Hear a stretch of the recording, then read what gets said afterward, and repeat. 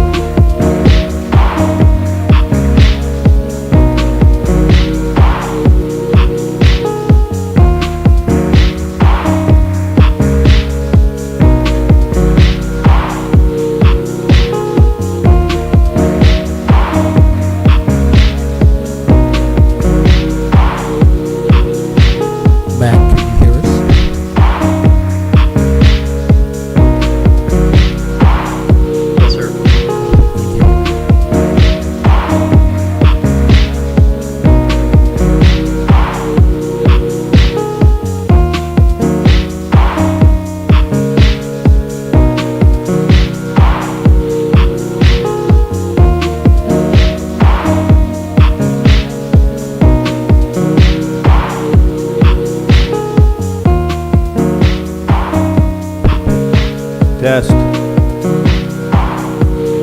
Matt, can you hear me now? Yes, sir. Okay. We'll talk to you in a few minutes. See if we get a vote for you to participate. Yes, sir. All right. Appreciate it. I'm sorry. I tried. That's okay. This thing is kicking me.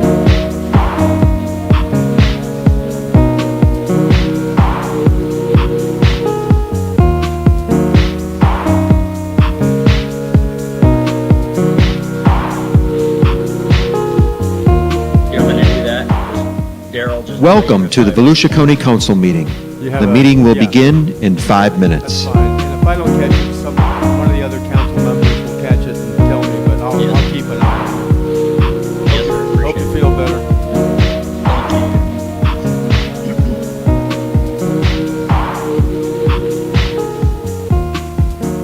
you.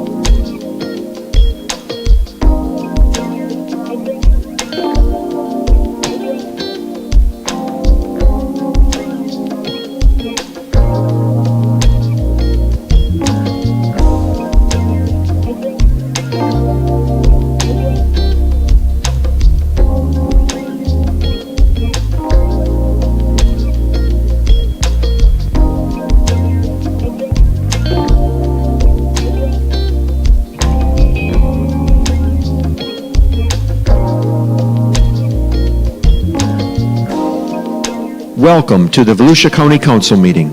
The meeting will begin in 2 minutes.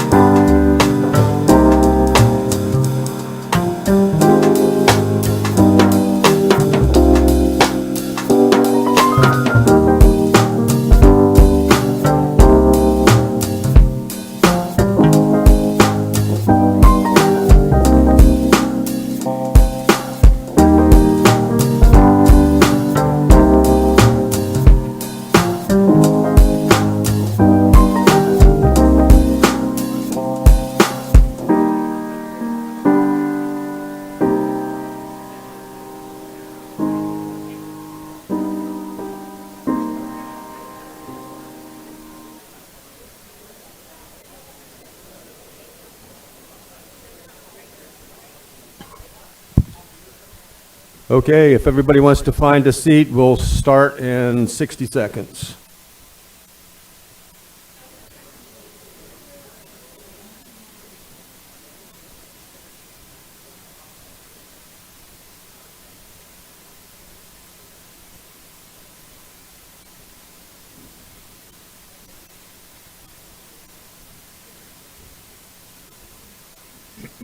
What a beautiful home Matt lives in.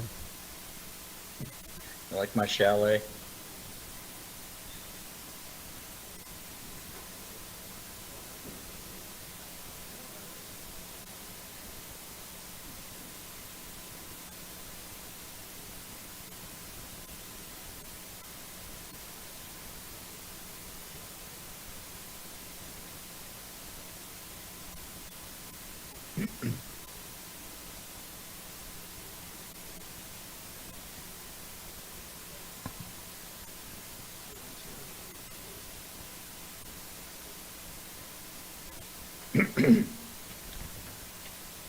Okay, we will get started and call the December 5th, 2023 County Council meeting to order at 9:01.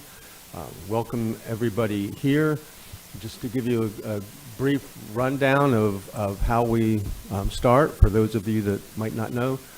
In just a second, I will ask everybody to stand who might care to stand for the invocation and the Pledge of Allegiance. The invocation is open to any faith group in Volusia County. If you would like to participate, please just send an email to the letter K, Green at volusia.org, and Carissa Green over here will get you all set up to participate with us. So to start, if you would like to stand, please stand for the invocation. And this morning it is by Pastor Tommy Clayton of Grace Life Church in Daytona. Good morning. It's an honor to be here to serve as always. Let's pray together. Heavenly Father, thank you for every good gift that you give us from above. You have established families, you have established the church, you have established the government. Those are all gifts, Lord, to help society and culture flourish and thrive. I thank you for the men and women on this council that have served this county and have served this city so well. And Lord, we pause and acknowledge our need for you, Lord, our need for wisdom. They have many issues and matters that come before them that have various complexities and components, and they need wisdom, Lord. Please give them that. You promise that to those who ask you, Lord. You give it liberally and without reproach. They need unity, Lord. There's many tough decisions that they have to be made that they're going to give different perspectives on, Lord, and unity is such a gift. Give them that. I pray that you would give them integrity, Lord, and that they would serve honorably and above reproach, Lord, and they would maintain the trust that they have earned, Lord, by the fact they were voted in office. They have the confidence. The people who voted them here, Lord, and may they maintain that. And I pray for their protection, that you would protect them, Lord. If they're married and have families, protect their spouses and their children and grandchildren and preserve them, Lord. Thank you for this county. Thank you for this council. And we ask all these blessings in Christ's name. Amen. Turn your attention to the flag. Pledge allegiance to the flag. The United States of America, to the republic for which it stands, one nation, under God, indivisible, with liberty and justice for all.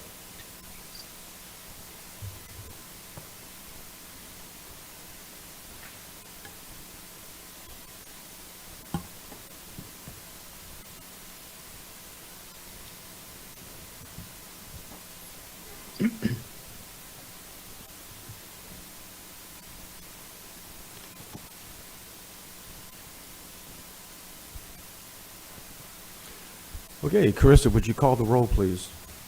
Mr. Santiago. Here. Mr. Dempsey. Mr. Johansson. Here. Mr. Kent. Here. Mr. Reinhardt. Here virtually. Mr. Robbins. Mr. Brower. Here. So let the record reflect that we do have a physical quorum present here at the meeting, but I do need a motion from a member to recognize Councilmember Matt Reinhardt to participate and vote virtually due to an extraordinary circumstances involving an illness, serious medical condition, or physical disability, and we hope it's not all three. Make that motion. Yes. And I'll second the motion. Vice Chair Robbins makes the motion for Matt Reinhardt to participate and vote, seconded by Troy Kent. All in favor say aye. Aye. Any opposed? Matt, you're in, and remember your mic is live. Yes, sir. Motion carries 7-0. All right, we will start our meeting, as we always do, with public participation. Did you have one more? Okay. When I call your name, please just come to the front and tell us your name and where you're from. You don't have to give your whole address for safety reasons. It's okay. And you will have 3 minutes to speak to the council. And you'll notice on the screen above me and on the monitor on the podium here that there'll be a clock with a time on it that you can track your time. First, we have Nicole Gregory. Nobody ever likes going first. Good. Good morning, council members. My name is Nicole Gregory. I'm a current resident of Volusia County, and I live over on Roxborough Court here in DeLand. Thank you so much for taking the time to hear what we have to say today. I'm here on behalf of myself and the other current residents that live on Vista Park Drive in DeLand here. So last month, I endured a really scary and really big problem for me and my family.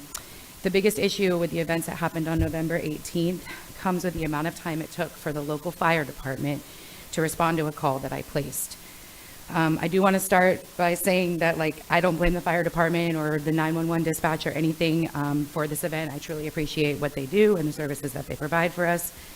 But on the night of November 18th, I placed a call to 911 at 9:17 p.m. for help with what I thought could have been a very bad fire going on at the property next to my house. They were burning brush and, it was getting big. After obtaining the run report, because it took so long, it is known that the fire department did not actually make it to the address where the fire was until 9:57. So that's a total of 40 minutes for an actual response time, when, according to Google Maps, the fire department is 1.6 miles away and 6 minutes from my house. Reason being, and it states in the run report, that they brought a rig, they were unable to access the road. They turned around, went back to the department, picked up a brush truck, came back so that they could actually get to my house. So it states in the run report, they had to go back for the truck because unable to access location due to hazards. Well, the hazard is my road. So the actual road, after the fire department showed up and spoke with me, the firefighters told me, looked me directly in the eye and said that my road was completely inaccessible. That if my house was actually on fire at that moment, there would be nothing that they could do to help because they could not get a rig down the road that I live on. That is pretty terrifying to think. I have, kids that if they are cooking toast and something happens and they can't get to my house to save my kids or to save my house, it's a pretty scary, incident. It does state on the sign going into my road that it is 911 accessible. And I've owned the property there on Roxborough since February of 2022. This year we paid $1,150.41 in a fire tax, and we also paid $435.19 in a public safety tax. That's $1,500 that I paid for what? As stated by the fire departments themselves, my house would have burned to the ground and there's nothing they could have done. After looking into what other residents of DeLand are paying for the similar valued properties, it has come to my attention that they are paying the same, if not a little less, in taxes. And they are living on a paved road that is 100% 911 accessible to them at any time.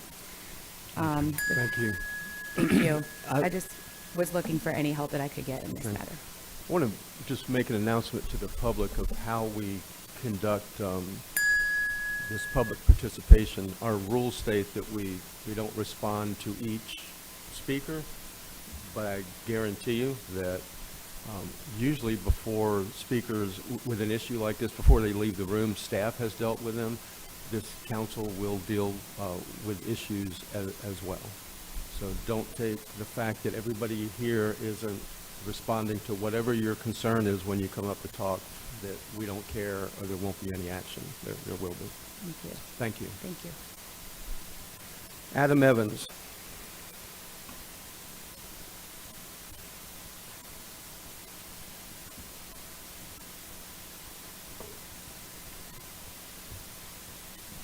Good morning, council members. Before I begin, I would like my neighbors to stand in a show of solidarity on this matter. To follow up with what Ms. Gregory had to say, I'm Adam Evans, a lifelong Volusia County resident and a property owner at 2375 Roxborough Court in DeLand. An issue has recently come to light regarding the response time from local fire station. First and foremost, I want to thank the Volusia County Fire Rescue for the services they provide. And the issue is no fault of their own. Rather, it is a result of the road being impassable for emergency vehicles. When a true emergency happens, like a cardiac arrest or a working structure fire, after 40 minutes, the outcome, regardless of how many units are dispatched, is going to be dire if none of them can arrive. To further my point, I was recently told this by FD personnel. This not only does a disservice to us taxpayers, but also does a disservice to the first responders who would be helpless to assist one of us in need, further perpetuating the PTSD that is commonly associated with emergency services. I understand this neighborhood may not be the wealthiest or the newest, but if I'm not mistaken, we respectively pay the same amount of taxes for the same services. I am of the strong opinion we are getting left behind on Volusia County Fire Rescue's mission to protect life, property, and the environment through efficient and responsive services. In total, this instance has proven we as a neighborhood are unable to receive services we collectively pay $13,632.64 for in fire and public safety taxes each year. Said taxes that are only increasing and becoming increasingly difficult for an aging working class community to pay. There are witnesses here with me today who can attest that roughly 20 years ago, Road and Bridge once maintained the road, setting a precedent. None of us are sure what has changed between now and then. The sign on our street says it is a 911 road, which according to what representatives from Road and Bridge have personally told me means it should be maintained for emergency vehicle access. But in the same conversation, they tell me this is a true private road and they have no responsibility to maintain it. If this is the case, none of the homeowners were aware. I have also spoken with the fire department about it. They advise me they have written up our road as well.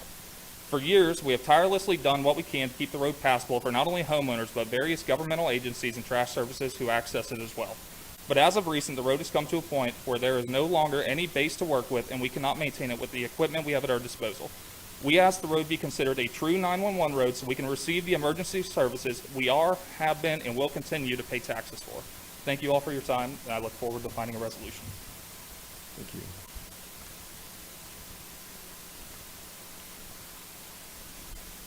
Paul Richardson.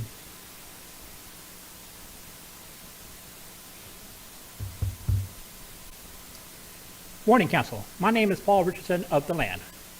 I get it. Small, limited government are my three favorite words. When I hear $1 billion budget, when someone mentions Volusia County's budget, on the other hand, it makes me wince a little. That said, I am a capital C conservative and reject anarchy. There needs to be a government. The Volusia County government works for the taxpayer and is keeping taxes low as possible. I call that a win. And since time immemorial, governments of every type and era have supported culture and academics. Our shared culture is what ties our society together. I'm going to be nakedly political right now. I know for a fact that all of you are Republicans, and we have been terrible when it comes to cultural and academic arts. We have absolutely given up on both those fronts for decades. This has led to an entertainment industry and academic thought rotten to the core. Efforts towards reversing that insanity is underway. If we want strong conservative culture here in Volusia County, we need to sit on that table, at that table. We must prove to artists and cultural nonprofits that we are not hostile monsters to them. That's why I signed up for this cultural committee and the Library Advisory Board. Again, I get the knee-jerk reaction to give tax money to artists. However, the cultural grant only gives money to nonprofit groups under certain guidelines. I myself made it a point to highlight the importance of being fiscally sound, even to those nonprofit groups. So what I'm here for today, so I'd love for you guys to schedule a special workshop so that you fine gentlemen and the Cultural Council can discuss what the important culture grant does. I'm new to this committee too, and I would love to get, and I would get a lot out of this proposed workshop as well. God bless Volusia County, God bless America, and God bless her ally, internal Israel. Ricky Petty.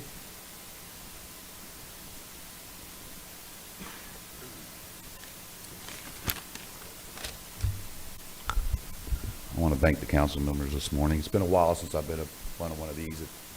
20 years ago, a judge gave me prison time, and this is why. One lady, Julie Martin, out of 575,000 people living in Volusia County, is willing to open her heart and help sex offenders by providing them a place to stay. If she didn't give me that chance 6.5 years ago, I would not be where I'm at today.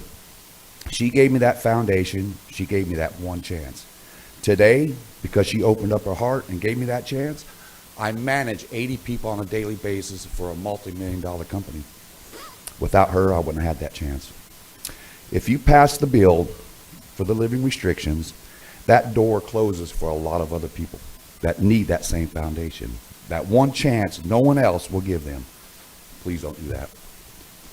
The current laws and ordinances that have been in place for almost 30 years now are working just fine. If they were not, you guys would have changed them a long time ago. If the system is not broken, please don't try to fix it. But if you choose to pass this bill and force Peaceball out in the woods, then the county needs to build them something. They need shelter, water, and electricity just like everybody else. These people have restrictions, requirements they have to keep. One being, they're responsible to keep their GPS devices charged. You ain't charging nothing out in the middle of the woods. There's no electricity. They need restrooms. Urinating in public is illegal in Florida, no matter where you're at. So what message are we really sending? What about water? They need water. They need water to drink. They need water to shower with. I'm not going to hire you coming looking like a bum. I'm not going to do it. Look, the financial burden's already overwhelming. Passing this bill will make it virtually impossible for them to make it. One lady out of 575,000 people in Volusia County is willing to give people that chance. Please don't take that away. This bill is wrong, way wrong. Please don't pass it. You guys were elected to represent 575,000 people in Volusia County. That's everybody, not just a selected few. We need a chance. If you guys don't give us that chance, it ain't going to work. Thank you. Julie Martin.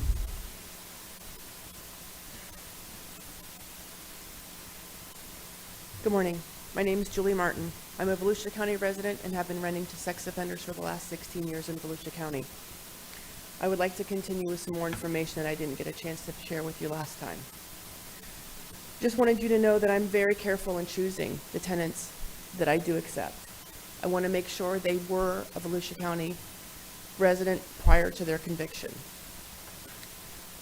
I also speak to their officers on a daily basis. I'm not here to let them slide just so I can collect rent. I'd rather give it back to them if they're not going to do the right thing. If they're doing something wrong, I am on their case. I am speaking to their officer. I am the worst headache mother they've ever had in their entire life. I'm also here to encourage them because I want to be the proudest mother they've also ever had in their life because they probably didn't have one before. And it's amazing what can happen if you just give them a chance.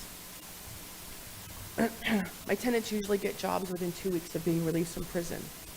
There's multiple companies that actually get a tax break or accept getting the tax break by hiring convicted felons. We know where they are. We send our people there. And they're happy to share with each other. Living in a communal area, they get information from each other. It makes it easier on them.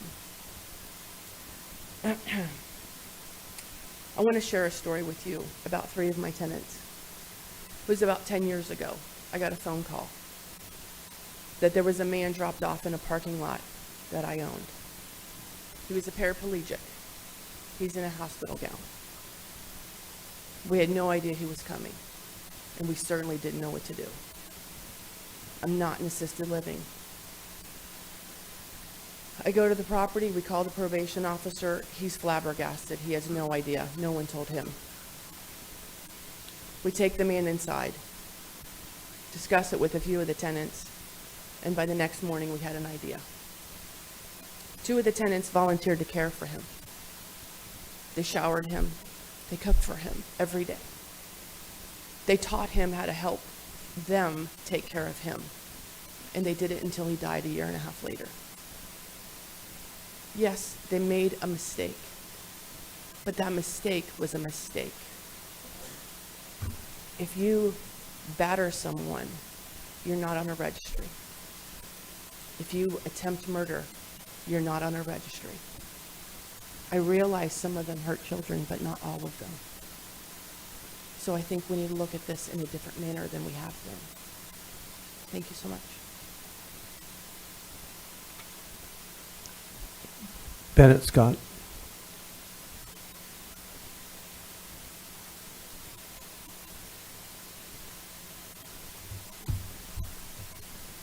Good morning. My name's Bennett Scott, and I spent almost 9 years in a federal prison for my charge. Today I felt the need to voice my concerns for proposed changes to the sex offender boundary perimeters and rules in Volusia County. The existing laws in place cover enough to limit offenders to being near schools, school bus stops, county parks, sports parks, and beaches, etc. This new proposal to extend the distances to anything involving children is tough. These new rules and guidelines would make it impossible to stay in the trailers and apartments and hotels which house the offenders presently. These new provisions would not allow offenders to live in most areas in Volusia County. These offenders are on probation and cannot leave Volusia County. They cannot leave Volusia County. So they would end up homeless, living in woods, to sent back to the already overcrowded prison system. These men and women offenders are human beings who have served their sentences in prison. Most have 10 plus years of probation and are required by law to attend weekly study sessions to improve their lives. Many offenders have no family members to assist them back into society. Laws in Florida do not allow offenders to stay in county or state-approved halfway houses. All other prisoners released are allowed in halfway houses. Today is a special day. Being the 5th of December was the day I was released from federal prison in 2016. I served 114 months of a 120-month sentence. My sentence was talking to an undercover police in an adult chat room on the internet. The officer was posing as an underage girl. There was no meeting, no hands-on with a child, and no child pornography. I lost my wife to cancer at 47 years of age in 1997. My son was 17 and my daughter was 13. I was arrested at my home on Saturday before Easter 2007. After 1 year of probation and house arrest, I was sentenced to 120 months and taken to Coleman Low Federal Prison on March 5th, 2008. I'm still on probation, and I was one of these men who lost everything. Everything. I lost everything. Jeez. I was told my release papers I would not be able to see my grandchildren. My daughter started searching for a place for me to rent and found you. Point of order, Chair. Thank you, Bennett. What is your point? You took care of it, thanks. John Nicholson.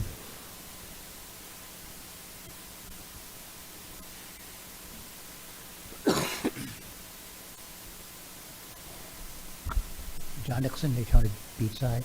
I missed the last meeting, so I don't know what was discussed, but I arrived back home. I went out of town for the holidays, and I immediately bought a newspaper, went to IHOP to read it, and what should I see on the local page? The county council. The argument you had 2 meetings ago with the school board. Now, I attended that meeting, and the article had nothing to do, from what I understood, after what happened at the meeting. All right? From the very beginning, it appeared that one of the council members, I'm not allowed, don't know whether I'm allowed to mention who, what, when, and where, but you all know who it is, was prepared. I understand that the school board knew that he was asking questions. Apparently, the school board CFO thought that asking questions was not the right thing to do. It was disrespecting the people that were here. I didn't think so. Asking questions is asking questions. It's what you all are supposed to do, all right? So I'm going through the thing, and every single paragraph, I'm writing a little notes, all right? They're asking you to go into your reserves to pay for something that they're supposed to pay for. He mentions mutual aid, but his mutual aid is school board doesn't have to pay anything. The county has to pay all of it. The sheriff, his budget comes out of county funds. So they want the sheriff's portion of the county funds and the county to fund the school board portion of the mutual aid, which means the school board pays nothing and the county pays everything. As I go through this, I don't understand where this gentleman is coming from. I taught school for 20 years. There are things you can do and things you can't do. I understand him trying to protect his people. He says he had them well prepared. If you all will recall, more than once, the woman at the mic said, I don't know. You'll have to ask the CFO. I don't know. You'll have to ask the CFO. If she says that 2 or 3 or 4 or 5 times, then she's not well prepared. Secondly, if it was that important, and there's only 2 meetings a year that he has to go to, he should have rescheduled, or he could have asked for you all to reschedule it. It is a very simple thing. To attack you all as a group, or an individual as a group, makes no sense to me. So, I know you all don't need defending, but the public reads what's in the newspaper. Sorry to say, they don't come here. I come here often. I know what's going on. The public doesn't know, and they need to know. Thank you. Thank you. Doyle Lewis.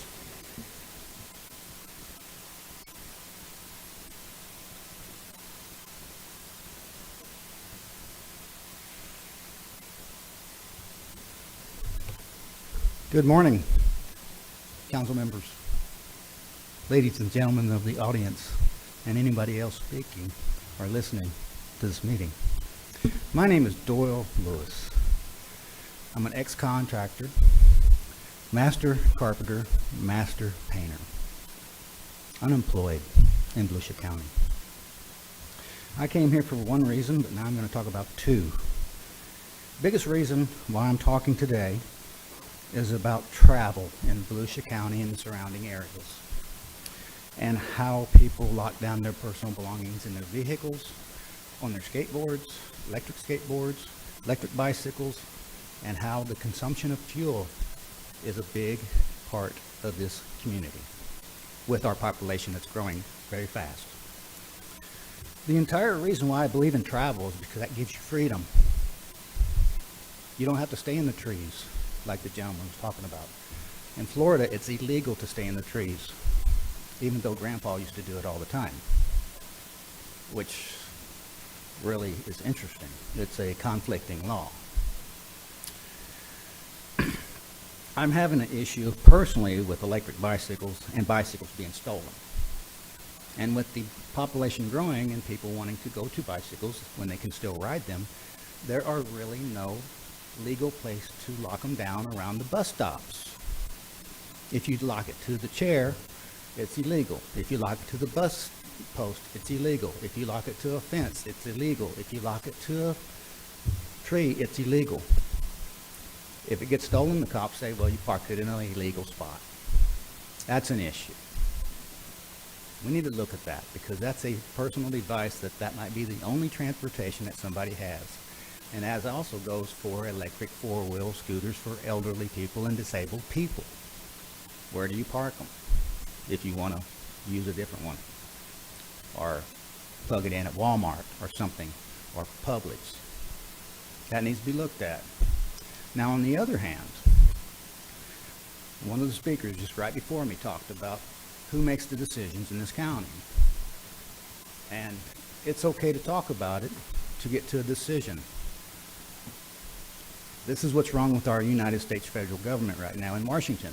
They do not know how to get out of the indecision process. This is what's hurting the American working people. This is why people are losing their homes, because our presidency is at stake. Our Congress is at stake. All they seem to want to do is see who can win the fight and take the money from the taxpayers that work every day that cannot come to these meetings like I can. God bless you.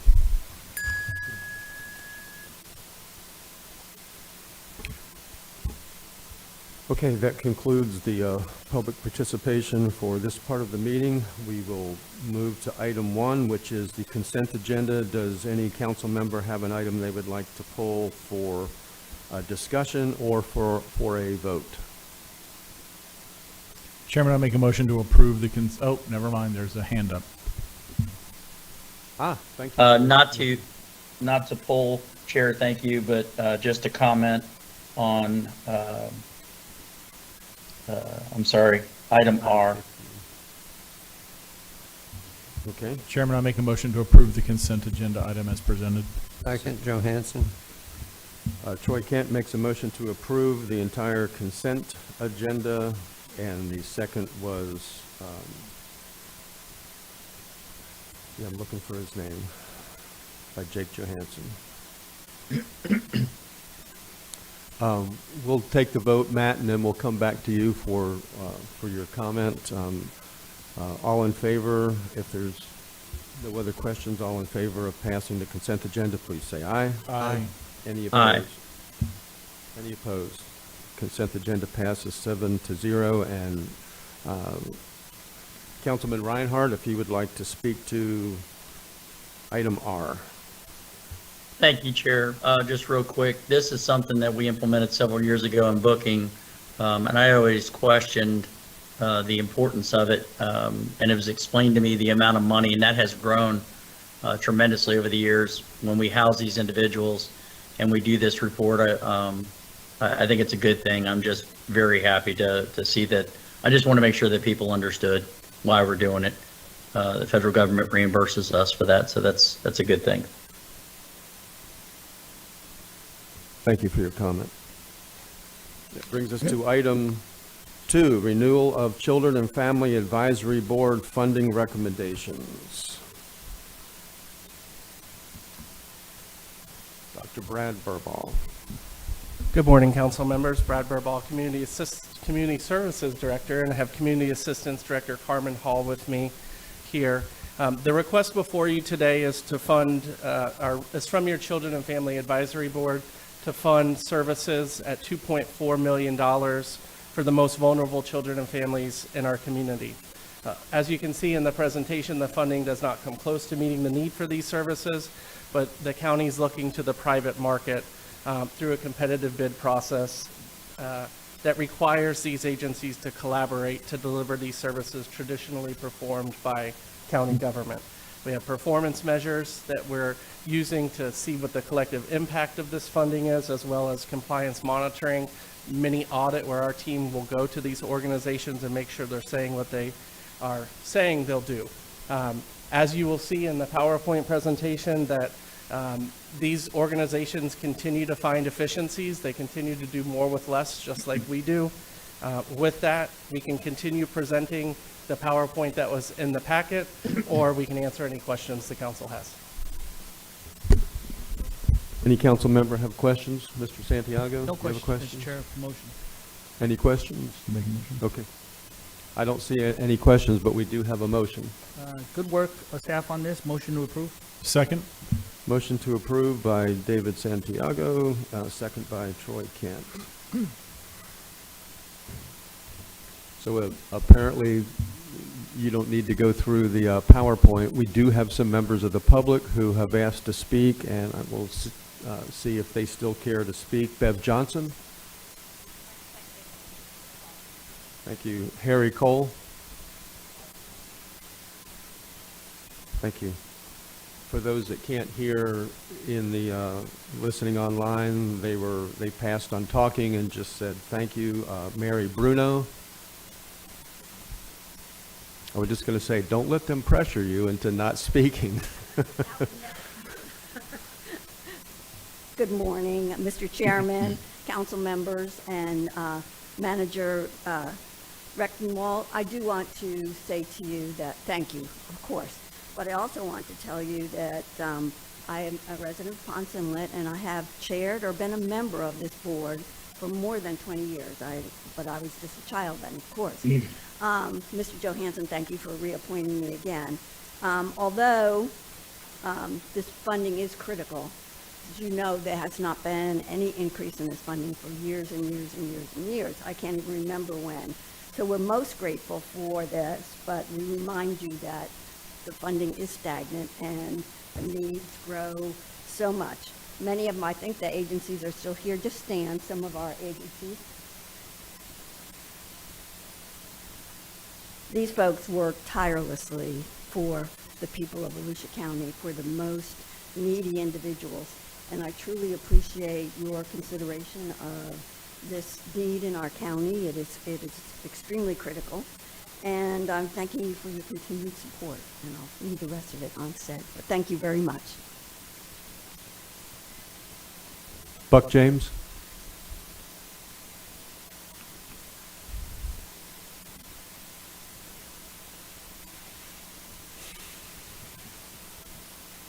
Thank you, Council, for your support. As I often tell people, the work that we do is very similar to healthcare. The smartest money we can spend is on prevention, right? The smartest money we can spend, and oftentimes we don't do that. So thank you for your support. Thank you. Any comments, debate by the council? David Santiago. Thank you, Mr. Chairman. I know I got a motion in place, but I just wanted to comment that I've read through this in good services here. So thanks for all the work that you all do in this community. You definitely fill the gap from in many instances of what county is responsible to do.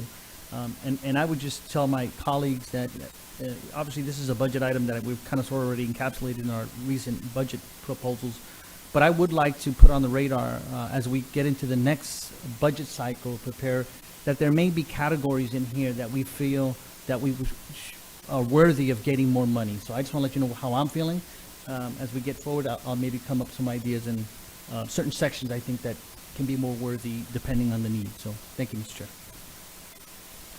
Okay, if there's no other comments or discussion, all in favor of the renewal of Children and Family Advisory Board funding recommendations, please say aye. Aye. Any opposed? And the motion carries 7-0. Thank you for coming in. Item 3, SMA Stewart Marchman Healthcare Updates.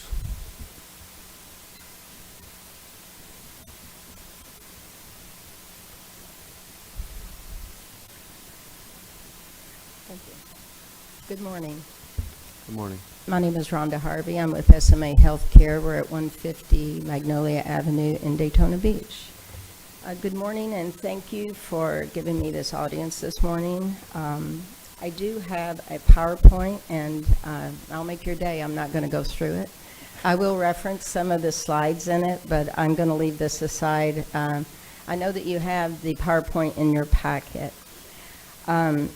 Within the packet on the first 10 or 12 slides, you will see information about us. We collect a lot of data, persons that we serve, the demographics of the people served, things like that. I'd like to kind of point out the information on slides 13 through 15, which is really where I just want to point that we find ourselves very accountable for the dollars that we get through the county. And the slides 13, on slides 13, 14, and 15 basically speak to a lot of the outcomes that some of you have inquired of over the course of the last year. We're particularly proud of, well, actually, one of you asked us to look back a little further. We often give our data in 3-month increments. But one of you asked us, could you not give us a little bit longer look back? We want to see, are you really like helping people? So we look back a little further at 6 months, 9 months, 12 months. We found a pretty incredible data point that I want to point out to everyone that's here and anyone who may be listening. For individuals that have entered our crisis unit, which is the very most expensive setting that we have, we found when we look back at services that they had, once they were released from crisis services, they did not return to us for a period of 180, 90% did not return within 6 months. And within detox, we found that 83% did not return within 6 months. So I want to thank the councilman that asked us for that question. So we were glad to see that. So thank you. What I do want to talk to you about is focused on slides 15, 16, and 17. And whenever you have nothing else to do, if you go back and look at that packet, I'd appreciate it. But that is to tell you what I'm really here for, is to explain to you a project that we embarked upon about a year ago. About 10 years ago, we actually did a study, and were unable to get funding to really move forward with it. But about a year ago, we decided that we were going to embark upon a project to bring additional and more robust services to West Volusia. So last fall, we started this project, and what we're going to do is bring a West Volusia integrated addiction and mental health services facility over at our property, some vacant property at 1251 Stone Street in DeLand. This particular effort will consolidate the small services that with the substance abuse treatment program that we have in DeBerry with the mental health facility that we have here in DeLand, and bring all of them together to provide an integrated state-of-the-art behavioral health program there at the Stone Street setting. I'll also tell you that I think it's the 7th, am I correct? Manager Rectenwald, on the 7th, his team is going to come over and tour the property so we can talk a little more in detail about our project. This particular project will build on that property an 18,000 square foot outpatient facility. It will bring primary care, mental health services, substance abuse services, including medication-assisted treatment to that location. We anticipate that we will serve 3,600 plus people there. We will improve and increase our project with the University of Florida to do some research on some of the services that we provide. We will employ at least a minimum of 72 full-time positions, with the average salary of those positions being greater than $62,000. And the best part of this is we are not here to ask you for money. About a year ago, we embarked upon this, and to date, we have raised 60% of the funding that we need through fundraising, donations, and sales of some of our properties. We are about 40% underfunded for that, but again, we're not asking you for that. Our ask of you today is that you support our efforts as we move forward with a legislative request this year for the additional 40%. Senator Wright and Representative McLean will be sponsoring our bill through the legislature, and we are extremely excited at the potential to get this brought home and to bring it across the finish line. So with that, do you have any questions for me?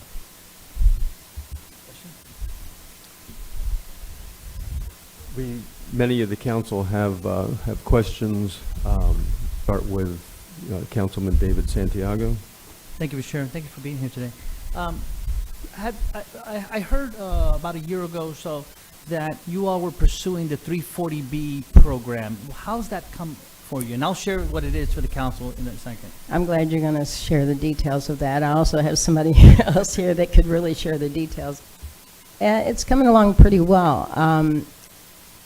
On that note, I'll tell you we'll also be bringing a pharmacy to the DeLand area. But that's what I'm asking. Yeah. Yes. Let me ask Eric if he would. Eric Horst. Well, Eric's coming up. I'll share for the council. Sorry to throw a jargon. 340B is a federal program that allows certain entities to get prescription drugs at a significantly reduced price than the normal wholesale rate. And typically that program is set up so that they can then prescribe these drugs at still at a discounted rate for the public, that they're patients of theirs, and the difference that they make, the profit, is to be put back into the system to offset cost of delivery of services. That's why I'm asking. Okay. My partner here is Eric Horst. Eric and I both were in the C-suite up until January 1 of this year, and we both have retired and retained a little bit of operational activities on behalf of the agency, but I'm going to let Eric address that 340B question. Morning, Commissioners. So we became an FQHC lookalike in December. We were Medicare certified in December. And it takes a little while to actually get certified for the 340B program, and that occurred on October 1st. So, so we've been participating in 340B pricing for several months now, and it's gone up pretty profoundly, and the discounted pricing is pretty substantial. So what happens is, in most cases, we're billing insurance in that situation, and we're getting the same amount of reimbursement, paying a whole lot less. It was really the major factor for us in becoming an FQHC lookalike. You know, we wanted to bring primary care to our behavioral health clients because the data shows that it's much more successful if it's combined together, that they are more compliant and you know, seek out the services. So that was a big part of it, but you know, a lot of those clients don't have funding, so kind of the way to make it work is this 340B pricing. And yeah, we hope to get that in DeLand as well. Awesome. And then I'll just leave it with this, Mr. Chair. I'll tell our staff behind the scenes, but I'd like for you all to potentially have conversations with our staff to see how you could partner with the county, specifically our jail system, to see how we can also help on the 340B on our prescription costs for our inmates. I think there's huge opportunities for both sides there. Do you know anything about that?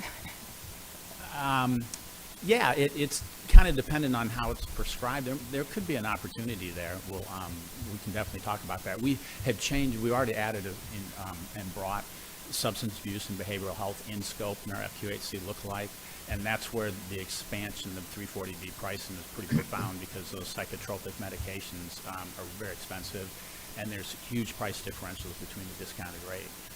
So particularly for those who have behavioral health issues and need, you know, that medication, we might be able to partner in that. I like your thinking.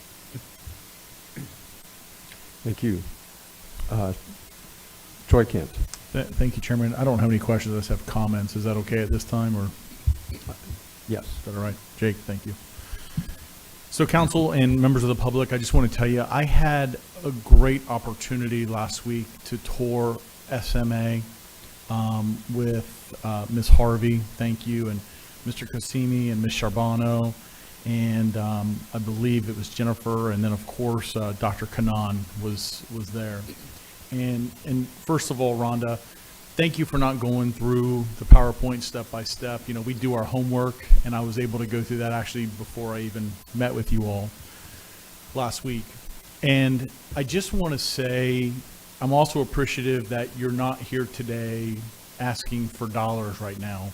You're here just giving us an update and telling us your plans.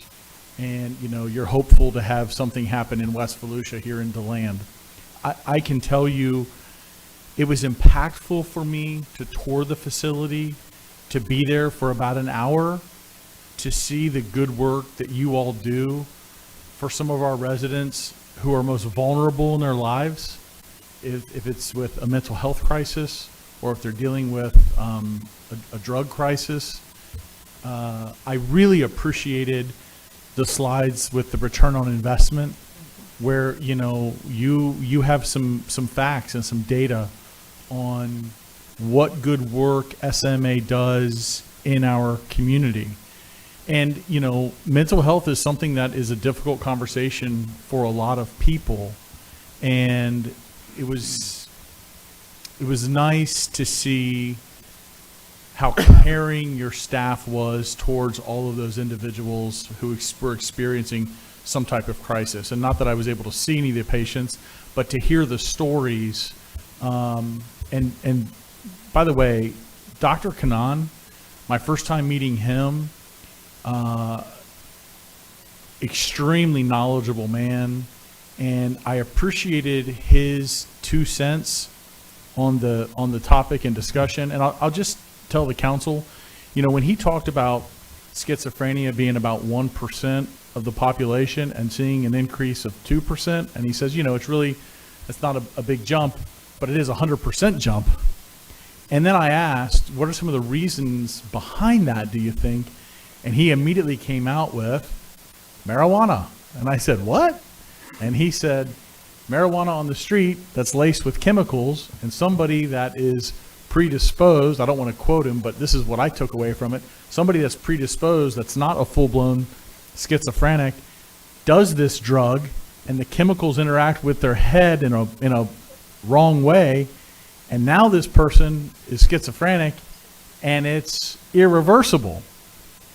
He talked about some frightening stories of young college kids who've never had a mental illness in their life, and they go away to school and they experiment with some marijuana, and it has been laced with some chemicals, and they come back home and things aren't right. And he says there's nothing that the psychiatrist community can do to reverse it and to fix it. I can tell you, I told you all at that meeting I was going to, but I went home and sat my 17-year-old down right then and said, we're having a conversation about it, because it was absolutely frightening. And I said at that meeting, why am I 48 years old just hearing about this for the first time? Why is this not on the news? Why are people not screaming about this? And I'm not talking about marijuana that you get legally from a dispensary, but I learned in that conversation about the strength level of that compared to what it was in the 70s and 80s. So it was an enlightening experience to tour your facility, to meet with you all. And I just wanted to say thank you for the good, hard work that you and your team are doing every day in Volusia. And I know that you all have other counties near Volusia that, participate. But Volusia's the lion's share. If my memory is correct, 60%. You're correct. We're in 5 counties. Volusia County, we serve 60% of our effort is in Volusia County, 60% of Rhonda, our I got to budget. stop you. I've got 28 seconds left. All right, And go ahead. you're taking my time. But because we're serious about that as well.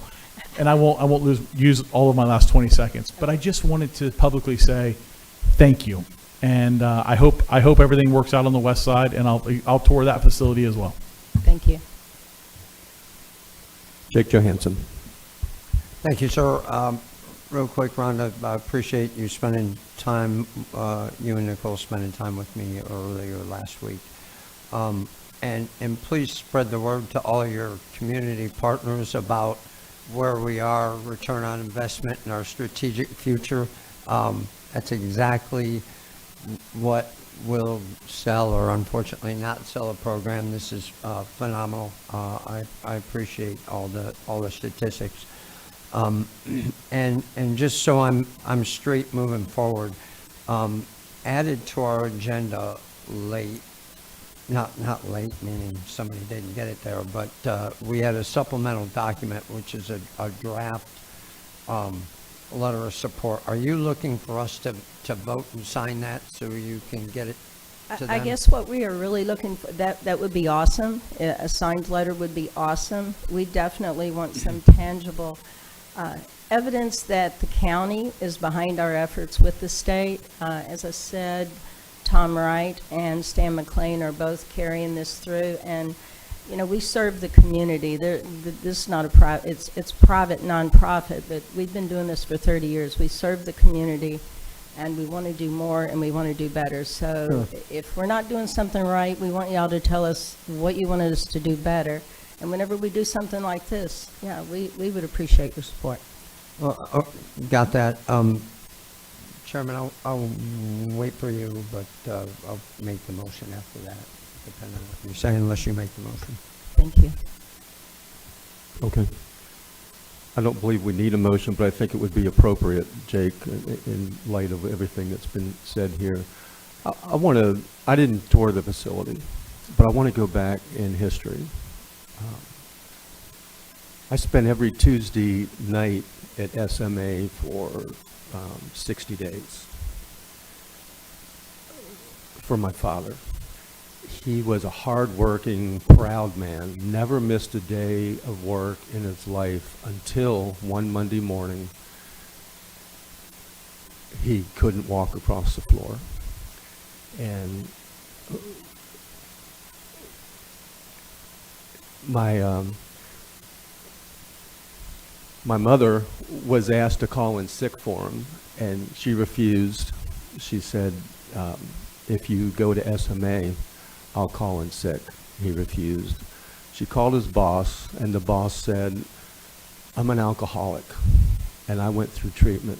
and I want Herb to go through treatment.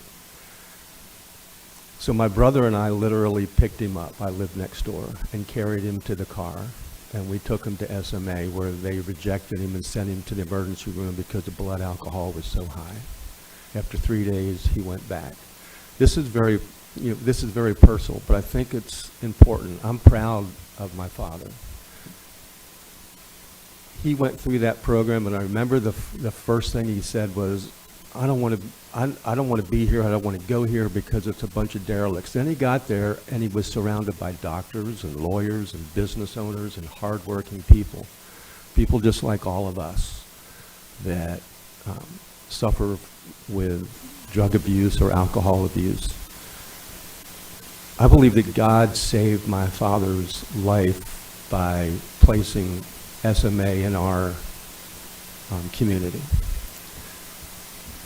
He made a tremendous transformation. He died 9 years ago, and he died with a 23-year medallion of being alcohol-free. Just minutes before he died, he showed us that medallion. It meant something to him. It meant that he had a battle and that he conquered it with the help of God and with the help of the people at SMA. So when these men say thank you, I'll say thank you as well. And I may come back and tour it again, but it changed my life and it changed my family's life. And I just thank you for that. Thank you very much for that testimony. Mr. Johansson. Motion to approve a letter of support for West Volusia Comprehensive Addictions and Mental Health Clinic Capital Project for sent to Senator McLean, or Senator Wright and Honorable Stan McLean. Troy Kent, second. Have a motion to support the letter by Jake Johansson, a second by Troy Kent. Any other discussion? Mr. Brower, I believe Mr. Reinhardt is attempting to speak. I see those fingers now. Matt, use your other hand because the screen is split, and there you go, and I can't see that. Go ahead, Councilman Matt Reinhardt. Thank you, Mr. Chair. Rhonda, thank you again also for the discussion the other day. I apologize I'm not there in person. I also would have supported that letter and will support that letter. But I did want to mention, I've been dealing with SMA for many, many years. They're a great partnership that we have, or still have at the jail. And Councilman Santiago, thank you for bringing up the 340B with respect to medication for inmates. Budget process wise that we did there at the jail, I will tell you the most expensive item was the psychotropic medications. And it still is and still will be medical costs. And we're going to talk a little later on in the agenda with respect to some mental health housing that I'd like to see, and hopefully we'll see SMA's involvement when we care for that. It's a step down. We'll talk more about that later, but nonetheless, I think it's a great idea, and I commend Mr. Santiago for bringing that up. Thank you. But I just wanted to mention that, and thank you for all you do, and all you have do, and all you will do. Councilman Dempsey. I just have a question. I've been doing criminal law for 33 years, and your agency used to offer what was called a level 1 diversion program, which was wonderful. It gave a first-time offender with cocaine or low-level drugs an opportunity to get treatment, but yet get their criminal charges dropped, so it didn't affect their career or their criminal history. And you guys have stopped that. Is there any way, can you tell me why you stopped it, and is there a way Yes, to I resurrect can. it? Because it was very That helpful. particular program, it was called the Anti-Drug Initiative, and I believe we started it in '99. Tell my age here. But that was a project that was somewhat championed by, you may remember, first attorney David Smith. He helped to develop the program. Over the course of time, I guess between the defense counsel being very effective and getting a much lighter sentence, I'm not really sure why, but it just fell out of use. And volume is a big part of that because it was self-funded. There was not $1, that was public publicly funded. The defendant had to pay his own way. But it just fell out of use for low numbers. I mean, there just was not enough referrals to it. We are way open to recreating that diversionary program. It's not real difficult for us, but if the criminal justice system doesn't use it, then, ultimately, we had to quit. That's surprising because Yeah, I know the sentences now are much harder than they were when that program was in place because nobody wants to oversee it without a plea. And it would be great to have that brought up again because I would suspect, predominantly that's what I do is criminal defense, and I would suspect that would be heavily used. You're not the only criminal defense attorney to ask me that because it is a really good thing for the community, but without the prosecutors recommending it, we actually kept track of which courtrooms referred how many so that we would know where people weren't so much in love with it and where they were. I mean, some judges ordered it more frequently than others. You used to be able to be entitled to it as a matter of a motion by the defense. That would be really good. It was, and then the legislature changed it, so now the state attorney has sole discretion to allow somebody into it. But I think if there was a little more of if it was available now, and there was a push from... I think it's certainly worth another foray into it, approach the state attorney and see if they're interested in it. It certainly can't hurt anything. Yeah, I think there's a lot of people who otherwise are getting convictions now for possession of low-level drugs, and they get driver's license suspensions and all that would benefit from this with the charges ultimately being dropped and still getting the same treatment. So I appreciate that. Well, I'll take that back and see if we could regenerate it. It's certainly something we, in treatment, believe has a lot of value. yes, I do too. Thank you. Thank you. Councilman Kent. Thank you, Chairman. And Councilman Dempsey, again, I'm just going to point out, you bring up a different side of the story and also a piece of history that I had no idea that SMA had that program. And then you've got Ms. Harvey talking about how it was 100% funded by those individuals that received the help. And that was going to be my question or my point, and I think you both answered it.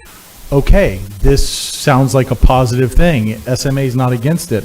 How do we get this ball rolling? And it seems like maybe there's a conversation with the state attorney we need to have. And I don't know who else, but Don, I'd love for you to lead that charge because it sounds like it would be a positive thing for, listen, if it's one person in our community, I'm good with that. But it sounds like it would be a lot, especially when Ms. Harvey said, you're not the only defense attorney. She's heard this exact question and comment about this topic. So I say we pursue that. Yep, thank you. We will definitely look into it on our side. Thank you very much. I don't see any other comments or discussion, so I will call for the vote to approve sending this letter of support. All in favor say aye. Aye. Any opposed? Aye. And motion carries 7-0. Thank you very much. Thank you all. Thank you.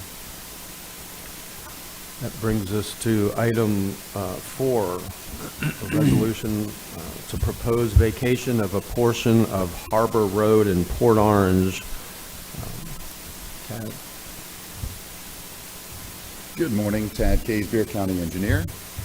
This is a request from petitioners Hacienda Development Corporation, Michael, I'm going to screw these names up, Acabellas, Mr. and Mrs. Olson to vacate 1,500 feet of prescriptive right-of-way that we have for Harbor Road. That section of road does exist. It is improved. We have done work on it in the recent past, but it serves just that group, and they've worked out a pattern for easements between each other and for other means of access. So they're requesting us to give up our rights to the prescriptive right-of-way. There are no utilities in that section, and there are no dissent from the adjacent public. Okay, thank you. Questions? David Santiago. No questions. Move to approve. David Santiago makes a motion to approve. Is there a second? Chairman, I'll second it, but I have some questions. Okay, go ahead with the questions. Thank you, Mr. Casebeer, for speaking on this. I had an email, and I don't have the answers for it. I got it late, so I didn't obviously get it to you. But it was from Mr. Scott King, I guess, that lives in the area at 6122 Harbor Road, which is adjacent to the proposed vacation of a portion of Harbor Road. His questions, if you can help me out with this. He states, once the roadway is vacated by the county, all the properties will then become waterfront properties, which immediately increases the value of the properties. Questions for staff. Did staff have the Volusia County Property Appraiser's Office establish a value to the 0.78 acres? And he had in parentheses waterfront. That's number one. No, sir, we don't typically do that. With regard to this, because it is a prescriptive right, we don't actually own underlying property. What we have is, and legal will correct me, I'm sure, if I mistake this, but it's akin almost to an easement. We have the right to do things in that. We have the right to have our road in that area and the public to utilize it, but we don't actually own the underlying property. So the value is owned by the petitioners in the first place. So we are not really creating a specific value to them that they don't already own. We're just removing our impediment to their property value. Is that, Russ, is there anything to correct on that? Paulo's stepping up. I'll let Paulo answer. As a reminder for the prescriptive rights-of-way and prescriptive roads, these were never formally dedicated to the county. Usually what happens is the county either constructs it or maintains the road for a period of 4 to 7 years, and we do that, and the statute kind of says, county, it's your road now. There wasn't a plan for this, so the vacation of it returns the underlying land back to the previous owners, so we don't necessarily do an analysis of it. We're kind of giving the land back because we either constructed it through some unofficial mechanism or we're maintaining it over the period of years, but it was never a planned county road. That's why we get things prescriptively, and it's we get it by operation of law rather than by kind of a direct or planned action. Sure, and it looks like that may have answered at least two of the questions here, just clarifying that. You know, and his biggest concern was, okay, now they're having waterfront property. I think there was just a misunderstanding. He goes, number 3, and I'm going to forward this to you, Pat. Was there a road study done on what will happen when the road is blocked off because all the properties will no longer have access to our side of Harbor Road? I don't know, but I'm going to forward this to you. Okay. Our side of Harbor Road was not notified of this proposal.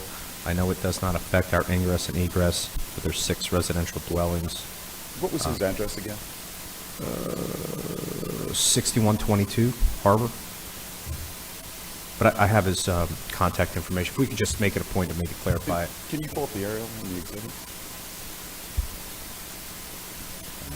All right. So it's a little bit off screen here, but just pulling up his address. He's located in, see the red section of Harbor Road that we're proposing to abandon. You've got that section where it comes up and goes west of that. Right. And then Harbor Road itself still actually continues north. It's a kind of a strange setup to play. But his property is in that northern section. It looks like he may be at the corner or just north of that corner on the west side of that portion of it. We're not closing off any of that portion of Harbor Road. He will still have access through Harbor Road out to US 1. So this is abandoning that area south of all of that. So any of those property owners in there, 5 or 6 at least north of that section, they will all have the access they currently have. I'm good with it. I'll forward it to you. Thank you. Councilman Johansson? Yeah, thanks for the brief. Based on some public comments this morning, I'm going to ask some questions I think I already know the answer to, but once we abandon this, who maintains it? Becomes their private property, so it's up to them. If they don't want the public on there, they can go ahead and post a no trespassing sign. They can remove it. They can do whatever. What happens if it gets down in maintenance and the county or Port Orange can't get a fire truck down there? Well, at this point, everything that's currently developed out there would have access through the mobile home park to the south on the area. So we haven't cut off anybody's access by removing this. property owner were to come in and remove that road section, they would still have the access both for fire services or public access to those homes or residences as they do now. Got it. It appears that some homes only have access from harbor, but maybe I'm just not looking well enough. Same thing with flooding, correct? Correct. So and we're reasonably assured that the public is well aware of what's about to happen, and when it floods, they can come to us, but there's not much we can do other than... Sure, they get publicly noticed just like any of our other public hearings. Their signs usually get posted as well. So there is information put out for the public. With regard to flooding, for example, this section of harbor north of the mobile home park, in basically the undeveloped section, we actually repaired a good portion of that during Matthew. We had some wave action that took portions of that out. Yep. But everybody still had access through the mobile home park and through harbor to the north. So even during that event, we did not lose access to the refuges, either for standard purposes or emergency purposes. Okay, thank you. If there's no other questions, anybody have discussion? We have a motion to approve by Councilman Santiago, a second by Vice Chair Robbins. All in favor of the proposed vacation of a portion of Harbor Road, say aye. Aye. Aye. Any opposed? Motion carries 7-0. Thank you.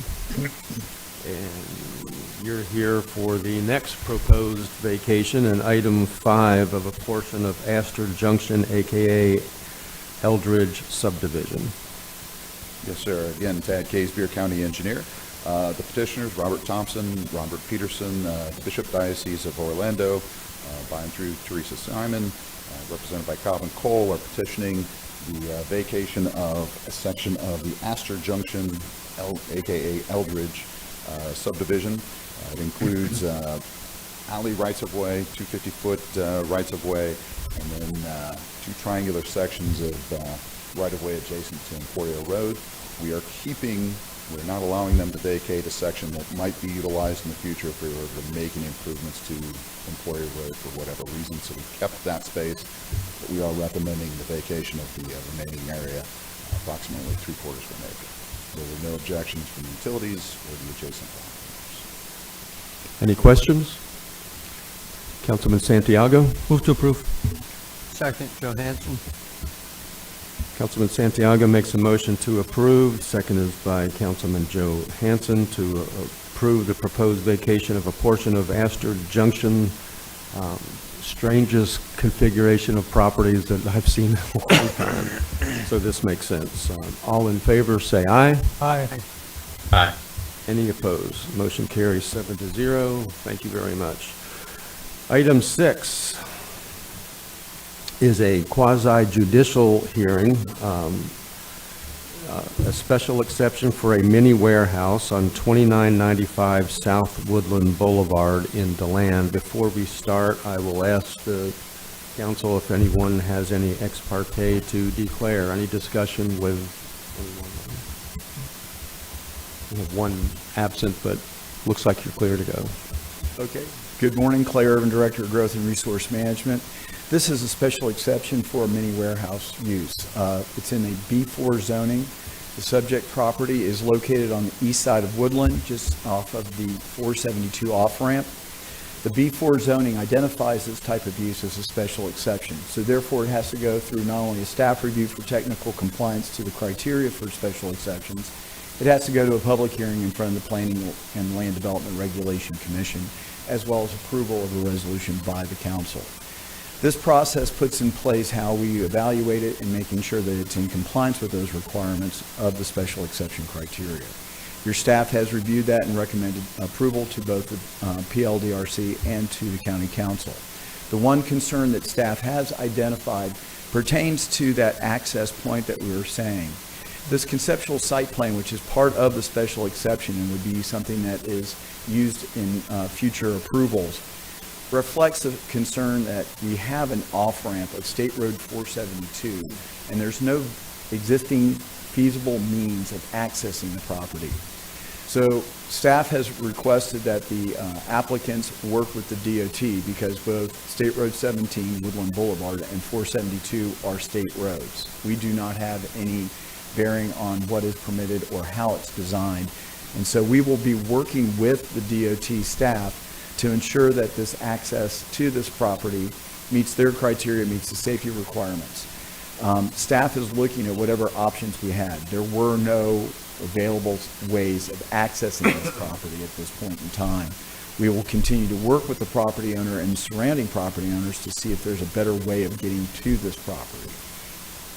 As we said, it went through. It is roughly 90,000 square feet, 3-story, air-conditioned. It is self-storage warehouse. As we reflected, self-storage warehousing is possibly one of the lowest traffic generators around. It does not normally have a high traffic volume during the AM or PM peak time frame, and the majority of the folks who want to access these facilities typically show up on the weekends. So therefore, from that perspective, it's not going to be you're not going to have turning traffic when the road is the most congested and there's the greatest amount of demand for that roadway. So it's coming to you with a recommendation of approval from both staff and your Planning and Land Development Regulation Commission. There was no public comment at that public hearing. The applicant is here to answer any questions you may have. If you have any questions for staff, we're available as well. Let's start with questions first. I see 3 council members up. Is that for questions or debate?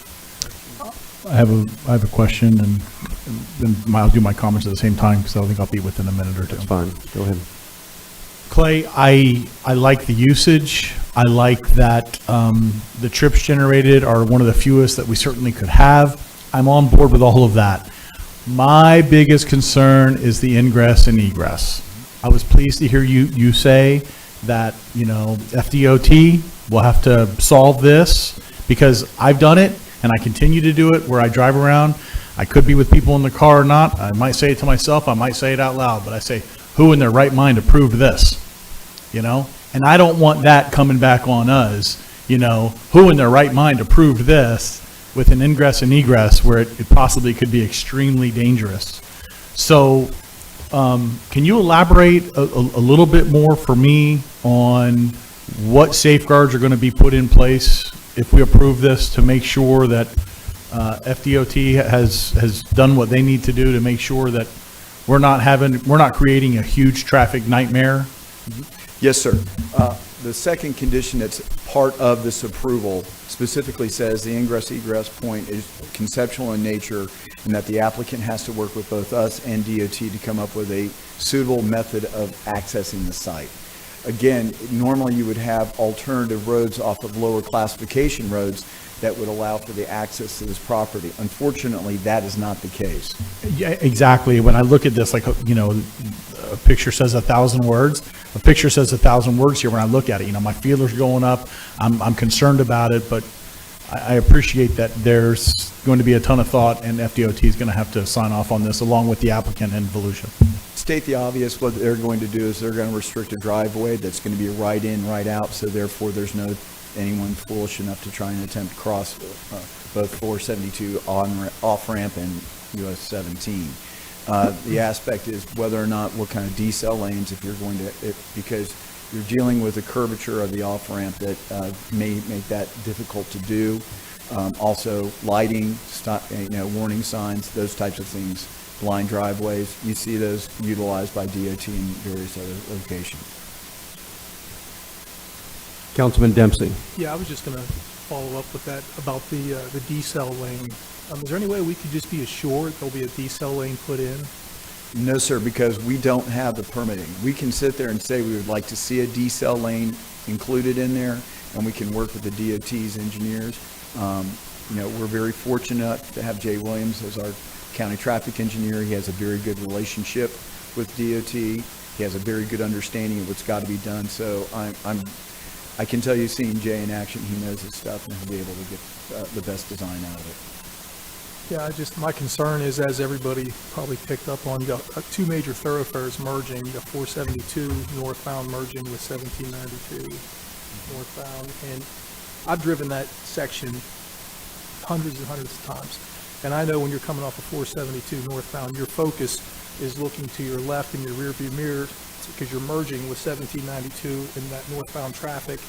And if all your attention is looking over your shoulder at your blind spot and looking in your mirrors to see what's coming, if there's a vehicle stopped about to make a right turn ahead of you into this mini warehouse, I mean, you may have a car stopped for whatever reason, attempting to go in with a trailer typically that they're pulling.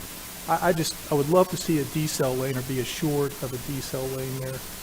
We understand that, and we will be pushing for it, and it's all really a function of what the DOT can approve and the curvature of the off-ramp. Okay. All right. Thank you. Councilman Johansson. Thank you. One comment that to our council members is that FDOT's got pretty decent traffic engineers, so I'm sure they'll do the best they can. One of the things I've noticed as I spend a little bit of time, everybody complains, oh, another storage unit. And the only thing worse than a storage unit is a car wash, right? So those two things are popping up like weeds around here. So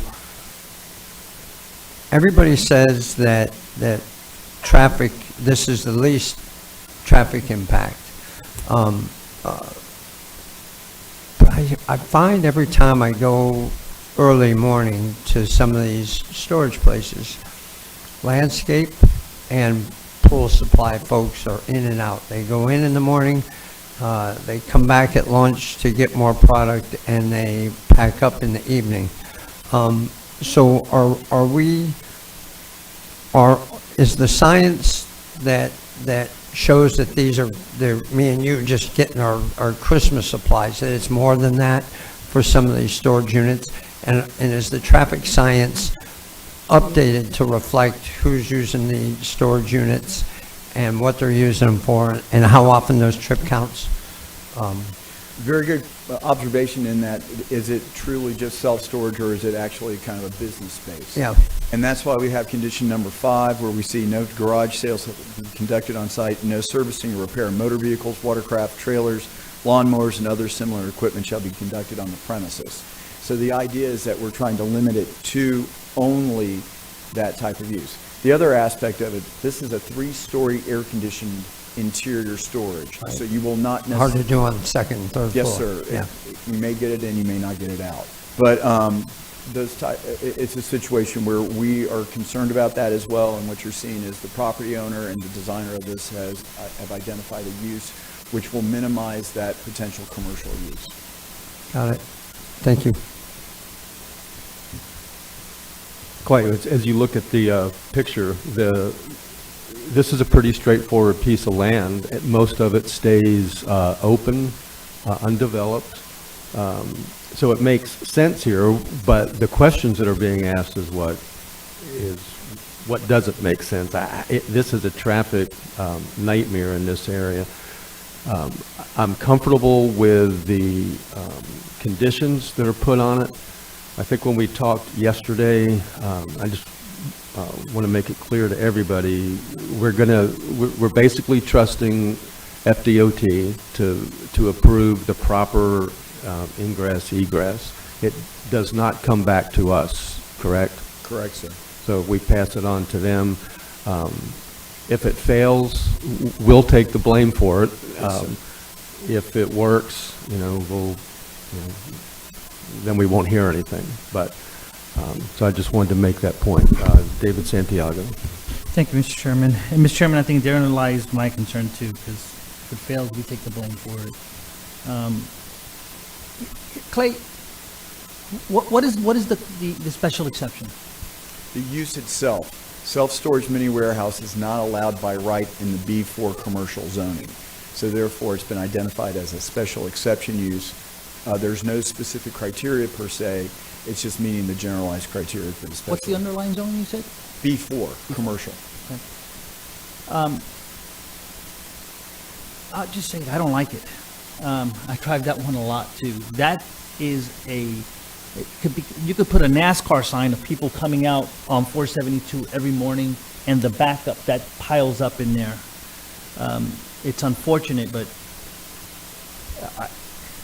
I don't know what they can do, I'm not an engineer, but I do know what you said, Mr. Chairman, when it fails, if it fails, it's going to be blamed that we approved this.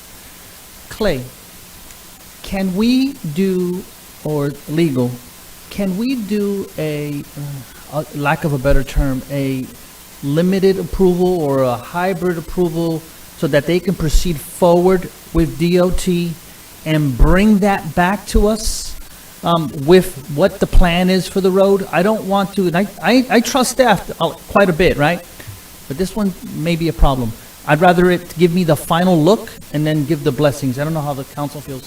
One thing that also is available to the county council as part of this project is that you can restrict the hours of operation. So therefore, if you feel that Monday through Friday it's inappropriate for having someone accessing the site, which is during the typical AM peak of 7 to 9, you can restrict those hours of operation if you feel that's something that would be available to you. I don't know if restricting the evening hours would necessarily have as much of an impact, but that is something that is available. Yeah, if you can answer that question, Polo, but the other concerns, if we proceed with this, Clay, is that as the site plan, that area is very dark as you're coming off 472.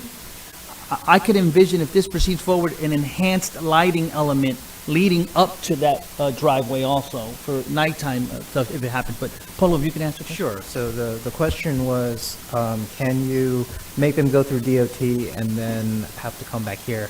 Short answer is no. There's actually a statute on that. So it's 125.022.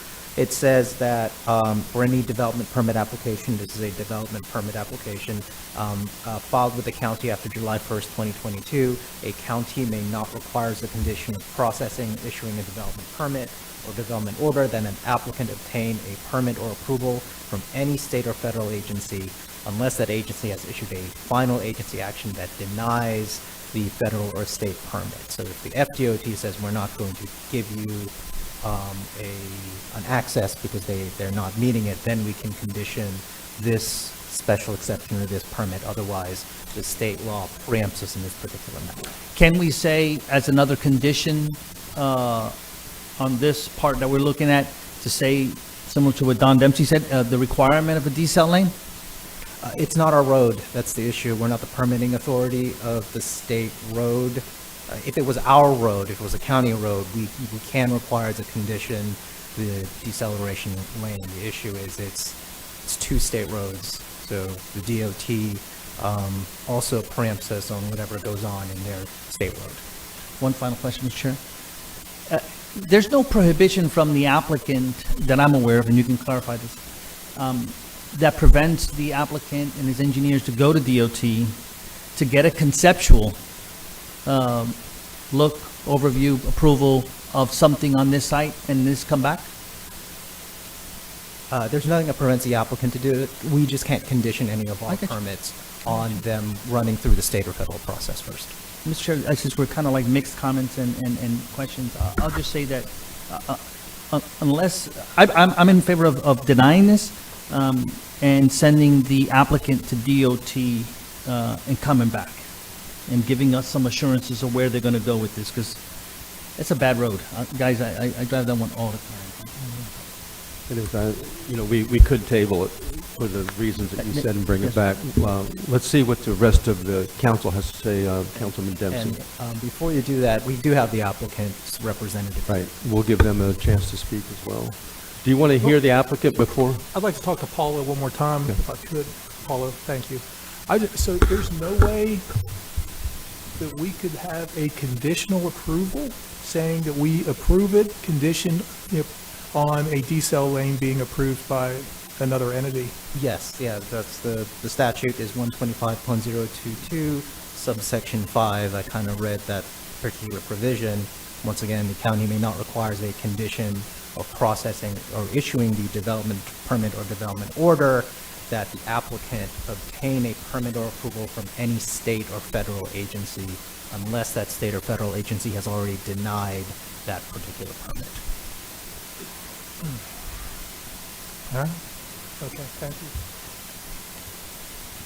you. Looking here, Vice Chair Robbins. Thanks, Chair.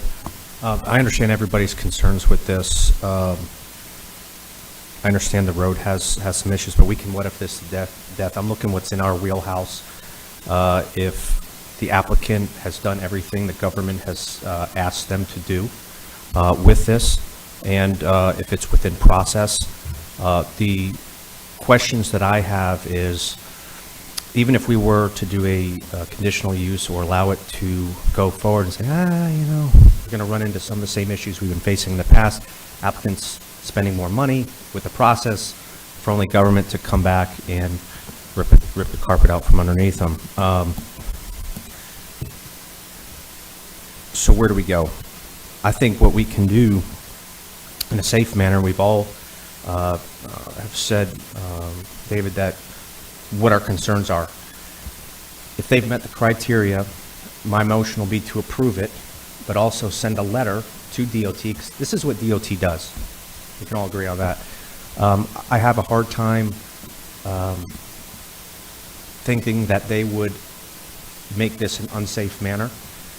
Can we write them a letter from this board with our concerns and say, hey, can you guys consider this? This is what our concerns are. I mean, Clay, has that been done before, or would that be acceptable? I don't want to overstep, because they're a great partner, but we're kind of overstepping I don't want to overstay our welcome. To steal a phrase from Paolo, if you want to put belts and suspenders on the pants, yeah, we can do that. And it's basically just sending a letter to the DOT indicating that the council has extreme concern and wants to see that the best design to ensure access to the site, but more importantly, safety of the motoring public on 472 and 72 is protected. And again, what we're hearing, as I was talking to your planning and development services staff, is making sure that when they come back for the final site plan, because again, this is just the approval of the special exception. This basically says this use under this conceptual plan is okay to go. You still need to come back and get your final approval. They will not be able, let me rephrase this. The smart move is get your DOT permit, because that will dictate your final design. So they will not be back for their final site plan until they've worked through all the details with the DOT. One of your conditions is that the applicant has to engage the Volusia County staff with the DOT staff to come up with the appropriate solution. So again, obviously you have three options, almost four. Say you can approve with the conditions identified, you can approve with additional conditions, you can continue it, or you can deny it. And if you continue it, you would basically tie that continuance to approval of the DOT driveway. So kind of where I'm at, just to close this out, it is not uncommon driving on any road, you'll see trucks entering highway signs, reduced speed, there's a curve, low light or water over road. All those signs are common where in advance, or even those slow down, kind of like rumble strips, we have them out on Tomoka Farms Road in a couple areas, but there's all these traffic safety concerns have been addressed before. So my motion is to go ahead and approve this as presented, and to also write just an accompanying letter with all of our concerns on it, just to be fair and diplomatic, and forward that with the approval of the DOT. And I don't believe the applicant has spoken yet. No, I'm just going to say, before we take any, it's all right, before we take any vote, the applicant has a right to speak too, but let's see if there's a second for that. The motion is to approve with the conditions given and the accompanying letter requesting the concerns. Can we hear the applicant speak before we make the motion? We could. Is there a second for that as it stands? Okay, Matt Reinhardt. I'll second that with the conditions, but I do like the other condition of the lighting as well. Okay, I don't think that's exactly what the motion is. Was lighting in your motion? No, the motion, well, it was with conditions. I just want to make sure one of the conditions was the lighting.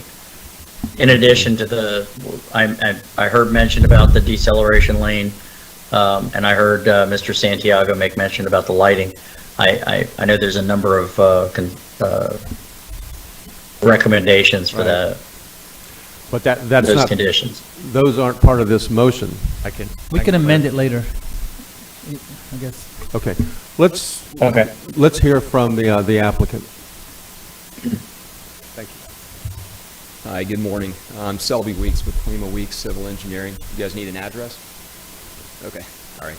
I want to thank you for your testimony this morning, by the way. I got to sit back here and listen to that, so about your father. I mean, I think a few things to consider here is we went to PLDRC. We've been working with staff. I have been talking to DOT, so I have been in contact with DOT. And there's definitely a consistent concern about this driveway location, right? And of course, as as an engineer, been doing this for almost 30 years and working for an applicant who does a lot of self-storage facilities, we all want this to be safe. And so we recognize the concern. We are working with DOT, but I mean, all of us, including your staff, recognize that there's the best location for this driveway is on the north end of this property where we're showing it. I mean, it'd be great if there were a side road or something and we had signalized access to more, but this site's never going to have that. I mean, one thing, if I put myself in your shoes, well, let me step back. I want to make sure I answer your question. I think it was already answered.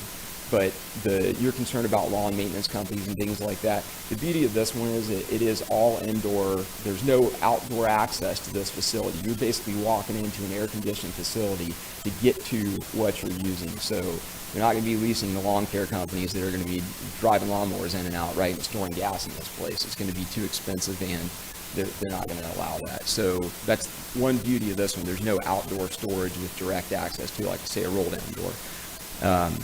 But another thing to consider here is that, we're here asking for a special exception because of the use.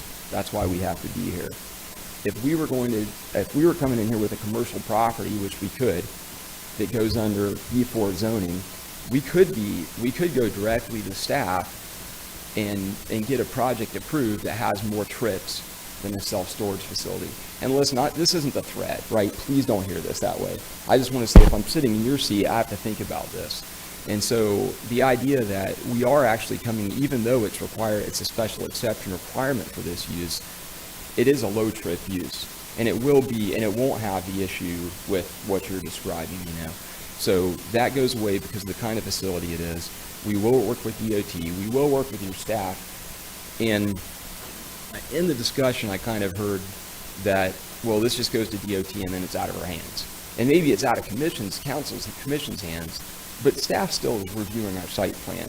So DOT and your staff are going to be reviewing it at the same time. So we'll still be working with your traffic group while we're working with DOT.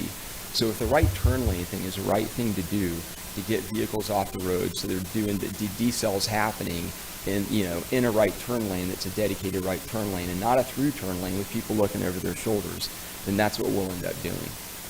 So, I just, like I said, I want to make sure that we're clear that there are commercial uses that are allowed on this property by right. And by law, they have to be provided access. So this site can't be denied access from the right-of-way. And so you guys are really, because the conditions you're putting on it, you're in the best position because this is a special exception to be able to put conditions on us. Again, because it's a special exception use. You guys have any questions for me? It appears we do. Councilman Santiago? Have you looked at first of all, you're right on what you're saying, because it is an special exception that we have the opportunity to look at negotiating some things that traditionally, based on the underlying zoning, could have just happened under the normal site plan process. Have you considered, or are you open to considering one of the items we discussed, like enhanced lighting leading up into that area? Is that something that your client would be objectionable to? No, yeah, we would be open to that. Now, obviously, we can't put lights out in DOT's right-of-way. You could if they let you. Yes, we could if they let us. Okay. But I mean, I'm going to say again, from 30 years of experience and even some stories that we could sit down and I could tell you, we are unlikely to be putting lights in the DOT right-of-way. But we could put them along our property, and that's something we would have to consider with staff, because one of a typical land development code requirement is you can't spill into the right of way. You can't spill into adjacent properties. So staff would have to work with us to allow our lighting to spill into the right-of-way to, it probably wouldn't meet your code. So we would need your assistance with that to allow that. But yeah, we can work with staff on that. Mr. Chairman, that's the only question I had, and then comments. I'll leave my name up there when you're ready. Councilman Kent. Thank you. To the applicant, I believe you're their attorney? No, I'm civil engineer. Civil engineer? Thanks, though, I guess.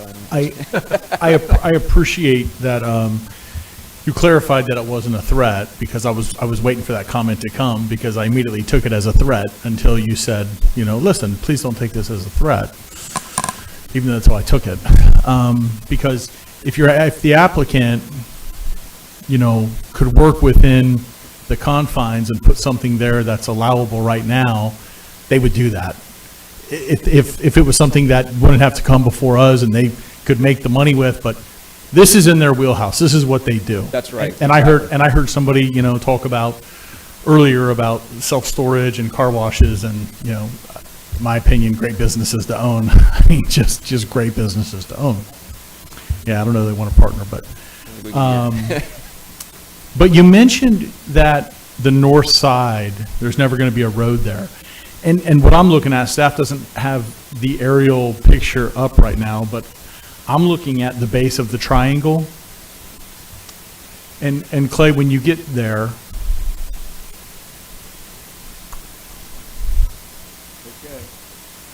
okay, little bit of an error, but Clay, I'm going to turn this around for you just for a moment here.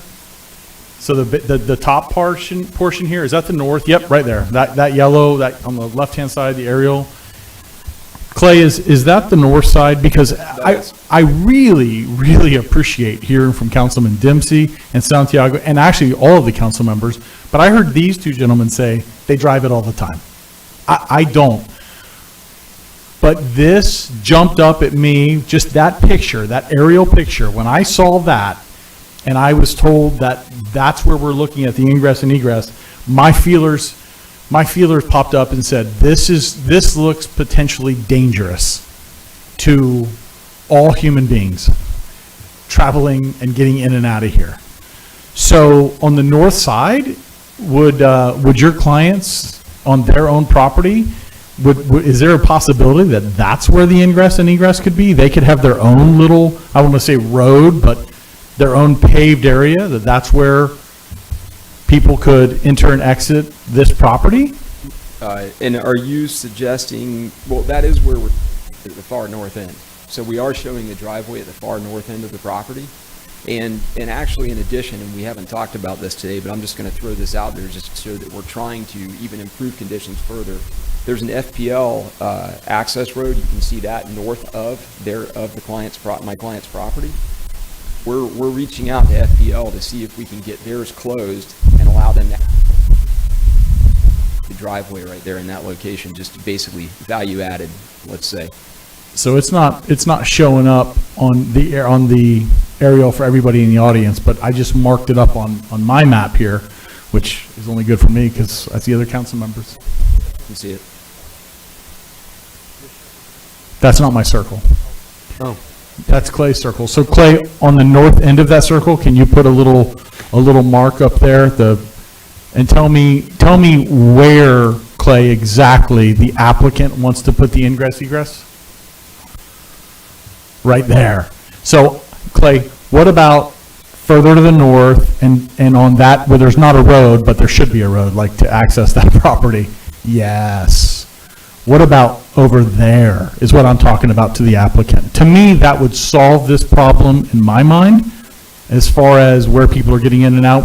You're not creating a road, but you're creating a paved area where your customers can pull in and have X number of feet to enter and exit the property. So if the owner, and I'm trying to remember, I know that's an FPL access point, but my client doesn't have control of that property to the north, so they don't have the right to access there. But if the owner of that property would allow them the right to access there and to improve provide an improved driveway at that point, we would do it all day long. But again, we don't have control of that, and we're happy to pursue it. But at the end of the day, if we can't you know, if we can't get access. What about the property that you do own? So you're not on your, you know, the other owner's property, you're on your property, so you lose X number of feet and you come in that way. What about that? And that's where we are. Currently on the property that they do own on the far north end, adjacent to a right-of-way. So we don't have a legal access. If we came off the north side of our property, we're entering someone else's private property. We don't have the right to access through that. Maybe I'm not being clear, and I apologize. Mr. Irvin, so what I'm talking about is on their property, not off their property, but on their property. So they would lose X amount of piece that they maybe were planning on putting part of their building on and creating their own drive into what they own only, where cars could go in and stack up. Right now, are you trying to bring this in further so there's greater storage in this first part? Okay. So are you asking if we came in with a deeper storage area in this area for the actual cars to stack up into and possibly shift the building? I didn't do that. Shift the building down so the parking is oriented over here so you have the cars able to get off quicker? Because right now they do have the driveway to the northernmost, because as you can see, you have to factor in the radius of their driveway. Thank you. I'm good. Thank you. Are you good? Well, and Mr. Kent, you may have moved on, so but I just wanted staff to be able to respond to if the concern is, I heard some discussion about having an access point on the FPL easement and that being a condition for approval. I mean, I think that could be a valid condition, but I don't want to speak for you. I don't understand how that could be a condition. If FPL won't cooperate, then that denies us the legal access to the property. So that's the only thing. I mean, we would be willing to, you know, demonstrate that we've pursued it. Absolutely. And I'll clear that up. I don't want to make that a condition. I don't want to do that because I'm also a big property rights guy. So I don't want to do that. Thank you. Councilman Santiago. Thank you, Mr. Chairman. You know, I've lightened up a little bit from my position earlier from the denial perspective. And Danny, I appreciate you sharing your comments because I don't like the strong arm of government or creating additional barriers. What's brought comfort to me is Clay's comments that in the site plan review is areas where they can participate and make sure that this is safe. Along with working with DOT. So knowing that you got to go back to DOT and staff with let me ask a question before I continue. Clay, on our site plan review process, do you need any additional authority from us and an agreement with the applicant to say that we want some enhanced lighting along there? No, sir. If it's part of the motion, it'll be part of the conditions for there. And so what we would do is look at, because again, going back to the, let me go further in, if I can find what I'm trying to find.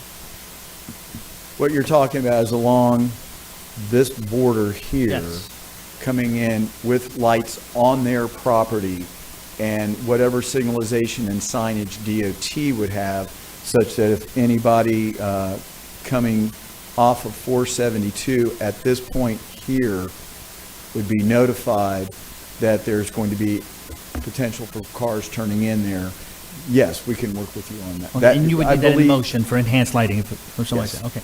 I would say signage and lighting along the western property line to improve public safety. Okay. And you know, you're right in what you say that, colleagues, this is probably the least impactful use that we could have for this commercial property. So I like that we're in the position now that we have an applicant that's willing to work with us, and it gives us the best opportunity to do that. So, Danny, I don't know if you want to make a motion. You want me to make a motion or whatever? Or Jake's I just want to hear lastly, because I can modify it based on what they say. I think Don and I'll hear from those guys first. Okay. We'll hear from them, and then you can, I think it would be appropriate for you to amend the motion that's here, because there's several things that sounds like need to go on. Don Dempsey. Yeah, I was just curious, Mr. Engineer, I'm sorry, I forgot your first name. No problem. Selby. Selby, there you go. Selby, have you guys done a traffic count for this area?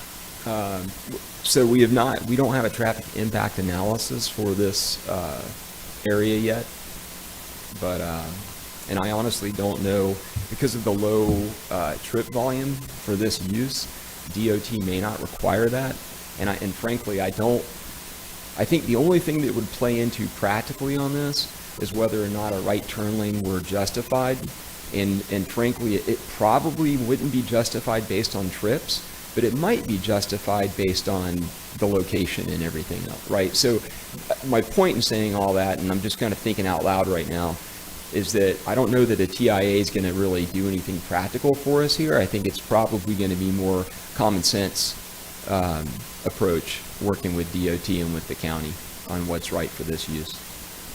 Yeah, it's just, I know this is, I'm sorry, I don't know, I'm terrible with this mic.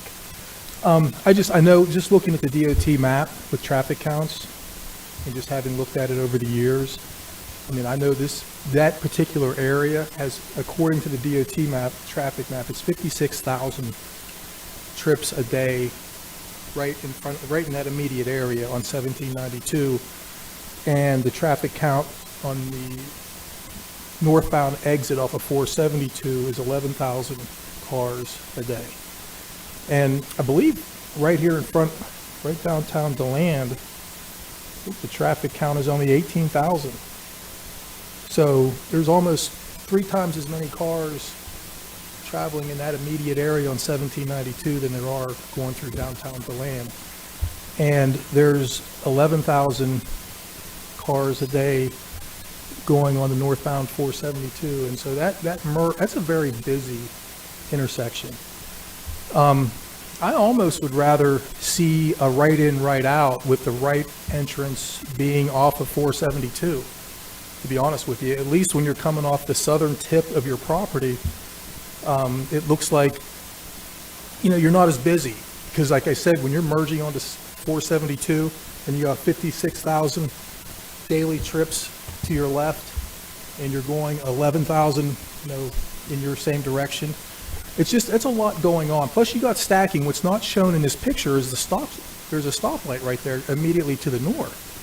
So you've got merging traffic to your left, you've got stacking at a red light, and you got these vehicles turning right in to the shopping center.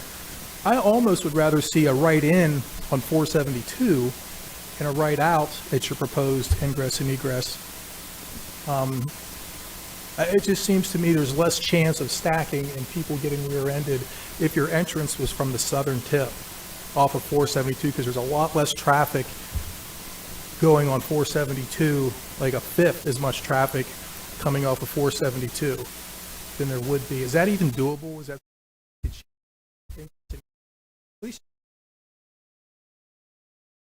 we would have to talk.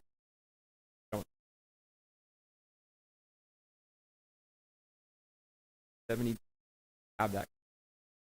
The only thing that comes site plan is the space that we have to maintain.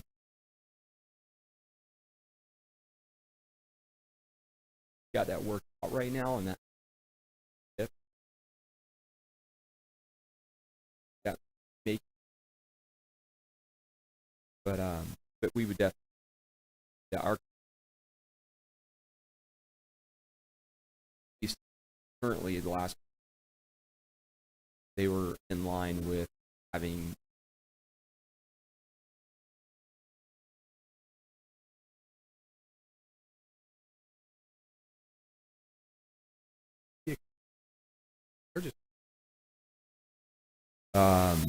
yeah, I mean, yes, they recognize that the site is a challenge. I think they do appreciate the low trip count of the use, but they're in the same position as, all of us, or a number of us are here today, which is, from a property right standpoint, they do have a right to access, Well, I understand. you know what I mean? agree. And so, we're all basically doing the best, we're all trying to do the best we can.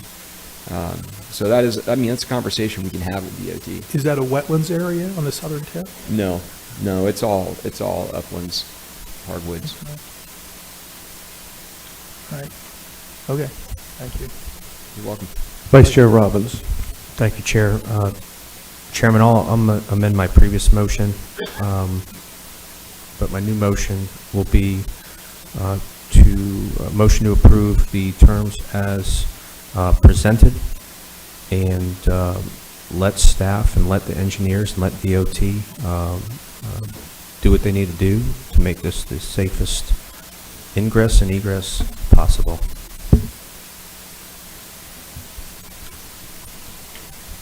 Is there a second to that amendment? Second, Johansson.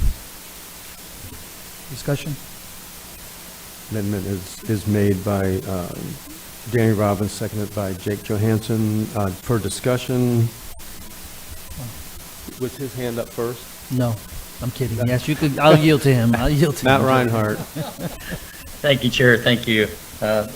Just a quick question, maybe mixing apples and oranges here.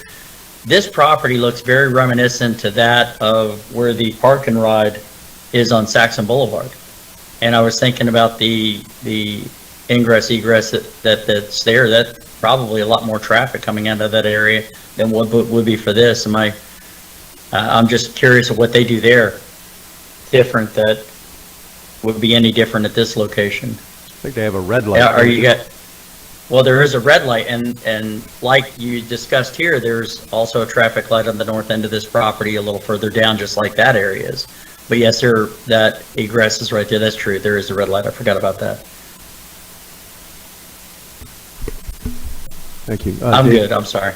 It's all right. David Santiago. Thank you, Mr. Chairman. Is the motion maker amendable to add the discussion that we had with staff regarding during site plan evaluation that enhanced lighting and signage would be part of their review? I don't want to be redundant or step on it, because that's a day-to-day operation. These guys know what they have to do. But I think it needs it in the motion. Because the reason I asked the question is because there's certain standards in the site plan review process. Because we're negotiating this, if we add it in, then gives him the power to look at that. Am I right, Clay? I want to make sure. I know where you're going. Yes, sir. If you all identify that you want additional lighting and signage along the west property line, we can make sure that it's located on the property, that it's not spilling over into providing the additional protection that y'all are seeking. And with that being said, if we do put that in the motion, we're going to require them to do it, but the whole idea of lighting is to add, or in this case, more safety, but they're saying that per code, it can't spill over into so what's the point? It gives them the power to do it. That's why we are going to add the motion, I think. But what I'm saying is, what's the point if it can't spill over and actually add additional warning? DOT can add signs, they can add their own lighting, they can add rumbles, I think we're kind of making a mountain out of a molehill here. Just to clarify the lighting standards, it's not that we acknowledge that light does come over there. There's a certain minimum foot candles that it cannot go into so the light would be visible still, but it is. We can. Whatever the council feels is appropriate, we can do. I guess what I want to do, Danny, and I'm with you. I'm against more restrictions. I really am.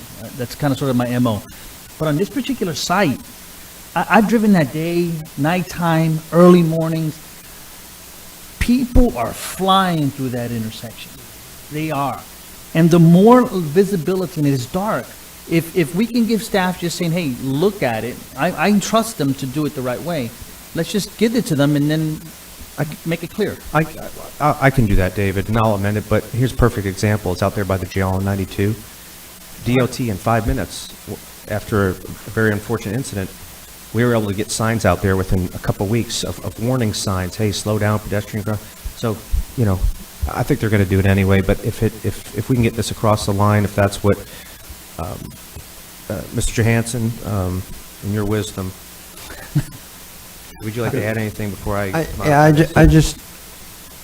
My fear is that we put stipulations on something. FDOT is not here.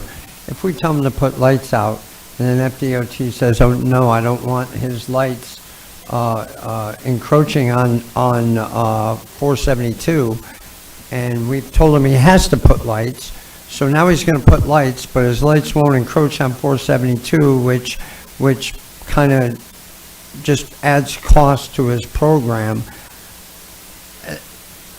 FDOT, they don't always get it right, but they're a great group of engineers, and our traffic engineers here, I am convinced that if it has to be done, and they're common sense, right? They got common sense, we got common sense. If we just say, look, here are our concerns, make sure they're addressed. Let them figure out how to address our concerns. We're concerned with visuals at night and the speed of traffic that may crunch up on this entrance, and let them figure out the best way to come forward. I really think that's the way to do it. And does it come back on us? Maybe it does, but my stipulation of Clay after the event today would be, Clay, if this goes south and there's no turn lane and there's no lights, please let us know right away. But at that time, Jake, our power has already been diminished. And so where I'm going is, I don't think there's going to be a DOT engineer that says, don't light up my road so people could see better at night. I don't think that's going to be the argument from DOT. And if we're putting those in I've motion, actually seen it before in Port Orange, so really, I'm Wow. glad you're convinced of it. But okay, I believe you. Then but that's the case. Look at the ugly street lights on Dunlawton down by US 1. I believe you. And I think the point is, if we want lighting, if we want that curve to be more lit at night, or have some capability, it's not about putting it in the right of way.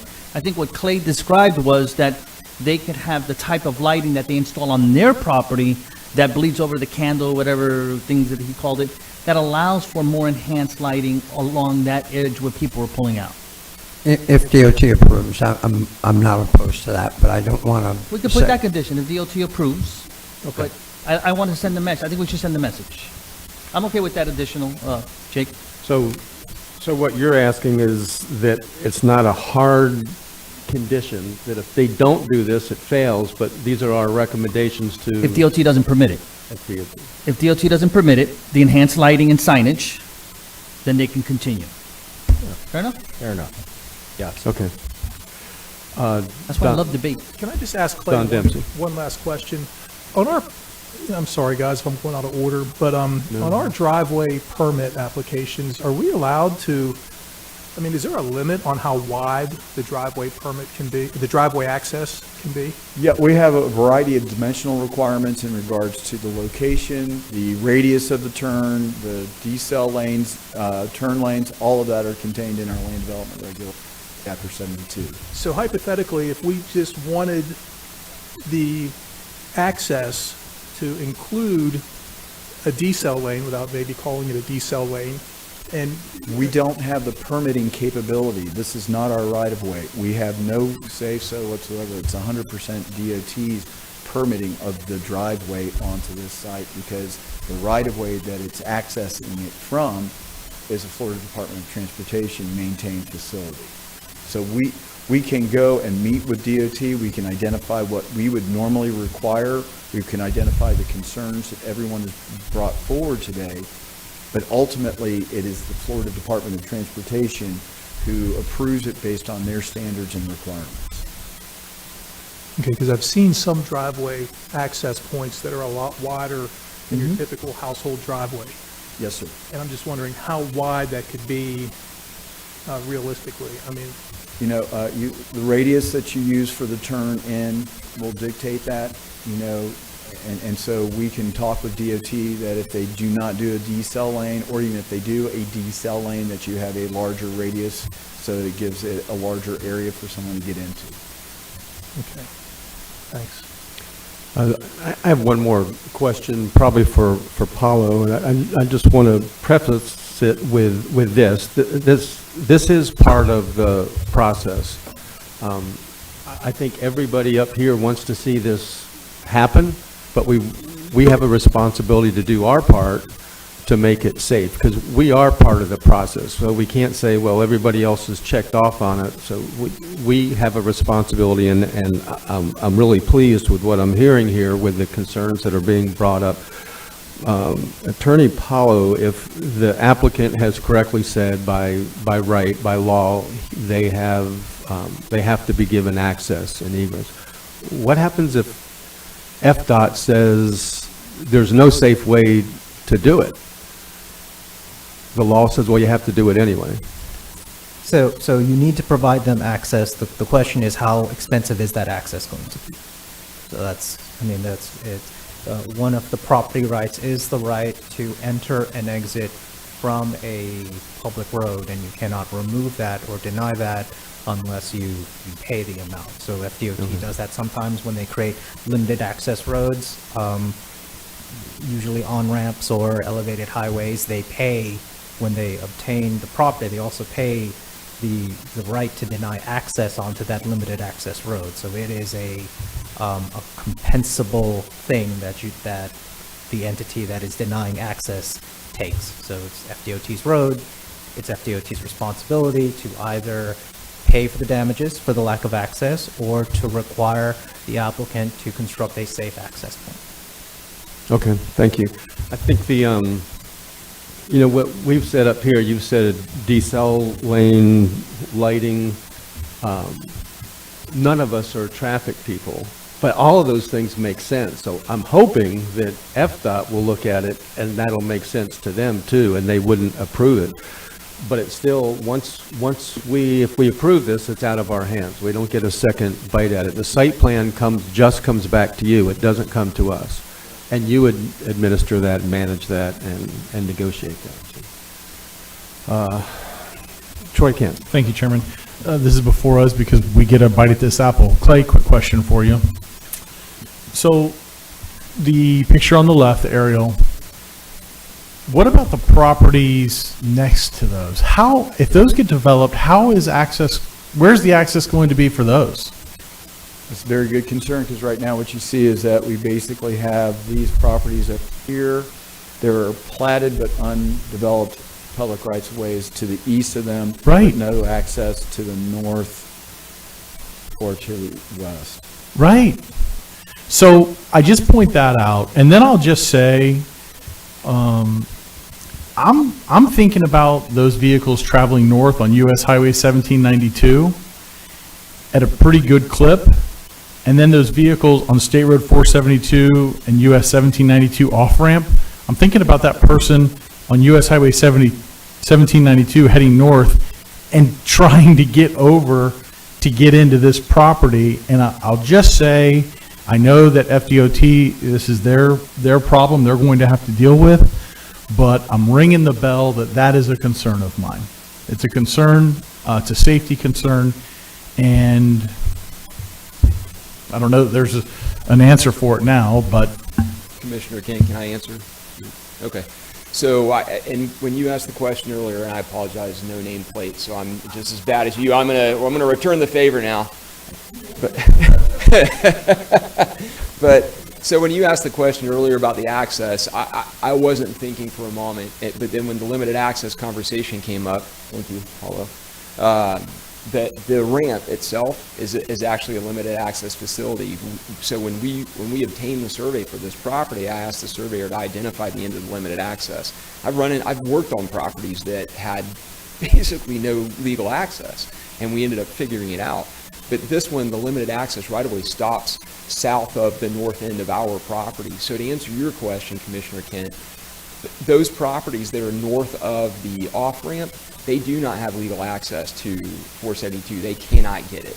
It's a limited access right-of-way. So now, I don't know what that does to the county legally or anything else in terms of that plat. That is an unopened right-of-way behind us, and we had extra buffers and things that we have to provide on our property because we have to treat it like it's a right-of-way, even though it's a bunch of woods that probably will never have a road on it, you know, and that's, you know, the staff didn't have a choice in that. That's just the way the code's written. But, so you don't have to worry about these other properties coming in here and saying, well, I get access and I get access and I get access. They don't, because it's a limited access right of way, southwest. Vice Chair Robbins, do you have a question or comment? I'm going to go down the list here. Don, what's your concern? Just short and sweet. Well, stacking, and, I mean, I just think. So that access width, is that what you said? Well, I like a decel lane. If I could be assured of a decel lane, I'd sleep better at night. Okay. Mr. Kent, what's your concern? The decel lane, and I'll leave it at that. Mr. Santiago? Mr. Brower? I'd agree with what's been said, a decel lane and lighting. I use this road all the time. It's a nightmare now. Matt? Decel and lighting, just as I said before. Mr. Johansson? I'm good to go. Okay. I'll amend my motion, and my new motion will be to approve, once again, as presented, with emphasis on a diesel lane and additional lighting to FDOT. Let's call this a night. Councilman Santiago. Thank you, Mr. Chairman. I want to ask staff, on the east side, I think it'd be the east, where we were just talking about the limited access right-of-ways and behind their property, I'll just say that. The applicant had mentioned that that's area that they can't use, or they're requiring buffers because that is a right-of-way. Is that accurate?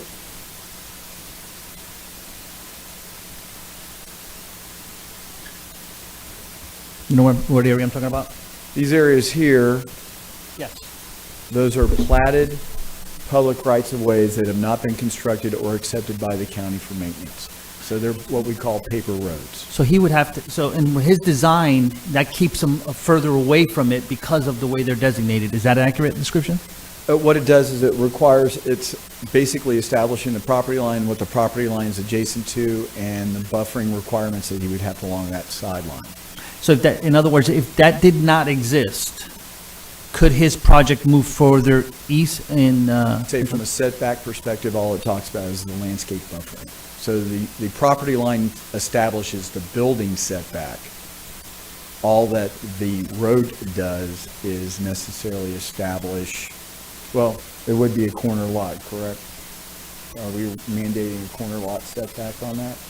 So if we interpreted that to be a non-corner and just a side property line, that would shift the setback. And the only reason I asked the question, Clay, and to my colleagues, is that maybe that gives, if we determine it's a limited access, and DOT will never let somebody come in on that limited access on 472, maybe it helps the applicant in his design that we eliminate, vacate that right-of-way and allows him to be more flexible and gives him more tools to do the road enhancement or stacking or something better. I don't know. Is that a feasible option?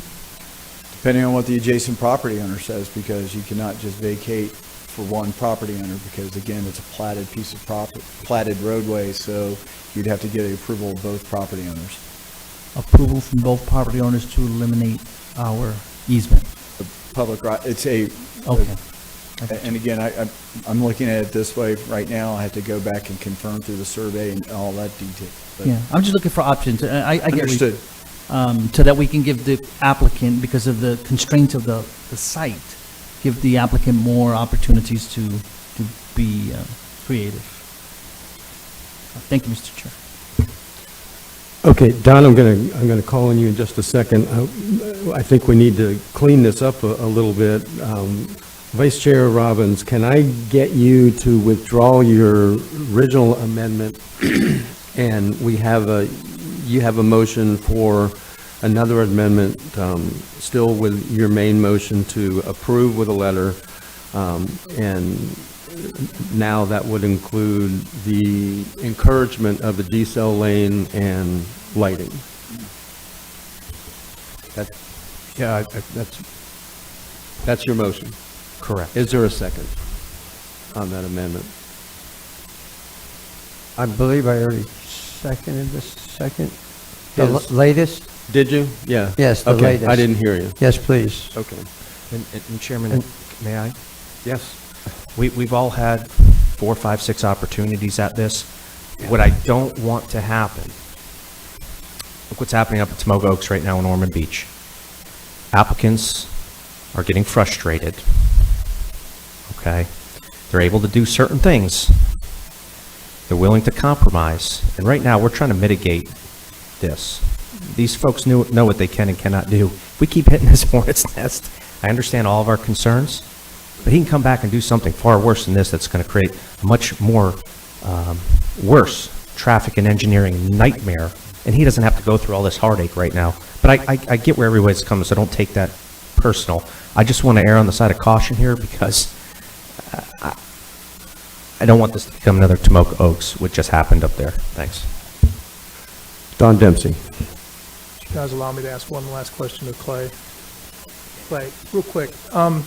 Let's just say, since I believe I heard that the land to the east, which looks like a very sizable parcel, is landlocked, basically, has no access. Correct. So obviously, the person who has the highest and best use for this property would be the applicant, because he's the only one that has access to that property, essentially. So if he were able to buy this property, this one big parcel to the east, would that then entitle him to access in and out across the proposed easement to go onto this bigger parcel later on? And do we know what that parcel is zoned currently? Well, right now, I believe it's currently zone B4, just like the property in front of us. This shows Okay. you the future land use in the map. Let me go ahead and clear that. So if he were to buy that, would he be able to have full access onto 1792 where they're proposing this ingress and egress, thereby basically expanding the use of that driveway? No, the driveway is only for this subject property. So if he bought the property to the east He and could was, potentially, yes. If it was under unified ownership, then he could utilize that driveway for access to the additional property. would we have the ability to restrict his usage of that driveway? Or would we be just subject to, we wouldn't be able to do anything? No, sir. We would not, in other words, it would have to be a use allowed by the zoning. It would have to meet all of our design criteria, but beyond that, if he provided, and just going back to the site plan, I can get them. The subject property you're asking about is basically over here. Saying, could he come across here with a cross access? Exactly. And combine these as one property? Yes, that is a feasible alternative. And how big do you think that property is? I don't know off the top of my head. Is it fair to say about 40, 50 acres at least? I don't know. Okay. Mr. Chairman, All right. there's about 5 million different opportunities and options here. And it's not our business to try to figure out how to solve this problem. I'm requesting that you call a question. Okay, it is our responsibility. Attorney Paulo. Mr. Chairman, it is not our responsibility to give this person a multitude of options, including buying neighboring properties to solve a problem. I request you call the question. Okay, Attorney Paulo, do you concur with what we just heard from Clay Irvin before we vote? Yes, the issue, depending upon what is constructed on the adjacent property determines the type of access. So this access is based on this particular use in this particular location. If they bought the property, they may not be required to construct the same type of access. It may be more enhanced access. But once again, that's kind of speculative because we don't know what the proposal is or what occurs if you combine these two lots, and the type of development dictates the type of access that is required. That's Okay. kind of the And Jake, my only point was that it wouldn't come to us if we didn't have some responsibility. It's not our responsibility to determine what FDOT will do, but we are, we're going to hand to the public a project that's already in a nightmare, and so I think it's appropriate for every council member to voice their concerns. Now FDOT will take that and they'll do their work. I don't think, sir, I don't think coming up with alternative solutions is voicing a concern. I think it's something that we could have had a one-on-one with Selby earlier in the week, or ask a bunch of questions and maybe solve these problems earlier. Okay. Not here. You're free to think that. Michael Dyer, before we vote. Sure, if you're going to call the vote, I think that you don't need to worry about it. But a motion to call the questions, like motion to suspend debate, it's not a debatable motion, it'd be 2/3 vote. But if you're going to close the hearing and call for a vote, I don't think that's necessary. But if you do want the vote, that would be the process. Yeah, unless Don was up to speed. No, everybody's done. Okay, Carissa, would you call the roll? Mr. Chair, from a process standpoint as well, I just want to make sure that we understand the motion and that it has the appropriate second. So what I heard from that the motion on the table is by Mr. Robbins is approved with conditions that staff was given in the report, with a letter of concern by council to FDOT regarding addressing the decel and the lighting and signing issues. Is that correct? That's correct. And that was seconded by Mr. Johansson. That's correct. Okay. Krista, would you call the roll? Mr. Santiago. No. Mr. Dempsey. No. Mr. Johansson. Yes. Mr. Kent. No. Mr. Reinhardt. Yes. Mr. Robbins. Yes. Mr. Brower. No. The motion fails 4-3. Mr. Chairman, point of order? What's your point? Parliamentary inquiry, I guess it would be probably for staff. Correct me if I'm wrong, at any time during the day, do our rules of procedure allow a member of the prevailing side to motion to reconsider any item before us during the day? They do, and Mr. Soria is actually going to address what we need to do So here. what occurred is there was a question presented, but that question was to approve with certain conditions. That question failed. In order to formally deny the project, we would request an actual motion to deny, or someone else can make another motion with different conditions to approve, or make a motion to continue. So this application is still live, for a lack of better terms. We don't have a final determination of denial of the project. What happened was just a failure to approve that motion with those conditions. Right. Thank you, Mr. Chairman. With that said, Mr. Chairman, I make a motion that we table this item until the staff feels that it's appropriate to bring back to us. Second it. Okay, we have a motion by Councilman Santiago to table until staff feels like they're ready to bring it back to us. Second by Don Dempsey. Questions or discussion? Vice Chair Robbins. What can staff bring back to us when it's in the DOT's wheelhouse? We've set forth policy. We've asked these people to go through certain steps. We've voiced our concerns. And now I'm confused with what staff has to bring back, because we're doing everything within our policy correctly. Yeah. I'm lost. I think for me, Danny, and this is a tough one for me, but I really feel the problem there very, very strongly. And I think it requires an enhanced or a different look at the norm, from the norm. I think for me, it would be, I'd like to see them go to DOT and come back to say, this is what DOT thinks is going to take for us to do that. And then I feel more comfortable with giving a vote. That's for me.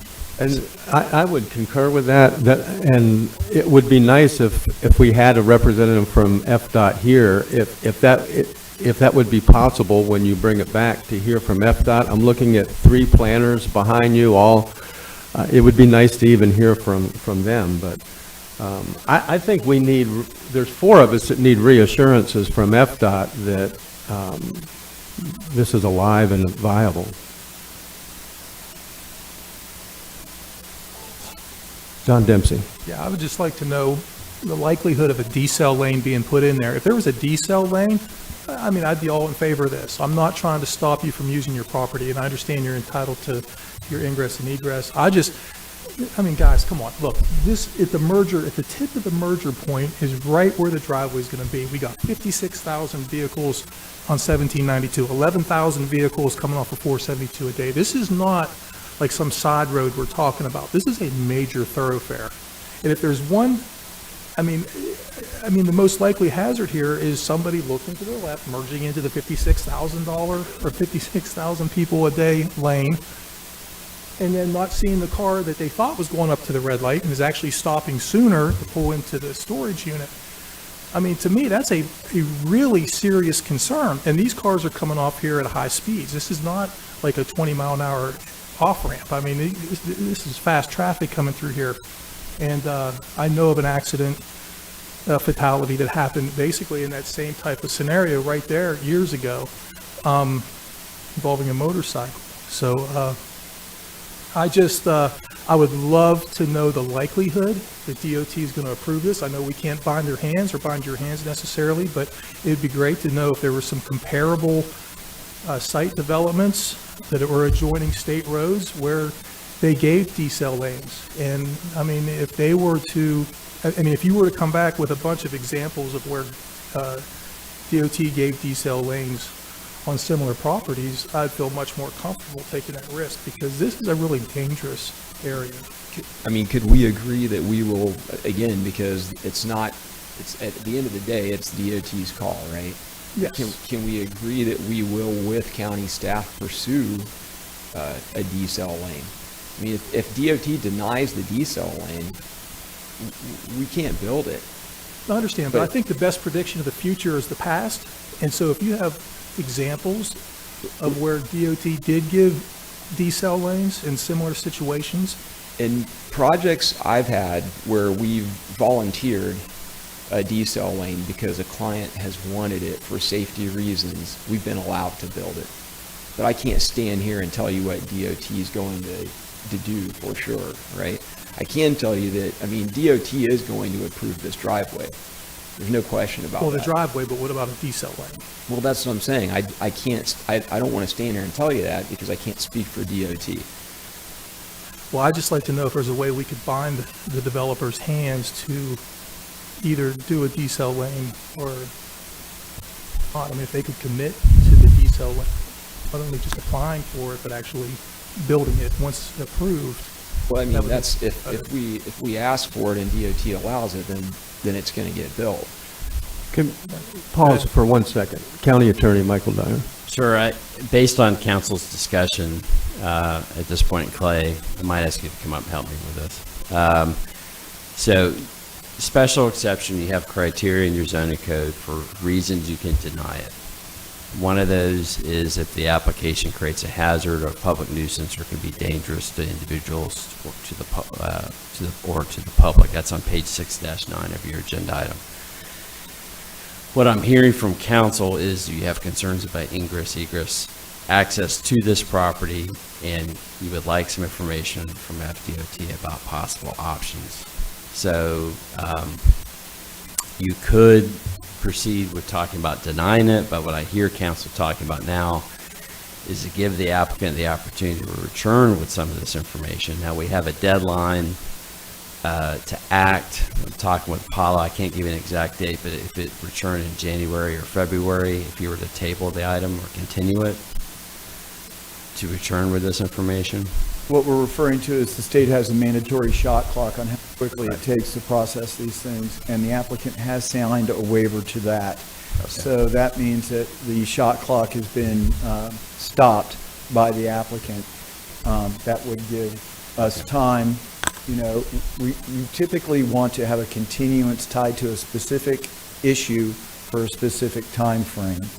To help guide the council here, perhaps what should be identified is that continue it for a maximum of 60 days to allow the applicant to meet with DOT and Volusia County. Please be aware, for a DOT permit, there's a level of plans that need to be developed. And so I think what you're seeing is their engineer is saying, if I'm going to be denied, why would I spend all the money to be going through there? So it may be a conceptual approval from DOT. But again, that's it.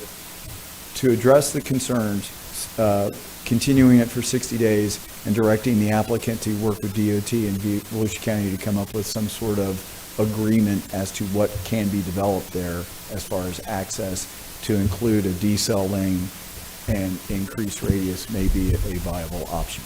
Councilman Santiago. Thank you, Mr. Chairman. And I think that's where we want to go. So I think with our staff and working with the applicant and DOT, come back with some assurances. This is where the conversation's going, guys. DOT, subject to design standards, submittal of plans, engineering, they generally think that this could possibly work. That's enough for me.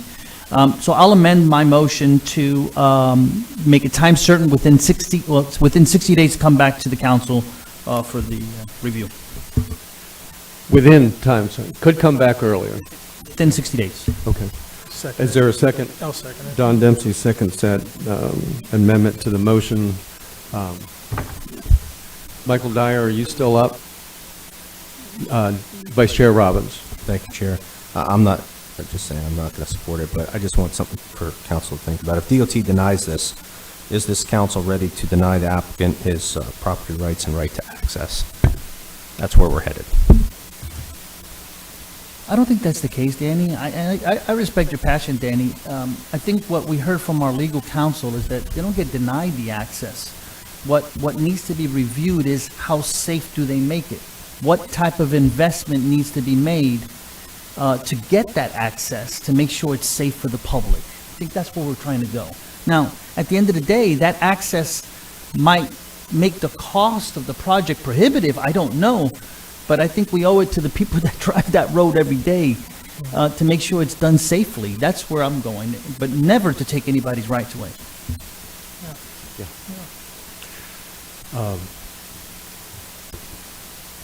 We'll see if everybody agrees with you. I think that's good reasoning.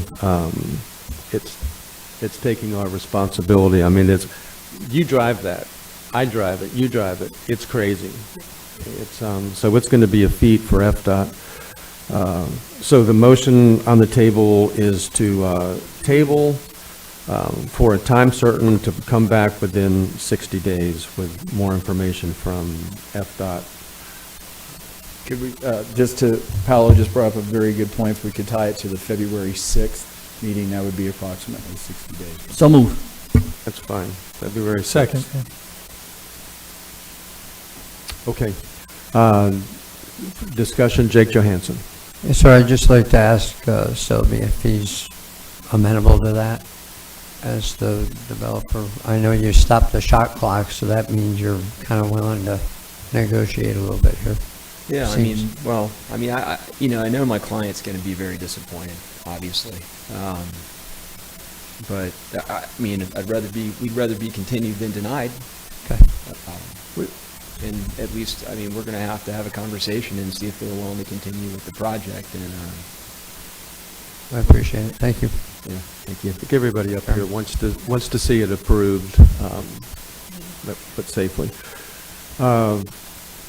Would you call the roll again on the motion on the table is to table the motion for until the February 6th meeting.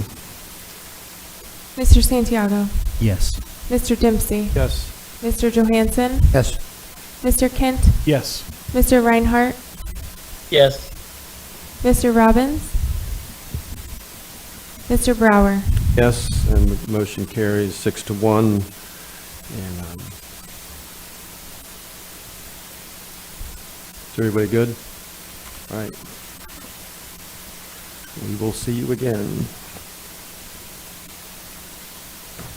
Brings us to item 7, adoption hearing, ordinance number 2023-23, ordinance amending the comprehensive plan affordable housing policy.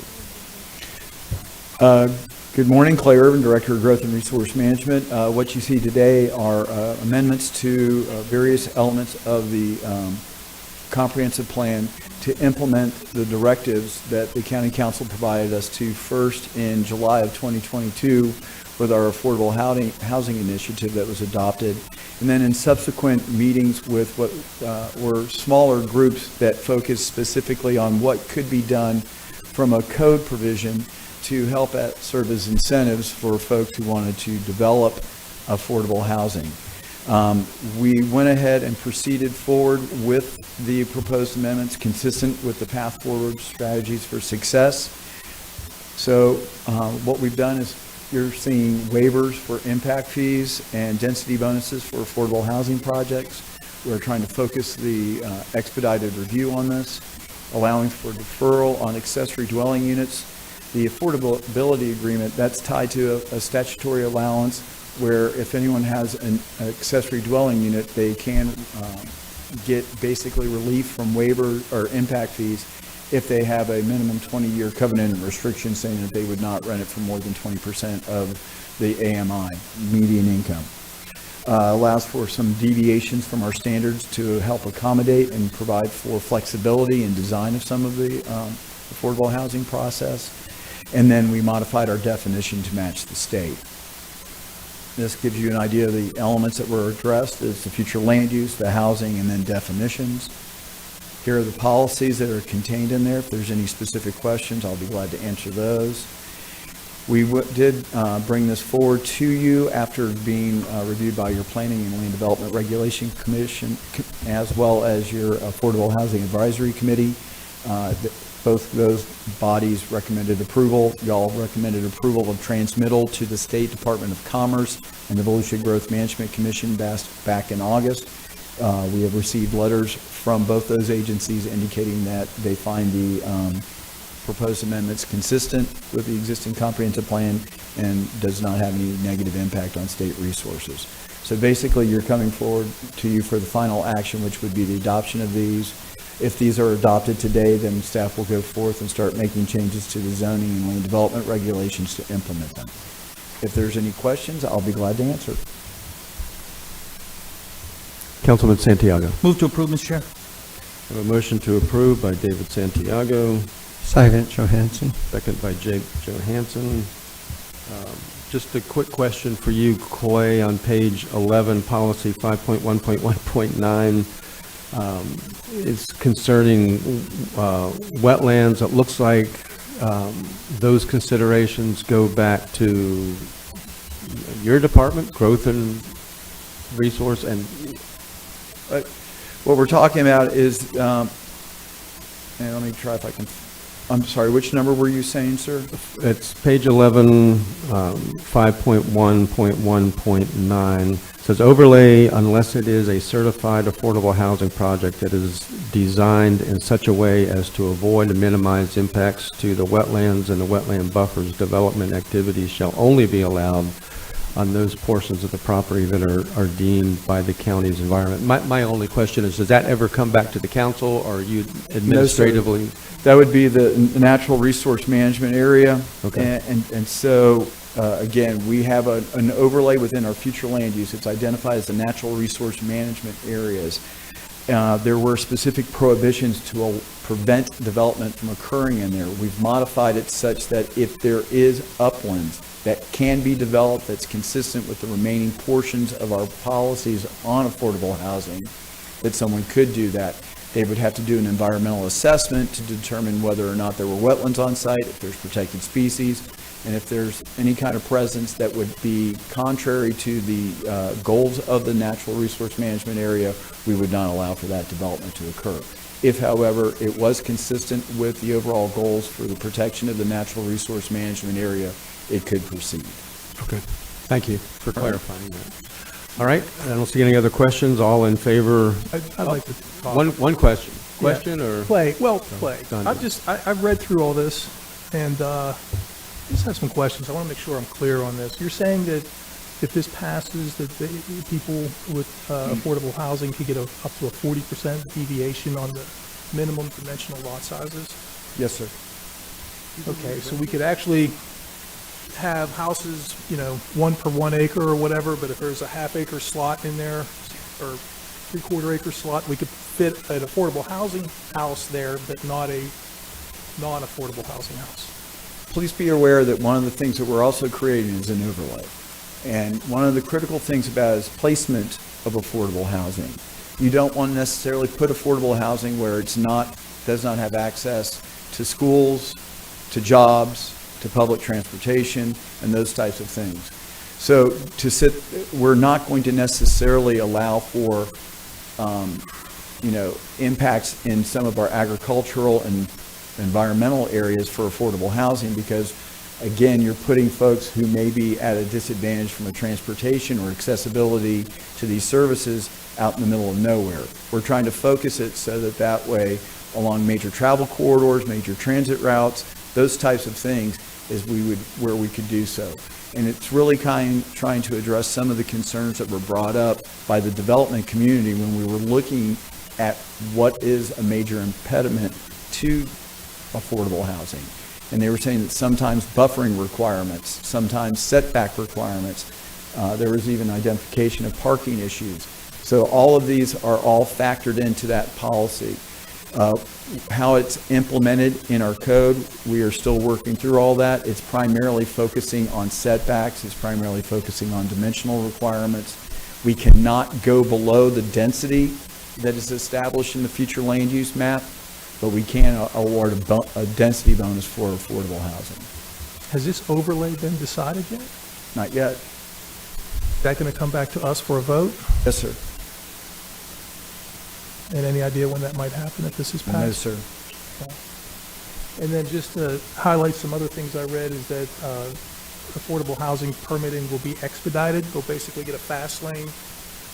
Yes, sir. One of the things that was identified was that the age-old adage in business, time is money. So the folks that were from the development community who identified what could local governments do to assist with the development of affordable housing is minimize the review time. So one of the things that we're focusing on is trying to do So are we talking about adding more staff, or are we just talking about putting your conventional developers in the back of the line while the affordable housing developers go to the front of the line? Well, a combination of possibly both, depending on the situation. And then we're talking about impact fee waivers and multiple waivers on top of all this. Yes, sir. And that you can approve non-conforming lots so long as it's affordable housing, which conventional housing may not otherwise qualify for. Is that right? Correct, sir. Okay.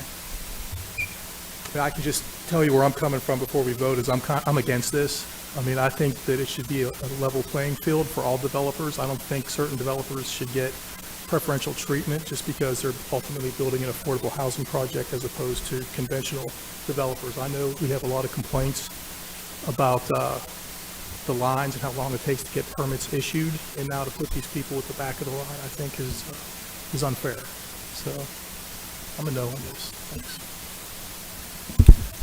Vice Chair Robbins. Thanks, Chair. And Don, I'm glad you brought it up. It saved me a bunch of wind doing it. But I agree with you. Another thing,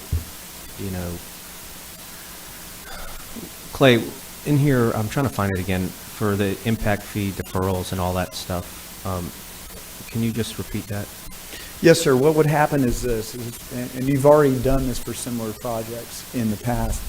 If there's a commitment to maintain affordability for a set time frame, then they would be guaranteed the ability to defer or waive the impact fees.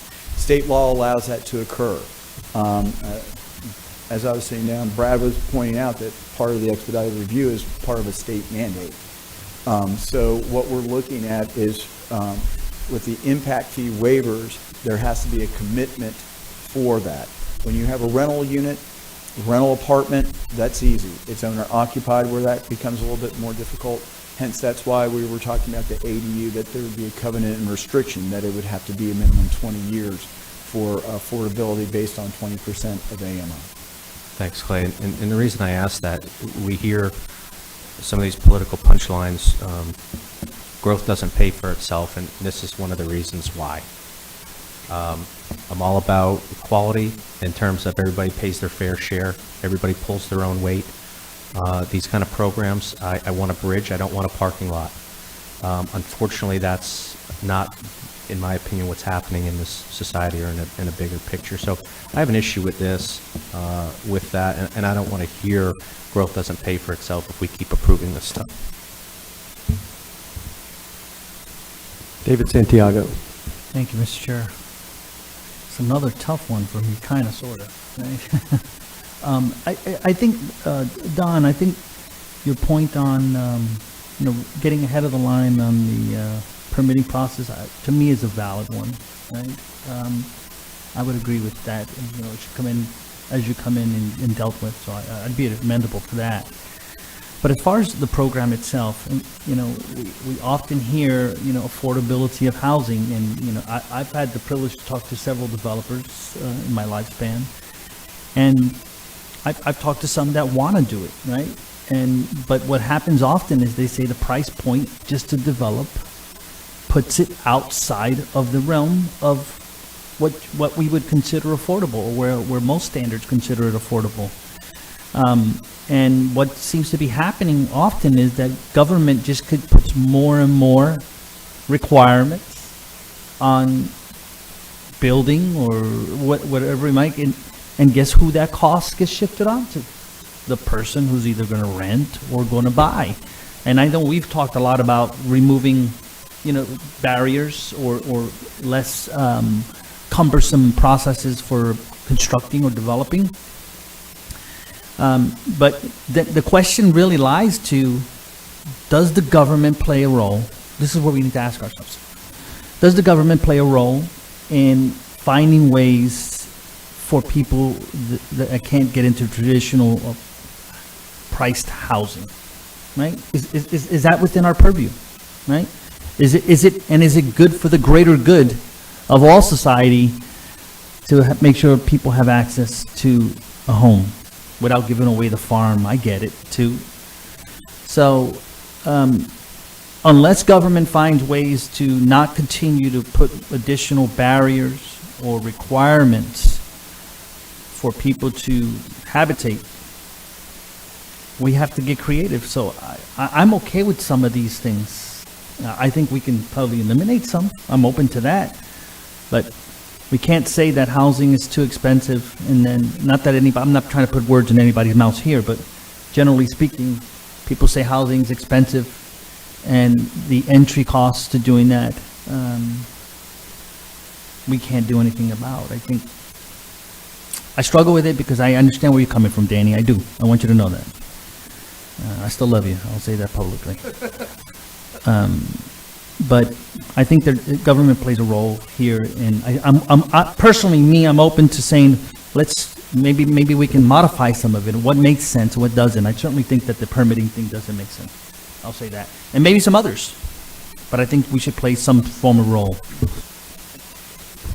Councilman Johansson. Yes, sir. A few questions for Clay and maybe the group, actually. So this comp plan amendment actually moves forward the path forward strategies for success that was approved in March of 2022, correct? Yes, sir. So if we deny this, we kind of be saying, let's take a relook, or we don't think this path forward that we approved in 2022 is valid?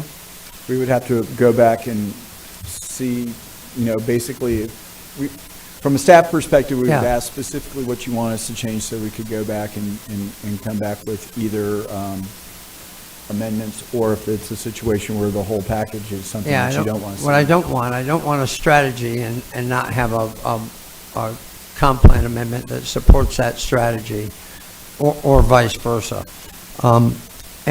And so the next question I have is, how much of this has the Live Local Act kind of swallowed? Any of it? Or I see where it says it's separate, but is there anything that the Live Local Act is kind of swallowed in this? since March of 2022? Live Local Act really is focusing on non-residential structure. I would say, under our current proposed elements that you see here, right, there's not really an overlap with Live Local. Live Local was really looking at eliminating the not in my backyard and allowing for commercial and mixed use and industrial to be utilized for affordable housing, and then talked about tax benefits and tax exemptions and those types of things. We're not really focusing on trying to expand into non-residential areas. We weren't talking about tax exemptions here. We were primarily talking about utilizing permit fees and impact fees as the financial incentive. So there are two different animals. Okay. And in general, in the state, do you possibly see denial of this as being something that the legislature would look at, say if it was done statewide and said, hey, we need to fold this into the Live Local Act because counties, cities, and other municipalities aren't really making efforts? I don't think so, because this is a small comp plan for Volusia County. Right. And it's a local initiative.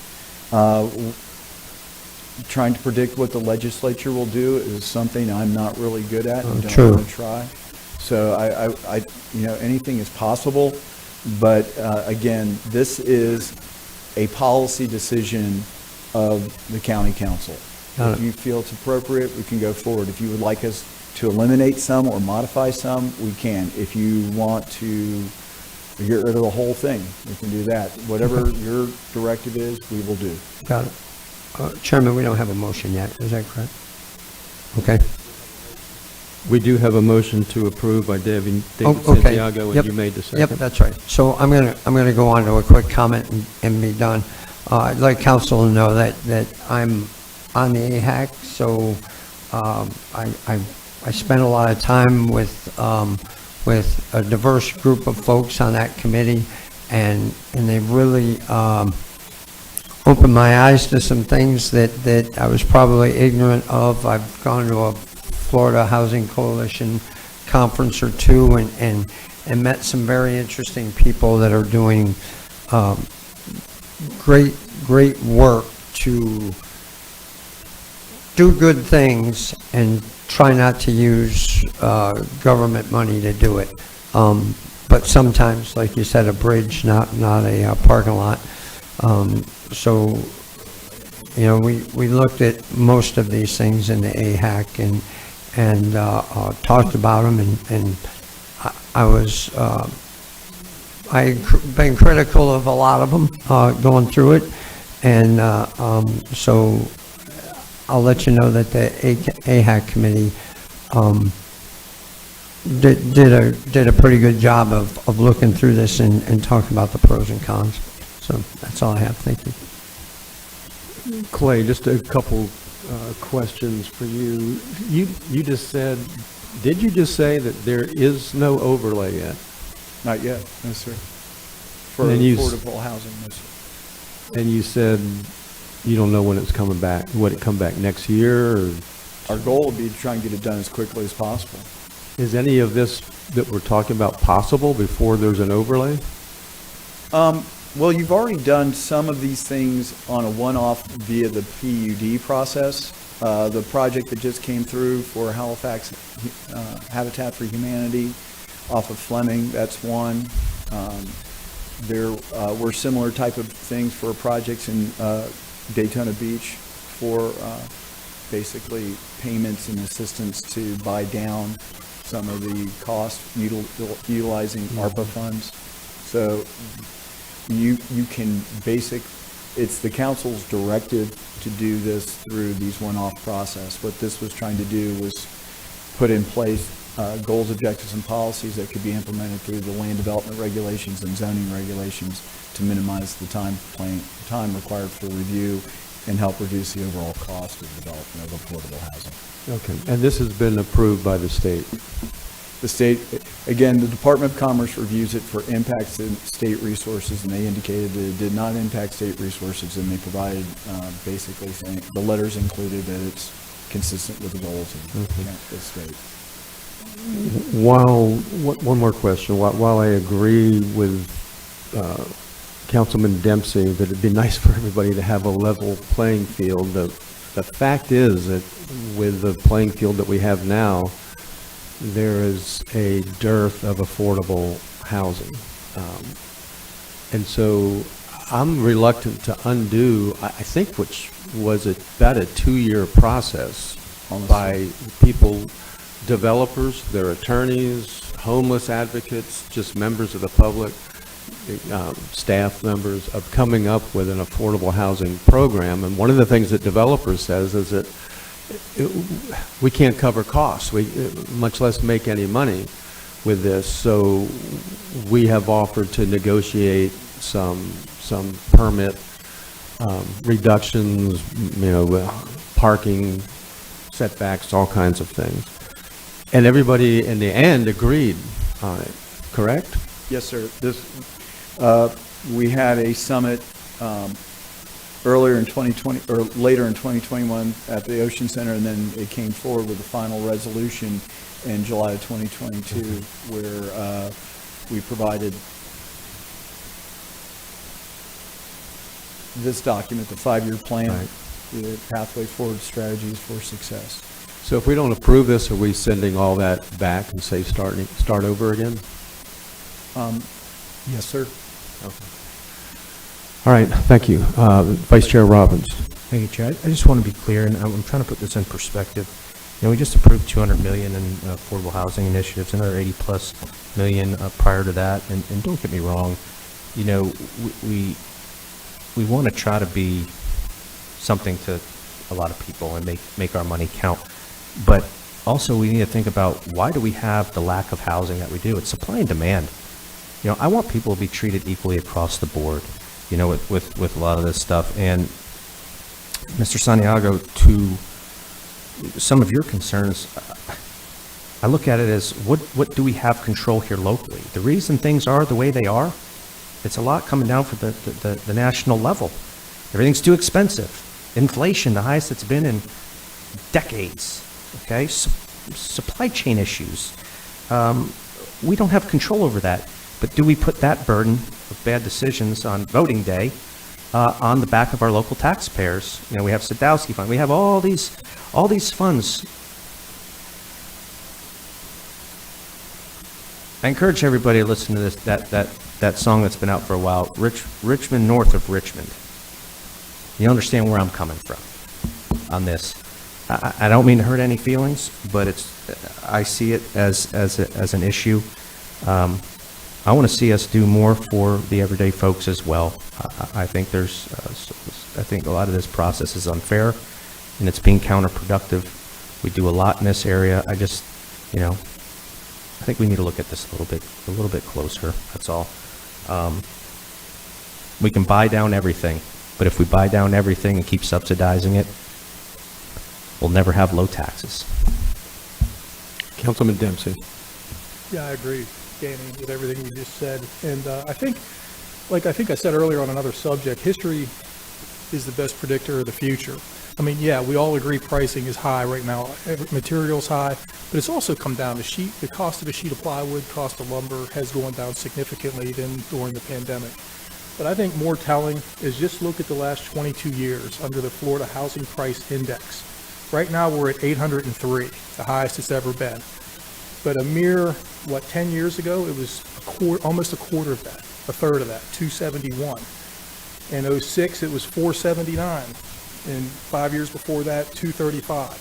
So we all, in the last 22 years, if you followed real estate, I mean, in 01, it was 235. And then it nearly doubled in 5 years, the pricing. And then 6 years later, it cut in half, 271 in 2012. That was the crash that we all know about. And now we're up, post-pandemic, we're at 803. And I would suggest, according to these articles, is that the Florida housing prices have gone up 58% since the start of the pandemic. So we were about 400, I guess, pre-pandemic. So the market fluctuates. And, I mean, if we really are a capitalist society, I mean, our soldiers, if you're true to the veterans, I mean, I believe they fought to preserve capitalism. I believe we were called capitalist pigs or whatever because we believed in capitalism, not communism. And so in a capitalist society, you got to let the free market dictate everything. And I think when the government tries to step in and stop free enterprise by creating caps or handouts or whatever you want to call this, I think it's unfair to our system. I believe in a laissez-faire economy. I think the market should work itself out. I think if we could go back to pricing the way it was pre-pandemic or even a little bit before that. I mean, I know that condos that were going for $40,000 behind the DeLand IHOP are now going for $180,000. Well, of course that's expensive. Of course it's unaffordable for most people. But if we would just be patient and let the free economy work itself out, then I think supply and demand in and of itself will dictate where the pricing needs to be. I don't think it's right for us to spend taxpayers' money to give out to try and correct a free market. I mean, right now we're a destination state. I mean, people, I guess, are fed up with their governments up north and they want to come down to a DeSantis-run government, and that's caused the overrun and the shortage of housing and all the issues that have come with it. But I don't think this is the answer. I think we should just let the market play out. I'm not trying to be insensitive, just like Danny said. I don't think any of us are. I mean, I understand that it can be tough out there, but I mean, hopefully we've all had tough origins and we've had to pull ourselves up and work. And I don't think we should push it on other taxpayers to have to underwrite all this stuff, let alone go to the front of the line. And when you got people out there trying to build their own houses, you know, they get put in the back of the line because you've got somebody else who gets special privilege, I guess, because it's an affordable housing project. And so now you have to wait even longer than currently. So I'm against this, guys. Appreciate you. Councilman Santiago. Thank you, Chairman. I appreciate the conversation. Let me ask a question first before I think I want to throw my comments out there. Clay, is this time sensitive? Yes, sir. I mean, it's not like we have to have it done. We have to send, if you want to continue it, to have it bring back, and we can do so. We would just need to notify the Florida Department of Commerce. Okay. The reason I asked him that question because I think I'm moving. I think there's parts of this, and I get the fiscal side, right? There's parts of this that don't cost money. Like, can we eliminate a buffer for a project like that, or the landscape requirements? I'm just throwing out different ideas, right? There's no taxpayer cost. Maybe, and I'm open to this as an individual, maybe we can send staff with creating some type of fiscal impact, and I know it's going to be work, sorry, but a fiscal impact analysis as to, okay, if we were to do this, what do we see the marketplace, I'm just throwing this out there, what would we see the marketplace that would accept it under these terms, right? You guys could expand, but let's say that fiscal impact is, I'm making up a number again, folks, I'm just throwing an idea, $30 million, right? Then I would be open to saying, well, let's reduce it for everybody by 30 million, right? And then see what the cost of that is, right? And then we're pushing it, and we're treating, from a fiscal perspective, everyone fairly equally, and we found a way to reduce everybody's, right? On those impact fees and those things like that. But I think that the items that don't cost us anything, I think we should be open to saying, okay, well, we could work with that and saying, to develop a affordable housing type of project or whatever the numbers are, you don't have to do all these things. You can, but you don't have to. So I just want to throw that out there to the council. I buy your argument. I want you to know that. I do. And I can modify my opinion to it based on that. Just curious, Mr. Chair, what the body thinks. Councilman Johansson. Thank you, Chairman. Yeah, another thing to consider that Mr. Santiago, now that we have a little wiggle room here, I talked a little bit about the Live Local Act, but that was in its infancy when this all started. And one of the things that scares me about the Live Local Act is when we put residential where commercial can be, That's taking revenue away. In addition to the revenue, it's taken away from not getting the taxes from the building that's being built, the development. It's putting residential, or in some cases, commercial residential where commercial should be, which is where a lot of our revenue comes. So I don't want to kick this project down the road that talks about residential areas and residential subsidizing, if you will. If it prevents developers from using the Live Local Act and kicking us in the shins and building where we can do business. I want business to do business where we've identified the areas of business, and I want residential to do residential where we've determined it's residential. If say we said we rejected this entire plan, developers that are affordable housing oriented will enforce the Live Local Act and use our business areas, our commercial areas, our mixed use areas to do what they would do here. So it's a balance, and we do need to talk through that. I think it's good to analyze post Live Local Act what we're doing, and like you said, maybe maintain some of those non-money offerings. So that's all I have, sir. Mr. Chairman?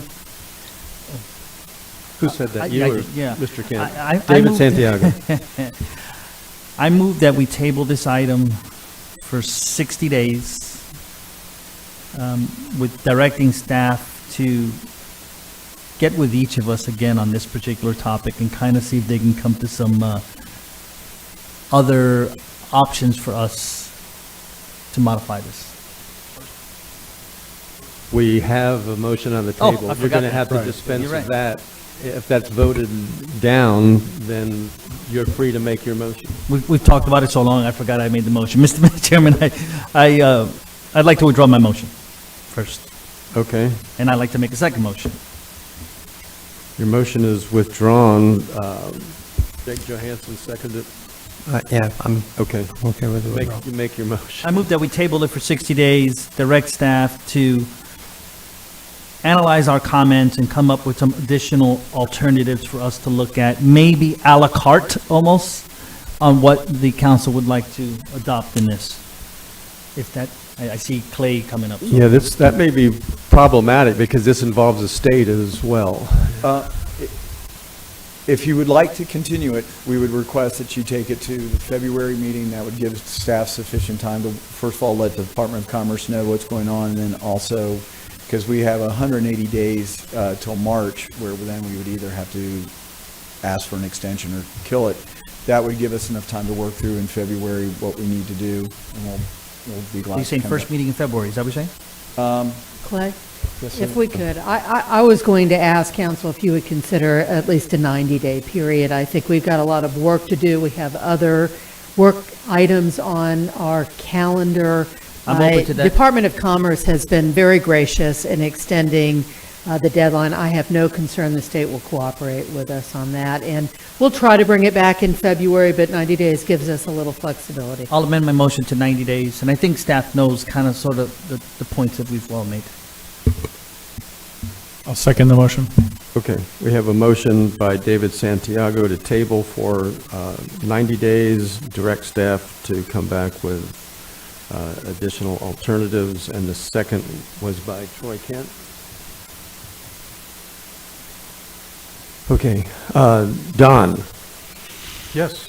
You have, as you frequently do, you have got the council to think about things in a little bit different way. One of the things that I was thinking about as you spoke, because this has recently happened where with the sexual predators and sexual offenders bill, you brought up unintended consequences that could actually make that problem worse. And I think you've got a lot of us thinking now, well, if you level the playing field, maybe that just brings the price of housing down. My concern is that may be true. I hope it is, because that would be pure capitalism, and I'm a capitalist. I want to let the system work. what I have seen over probably the last 30 years is whatever the market is, up and down, the price of housing just keeps going up. And so I think that's why there's a genuine concern here, is this, and that's what the developer said when they came to the table. If you would consider adjusting some of your requirements and permits, then it makes it affordable. Your point is adjust it for everybody, and you're trusting that the market will build more affordable housing. Well, I mean, if that's a question to me. Yes, sir. Yeah, I mean, I think it's kind of vain to think that we can control the real estate market to that extent. I mean, I guarantee you, each one of you know of some piece of property that you were looking at 5, 10 years, maybe 5 years ago. And now you see what that same house is going for in the market now. And you'd say, wow, I wish I'd have bought it back then. I could have flipped it and doubled my money. I mean, we all know of examples of that. So what caused that increase, that rapid increase in the pricing? It wasn't because of some county council changing regulations. It was something bigger than that. And I don't think taking money from one person or giving people preferential treatment ahead of others is going to change the market or is going to change. I think we just have to be patient and just wait for the market to correct itself. Okay. So with that, I will call for the vote for that Santiago has made, seconded by Troy Kent, to table this for 90 days, bring it back for further consideration. This is a public hearing. Was there any public comment? There is. Thank you for, we have one person in the public who would like to speak, Doyle Lewis.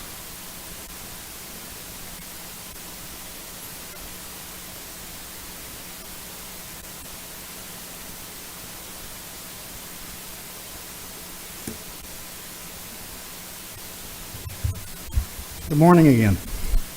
Doyle Lewis. Beachside, Ormond Beach, Daytona Beach, Port Orange. I can live anywhere I want to. It's because I'm homeless. I've been building my entire life. Graduated high school with 6 years of drafting experience under a high school teacher, an industrial arts teacher that taught plumbing, electrical, AC, mechanical, roofing, residential, commercial buildings. That's how I became a master carpenter and a master painter by the time I was 18. I've heard every single thing here. And the biggest thing that I need to argue with you is your indecisions. You're questioning yourselves, which means you don't want to make a decision. That's what that means. I've been fighting for homeless shelters around here for a while. I got into it to help myself and to help the people who couldn't afford housing here in Florida. My wife and her dad lived here in Florida. I have family down in South Florida. Housing keeps going up because of one reason, just one. The realtors say they can sell it. So if you really want to make affordable housing, you need to go to the realtors and ask them what they're doing. Because they're telling every person who's putting a house on the market, developers, builders, bankers, that we can get more money for it. That's the agency you need to talk to about affordable housing, because they're straight up telling people that your house pricing is too low and your housing is not large enough. They want the houses bigger and bigger and bigger, single-family houses. And if it's not a single-family house, they want multiple family. That's what they want. I know, I'm an expert, and I've been watching what y'all been doing for almost 30 years. I became a speaker because of it. Some of you don't want to hear from me. I look a little too young. I wouldn't say that to me. I'll argue that until I die. You think about that. And everything I told you is to educate you. Nothing else. My name is Doyle W. Lewis, and I'm a professional residential commercial builder. You think about it. Thank you. Thank you, Doyle. That's the only comment that we had. I will call for the vote on the proposal to table for 90 days to come back. All in favor, say aye. Aye. Aye. Any opposed? And I think that passed 7-0. And with that, we will break for lunch until 1 p.m.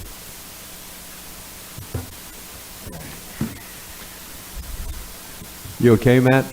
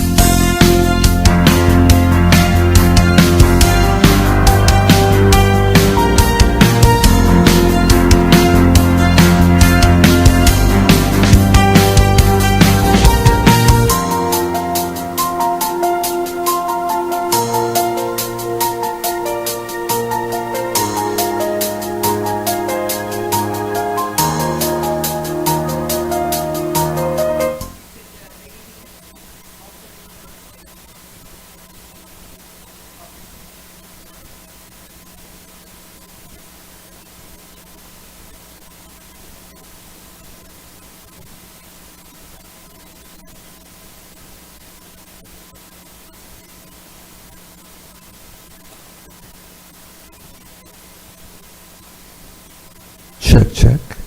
Mic check. Mic check. 1, 2, 3. Mic check. 1, 2, 3. 1, 2, 3. Mic check.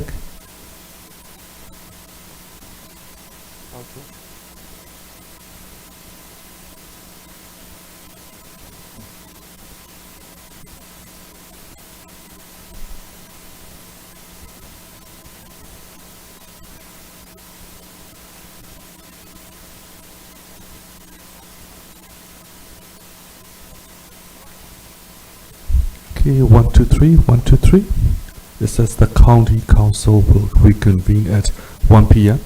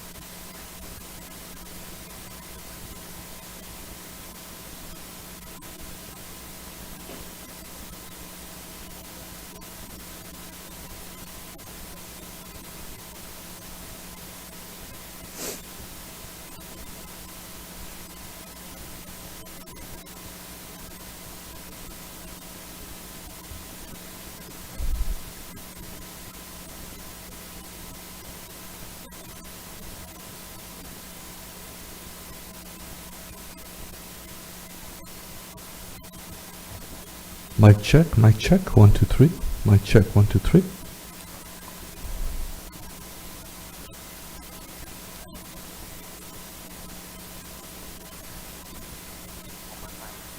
Okay, mic check, 1, 2, 3. It says the county council will reconvene at 1 p.m.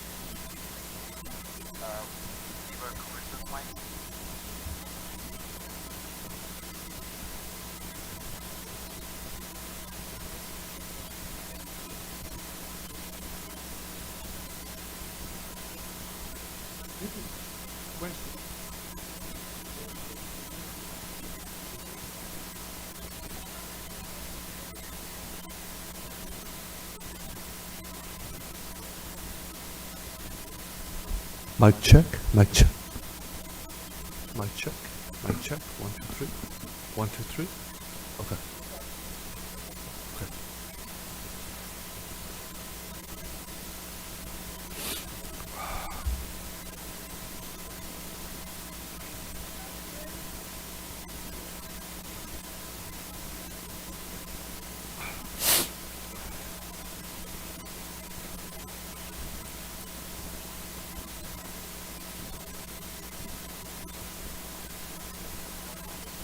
Mic check, 1, 2, 3. Mic check, 1, 2, 3. 1, 2, 3. 1, 2, 3. Check, check. Check, check. Check, check.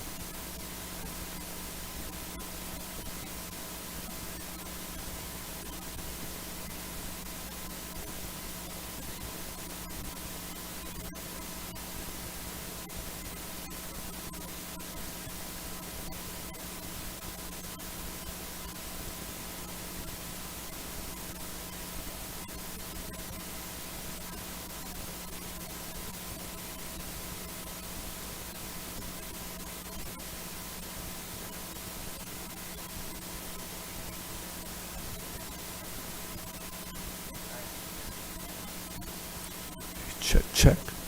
To use microphone when speaking, keep about 6 inches away from the microphone. Okay. Okay, check. Check 1 2 3. Check 1 2 3.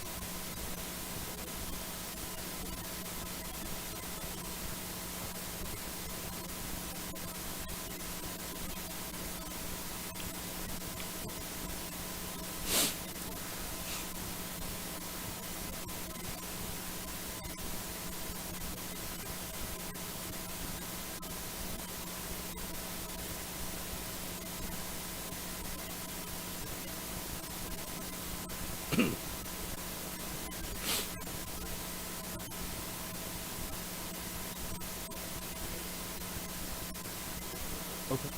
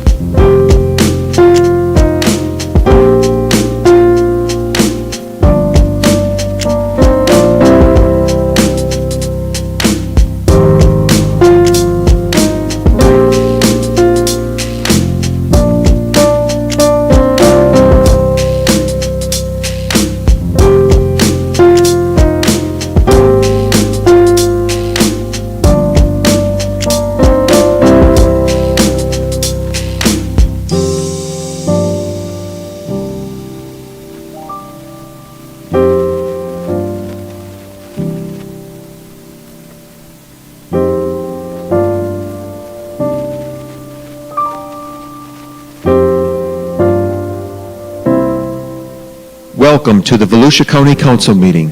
The meeting will begin in 10 minutes.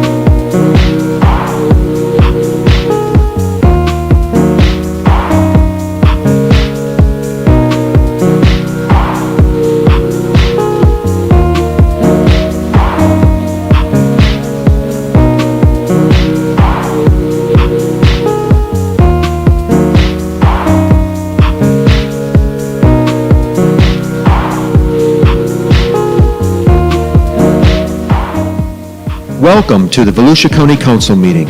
The meeting will begin in 5 minutes.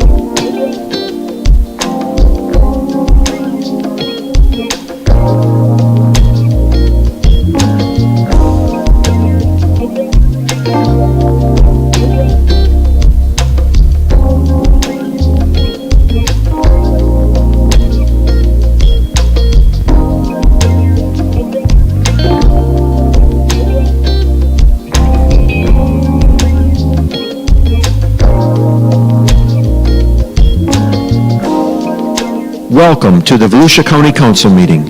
The meeting will begin in 2 minutes.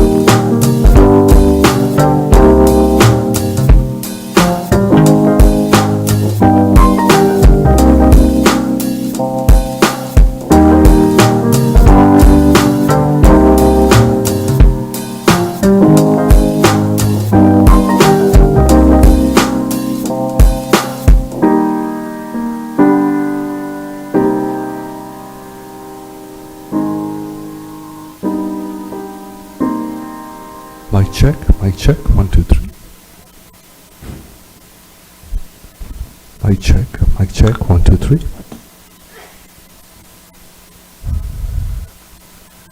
Okay, if everybody would find a seat, we'll get started in 60 seconds.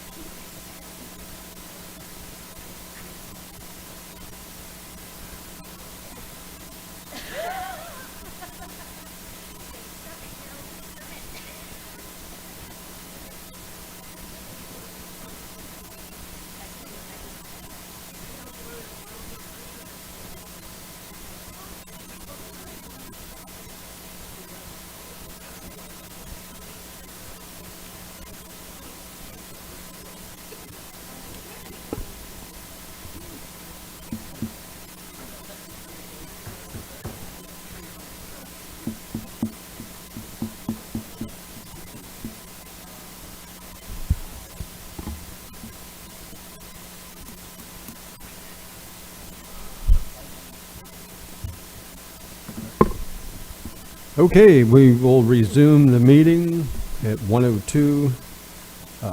We're on item 8, a resolution to rezone from the light industrial I-1 zoning classification at 3697 Old DeLand Road, Daytona Beach, to a PUD zoning classification with an industrial subclassification. Mr. Clay Irvin. Good afternoon, Clay Irvin, Director of Growth and Resource Management. The subject property is located within our High Ridge local plan area. As such, anytime that you have a change of non-residential use, we do require a rezoning to PUD. This was put in place to allow for residents in the area. As you can see, this is the High Ridge area. And so the residents were concerned about impact on their residential uses and also those existing commercial uses that are along Old Daytona or Old DeLand Road along 92 were of concern to the residents. They wanted to make sure that the PUD process would establish public hearings so folks could see what's being done. The applicant is requesting a PUD for 2 phases of a industrial use. He's basically establishing a contractor storage yard. The first part will be preparing the site and allowing for parking of vehicles on there. The second phase would be the expansion that would include 2 storage areas at roughly 9,000 square feet, 5,600 square feet with one, 3,400 with the other. Went forward with a recommendation of approval to your PLDRC. This gives you an idea of the future development of the site. And there was no public participation, and it's coming to you with a recommendation of approval from both your staff and the Planning and Land Development Regulation Commission. If there's any questions, we'll be glad to answer them. Any questions for staff?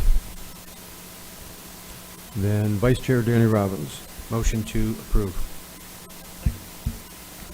Danny Robbins makes the motion to approve, second by David Santiago. The discussion.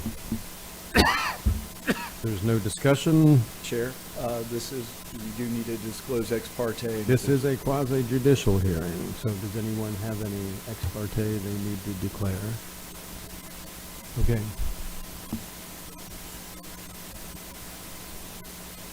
All right. Applicants not here, but it sounds like we have a motion to approve. The second, all in favor say aye. Aye. Aye. Any opposed? Motion carries 7-0.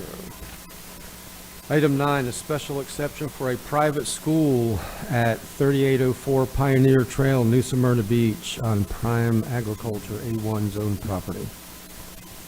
Once again, Clay Irvin, Director of Growth and Resource Management. The exhibits in front of you show the location of the subject property. It is currently utilized for agricultural purposes.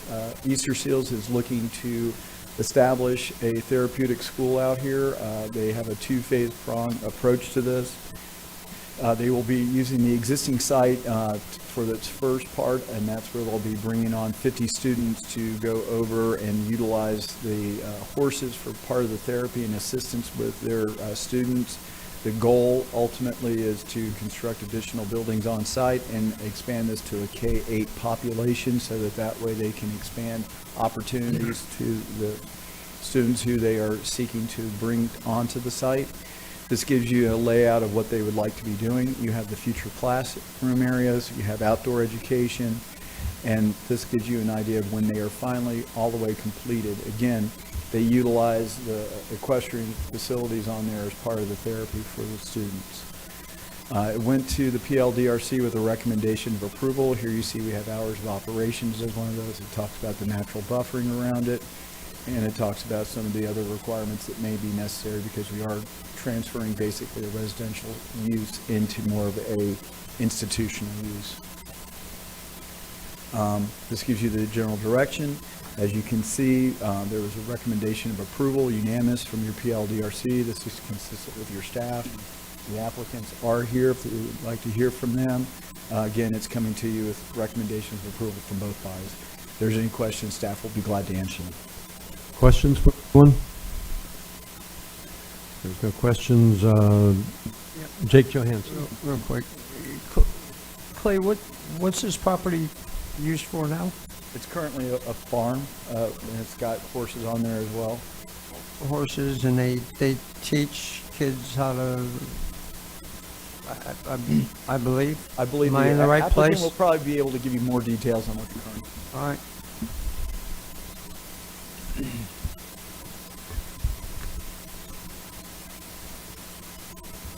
Good afternoon. Afternoon. Tom Horowski, TMH Consulting. On the beach with me is Beverly Johnson. She's the CEO. Oh, I see that. No. Before Easter Seals bought the property, it was used as a stable.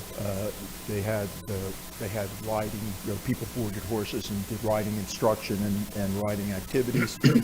They also did some equine therapy. They have a sensory trail that was essentially a privately run activity.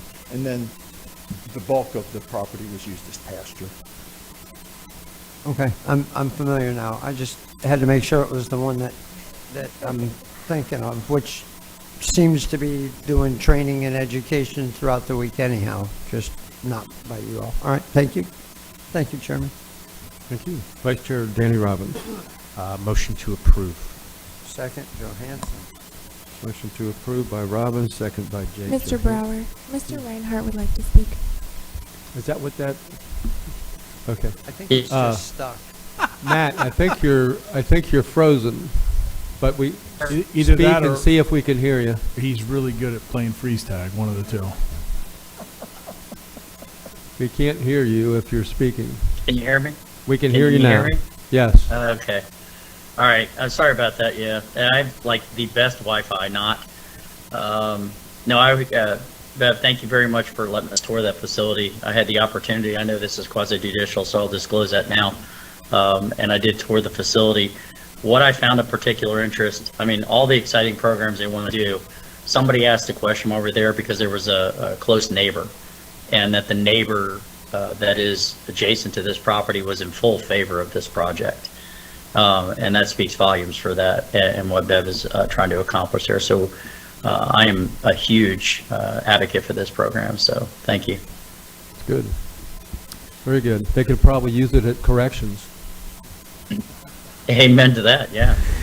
Mr. Chairman, with that said, I actually wanted to ask Matt, is the Wi-Fi at your house as good as the one in jail? No, I think I think the never mind. You can tell it's post lunch.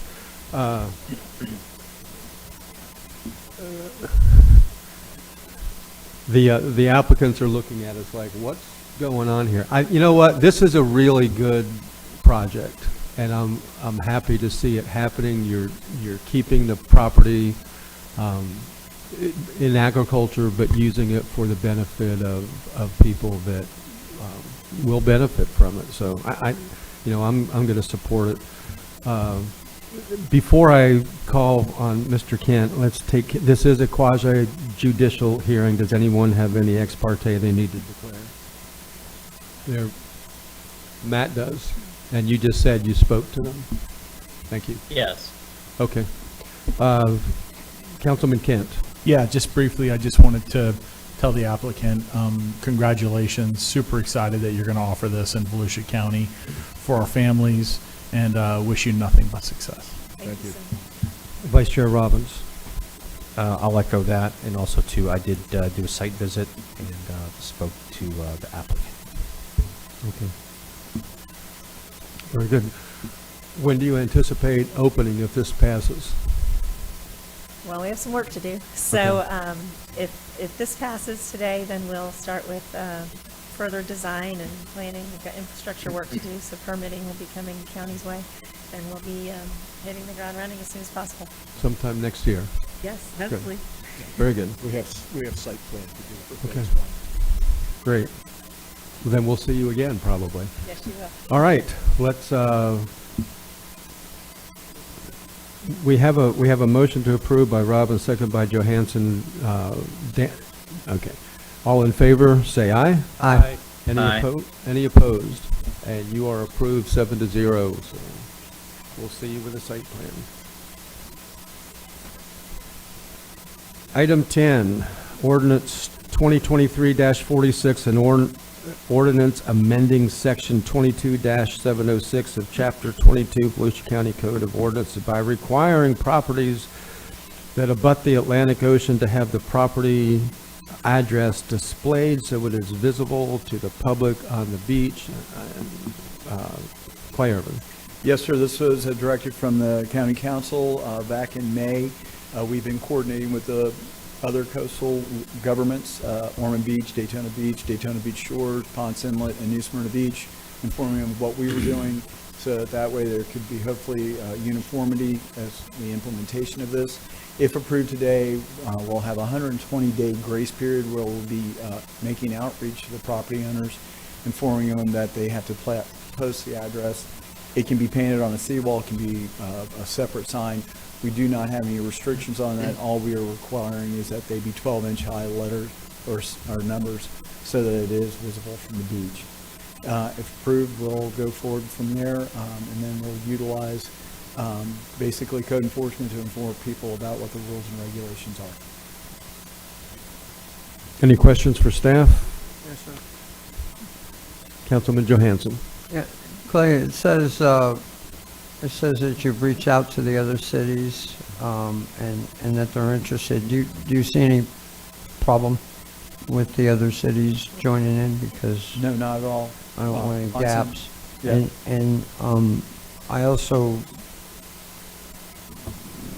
next thing is a comment. I'll wait. Councilman Kent. Trent. It's okay. Clay. So the 12 inches for the size of the letters, you know, when the tide's high, that's perfectly acceptable. But I'm just curious, where do we come up with that number? Would it be better to have a larger number there? I'm just a little concerned that, you know, a little more effort for people to rush up and look. So whenever they're calling 911 and saying, this is where the emergency is, every second counts. Yes, sir. That was a comment that was brought by one of our colleague cities. I believe it was Stephen Spraker at Ormond Beach, and was echoed by Mike Disher at the town of Ponce Inlet, because we originally identified 4-inch letters because that's what is required in the front for anyone driving. You know, it's basically visible from the right-of-way. And so there was concern that, you know, when you do have high or low tide, and people can be further away. So there was a question, and I think the consensus of the group was 12 inches would be sufficient.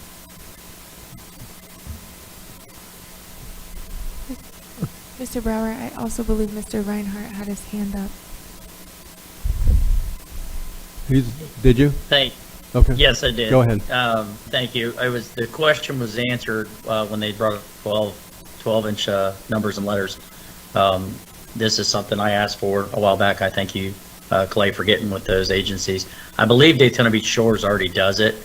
And this was the question that was brought up from Daytona Beach, who doesn't do it. So maybe now that commissioner will have a leg up in trying to get their town to accomplish that consistently. Okay. Would you like to make a motion, Matt? I'm sorry. No, I mean, the motion's there. I just, it's up to those cities to do that, but I'm good with the way it's addressed on this ordinance. I don't think we have a motion yet. Move to approve. Motion to approve by David Second. Santiago, second by Matt Reinhardt. Any other questions, discussion? All in favor say aye. Aye. Any opposed? Motion carries 7-0. Thank you. Mr. Brower, Mr. Nicholson did want to speak on this item. On what item? Okay. Tell him no.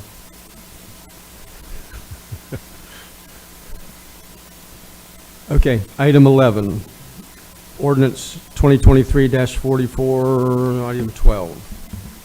Resolution finding public purpose and approving issuance of Housing Finance Authority of Volusia County Housing Revenue Bonds. I think you skipped over 11, which is the hours of operation. I did. I was looking at it like I had notes on the one we just did.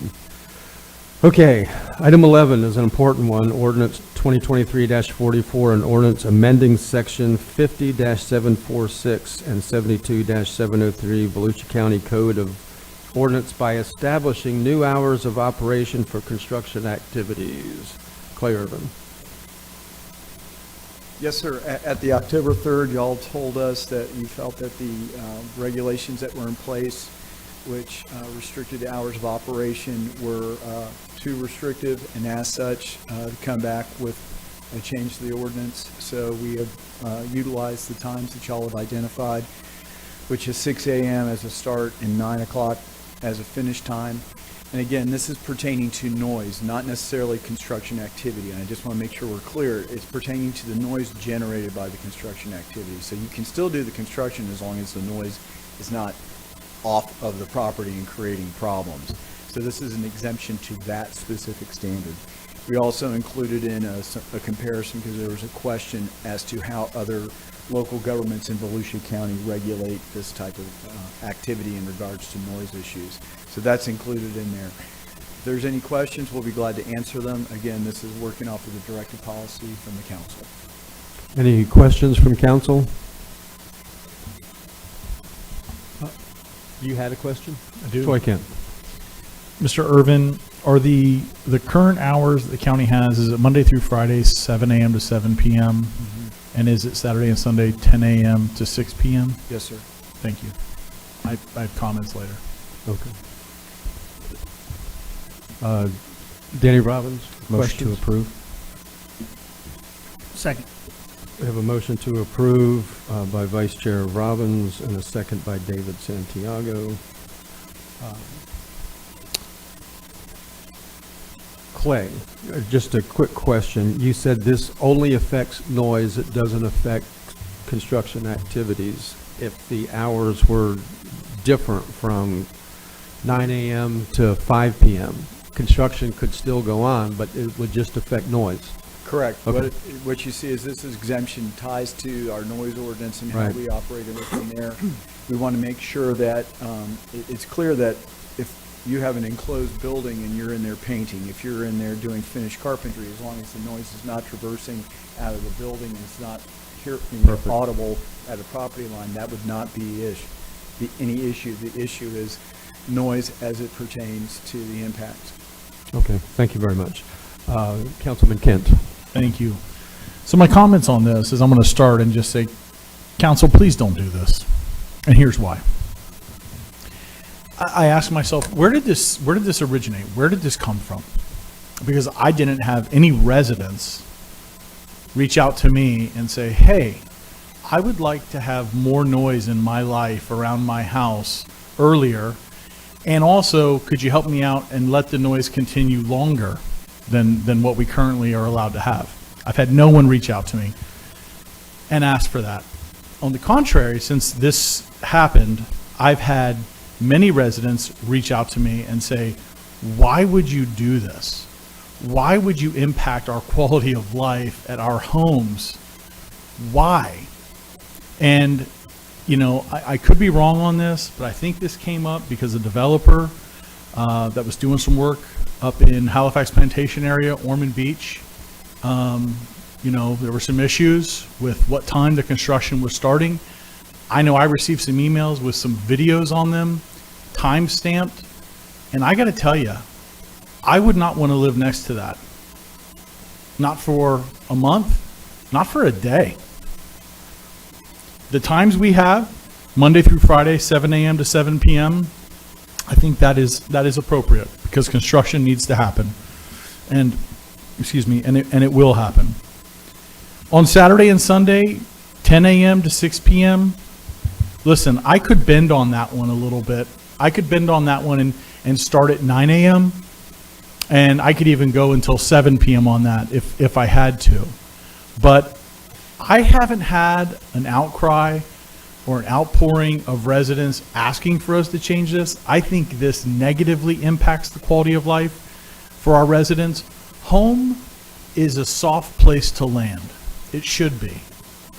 And, you know, the thought of, well, you know, when someone's building next to you, it's only happening, you know, for a short period of time because then the building is there. This opens the door for anybody that has a landscaping company or a tree trimming company. And I haven't had one constituent that I represent say that they want that in their lives. On the contrary, my former life as a city commissioner in Ormond Beach, I had people complaining about what time the garbage truck was showing up to pick up garbage because it was waking them up. And they were right. And we had to talk to that company and say, hey, here's our hours of operation. Please adjust accordingly. And I think that what we have is not inappropriate. I think 7 a.m. to 7 p.m. is appropriate, but I would be willing to bend a little bit on Saturday and Sunday. Thank you. Yeah, I would agree with you for all the reasons that you said. I can't support 6 to 9. I'm comfortable, and this is, I don't think either way is against business or pro-business. We have this as a community standard to protect the quality of life. The same reason we have some zoning restrictions in neighborhoods. So I would prefer it to be 7 to 7 Monday through Saturday, and Sunday, my preference would be to shut it down altogether on Sunday. I'll listen to the council on that. Again, this is just affecting noise. It's not affecting work. It's affecting over 60 decibels. Vice Chair Robbins. Thank you, Chairman. And I hear all that, and I truly do respect that, and I could possibly agree with that maybe in a city setting or an HOA setting. I think we do have to remember that we're on unincorporated Volusia, Bethune Beach for the most part built out, Ormond by the Sea built out, small area in Derbyshire built out, Halifax Plantations almost built out. At the end of the day, I think it comes down to principle, in my opinion. I just want to let people know where it's coming from. From me, I brought this up. We've taken a stance on deregulating the economy to free up some of these burdensome regulations that we have on the books. With that being said, I don't need a complaint to address something based on my I shouldn't say values, but based on what the agenda that I've seen from council. So at the end of the day, we claim to work for the people. This is where I'm coming from. We claim to work for the people, but yet we regulate how the people can work, when they work, how they work, how much taxes they pay.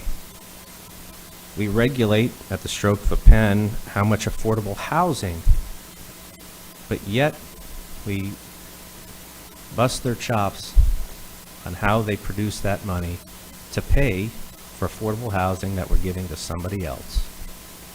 So this is where I'm coming from. I think by adopting this, it's going to send a clear message.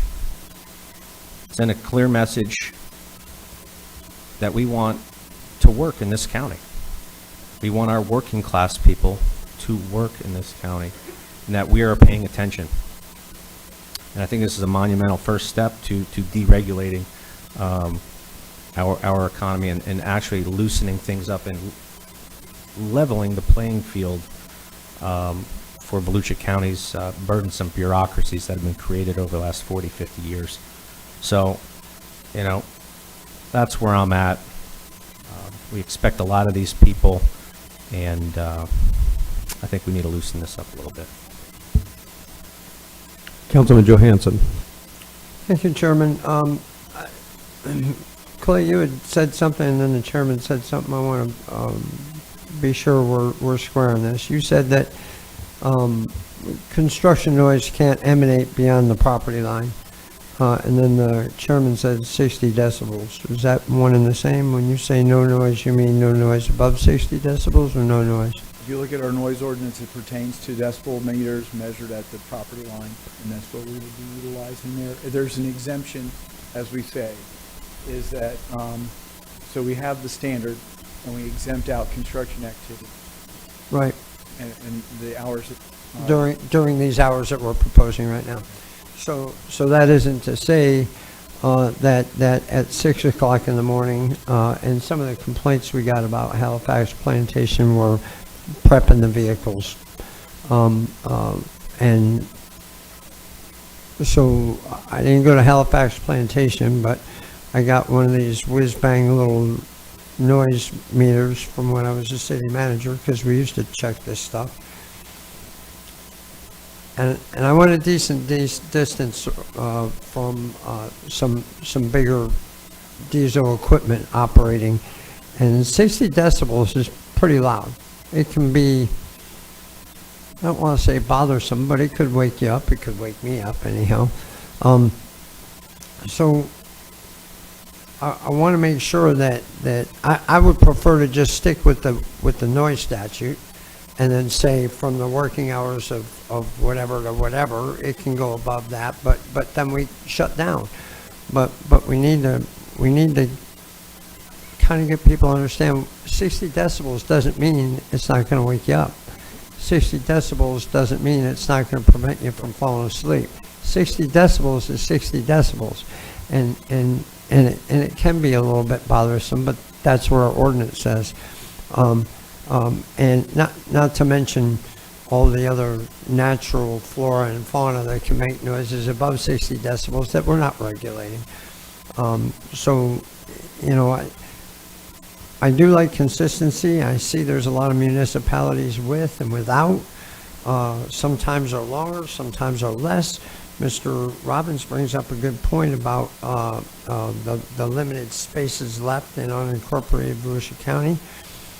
But I don't want Monday, Tuesday, and Wednesday to be one time, and then Tuesday and Thursday to be another, and then Saturday yet another, and Sunday be yet another. So I would like to be consistent across the board 7 days a week, and I'm willing to move around a little bit of that. 6 o'clock might be a little bit early to start hammering nails into a roof if you're a neighbor. I think most garbage companies start at 7. Is that true in Ormond there, Mr. Kent? I'm not sure. 7 a.m.? 7 a.m. 7 a.m. And you know, the other thing that a few folks talk to me about is 7 p.m. is pretty late in the winter because it's been dark for 3 hours, but 9 p.m. in the summer is pretty early because it's still light out. So, you know, that's another variation that I don't know if I want to get into. So I would like to wiggle around with the time a little bit and work at something that allows people to kind of prepare to get into action before 7 a.m. and then start at 7 and work as long as they possibly can, being very cognizant of the time, and they can continue working after that time, but they just need to keep the noise down to 60 decibels. And I'm sure most construction companies can buy a meter to determine what their noise level is. So that's all I have, sir.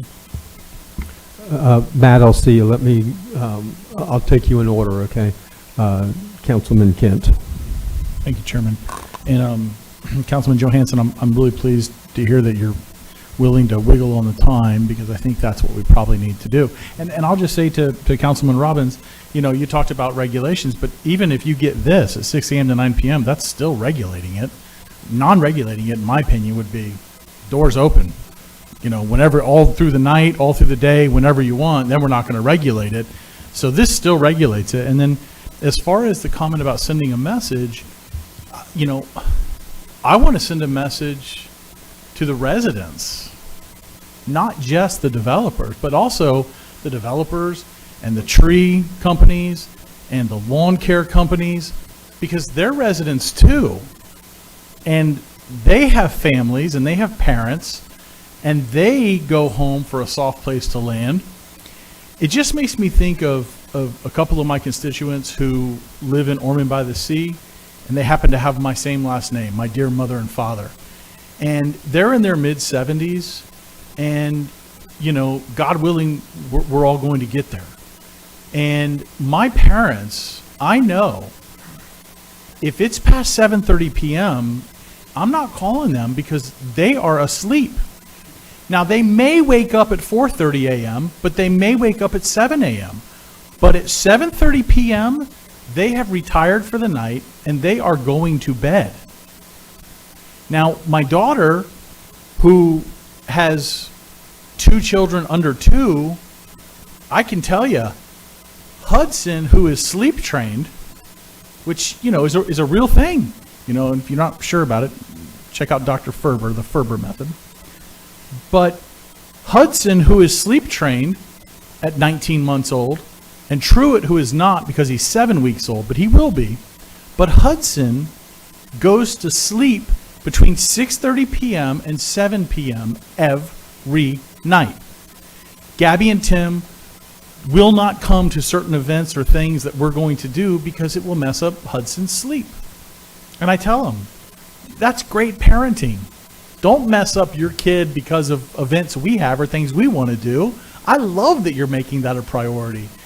But if we're allowing not just construction, but any type of noise to happen, we've got those people as well. So I want to send a message to those residents that we care about some quiet time at your home.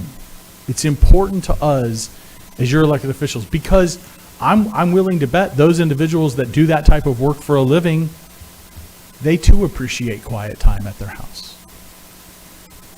And if those that don't, listen, they can, you know, put on headphones and listen to rock and roll all night long if they want. Thank you. Matt Reinhardt. Thank you, Chair. I was kind of curious when they talked about the hours of operation, and I know that I think the 6 a.m. part was kind of related to concrete trucks, if I'm not mistaken, because a lot of them will go for that early pour.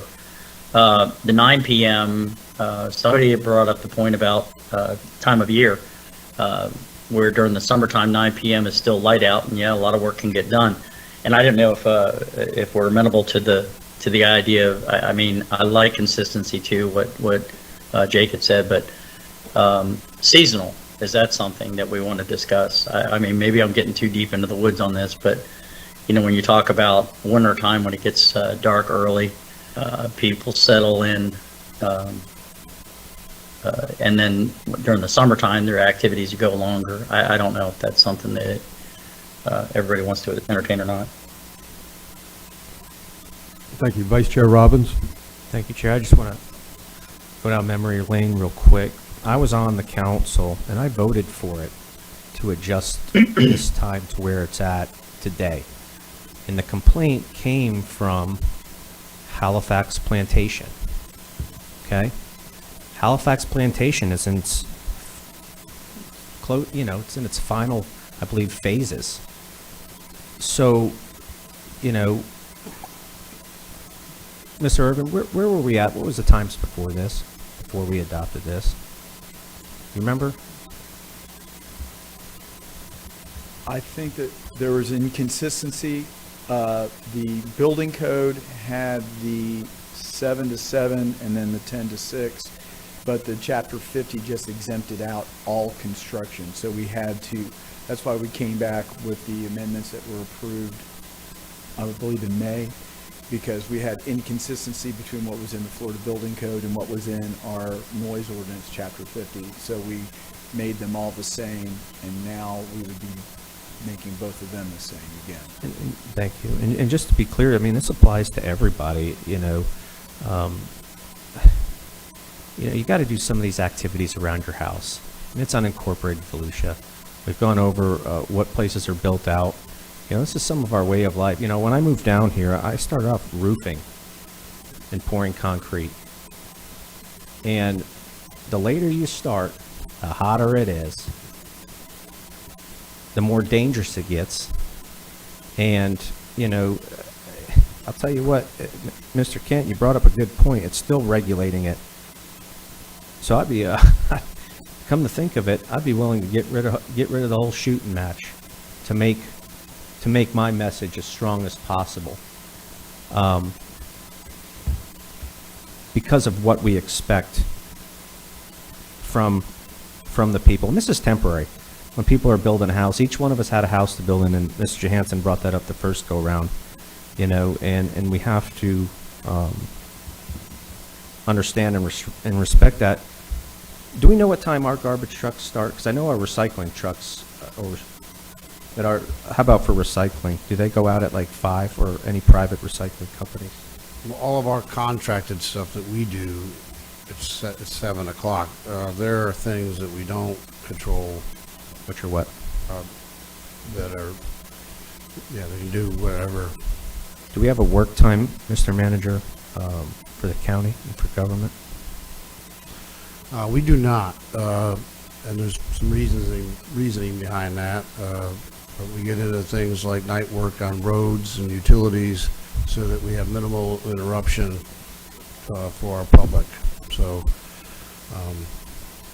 we do not have that. And I understand that, but we're making, if you think about it in the grand scheme of things, we're making interruptions for the people that we work for, and that's my whole point. What's good for the goose has got to be good for the gander. And once again, I'm trying to level the playing field here and come to some sort of compromise. Thank you. Councilman Dempsey. Yeah, I actually would kind of pair it with Mr. Robbins just said. I mean, I agree with you, Danny.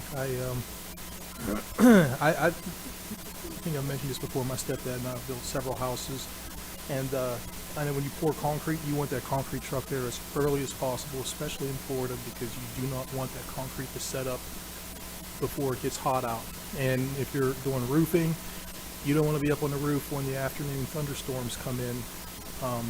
You want to get stuff done as quickly in the morning and as much as you can get done before the afternoon storms or before the heat comes in. I mean, and like you said, it's all temporary. I would imagine most of these complaints are generated from subdivisions, and so it seems like these people that would complain or close the door behind me. It's okay to build my house at 5 in the morning until midnight, because I want to hurry up and get in and move into my new house, but don't let my neighbor inconvenience me once I'm in. I think these houses go up quicker than anything. I think if anything, the typical annoyance would only last for a week, maybe 2 at the most. But I think that's just the price you pay for moving into a subdivision. I understand Councilman Kent's concern about the peace and quiet in the neighborhood, but I mean, the facts of life are that we're in a growing economy, and there's going to be building. We're a destination state. There's people, we got a housing shortage. That's what we all talked about earlier today. And to meet the demand, we have to work as quickly as possible to build these houses. I'd back you, Danny, if you wanted to make that motion, but I'm okay with the way it is now too as well. Thanks. Councilman Santiago. Thank you, Mr. Chairman. Colleagues, this is the third day in different meetings we've discussed this thing and almost the same talking points. Mr. Chairman, I call the question. We still have 2 people that want to talk. The question has been called. We'll take a vote on that if you want to end debate, and it's not debatable, and it has to be won by 2/3 majority. I just have one. There is public that wants to talk, and I'm not going to exclude them. We've got 3 members of the public that want to speak, and now the county manager. I just need to correct something I said. I'm sorry. I remember a lot of things, but apparently I'm a little behind on the garbage contract. It's now 6 a.m. So I think that's significant to your point. So I want to make sure it was correct. It's 6 a.m. Before I vote, there's no names left. Was there somebody still waiting to talk on the council? No, Mr. Chairman, the point of the motion is to avoid that. If you want to call the public, it's a non-debatable. I just wanted to see if we even need to deal with it. If nobody wanted to anymore, I get it. Then it's a dead point. Yeah, it's been a dead horse for 2 days. That's why, Mr. Chairman. I respect that, though. I get it. Okay. Carla Shuck.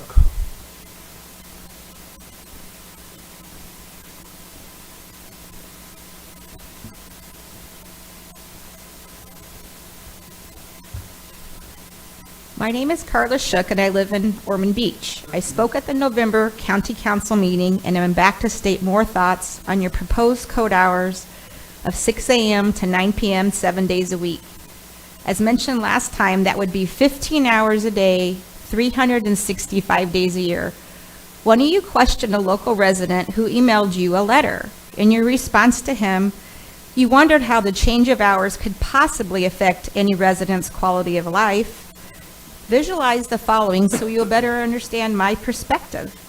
The construction site is directly behind my house, and I have heard noise in the very early hours for 10 months straight. Imagine living near a site where you're woken up as early as 4:43 a.m. several days a week. It is an amplified megaphone sound of beeping, slamming, banging, and clanking, and soon we will endure drilling, hammering, and what other sounds would occur with construction noises for the proposed 15 hours a day, and mine will be for the next 3 years. Imagine these sounds if they were right in your house or your place of work. I'm pretty sure it would affect your quality of life as well. In the previous minutes, one of you said, it's just that little section of Halifax Plantation complaining. To me, it seems as if you think we were the only ones who ever complained about construction noise. Every person who hears noise outside of code hours complains. They might not have the confidence to come up here and speak, or they might have had to work today and can't be here to express their frustrations. My neighbor and I have had hundreds of complaints to the board over noise-related violations. We have jumped through hoops with the ever-changing Volusia County code enforcement rules. In the end, no one was held accountable. For anyone who thinks that there will be a recourse for any construction-related violations, you are sorely mistaken. If these new code hours pass, this will be a free-for-all where developers and contractors will do what they want with no regard for the taxpayers of Volusia County. We are entitled to live peacefully, not enduring 15 hours a day, 365 days a year with heavy-duty construction. I understand construction workers need to work. However, I really think you could compromise to find hours that allow them to work, but also have hours that satisfy people who live near these sites. Please consider what I have said today. Jacqueline Waite.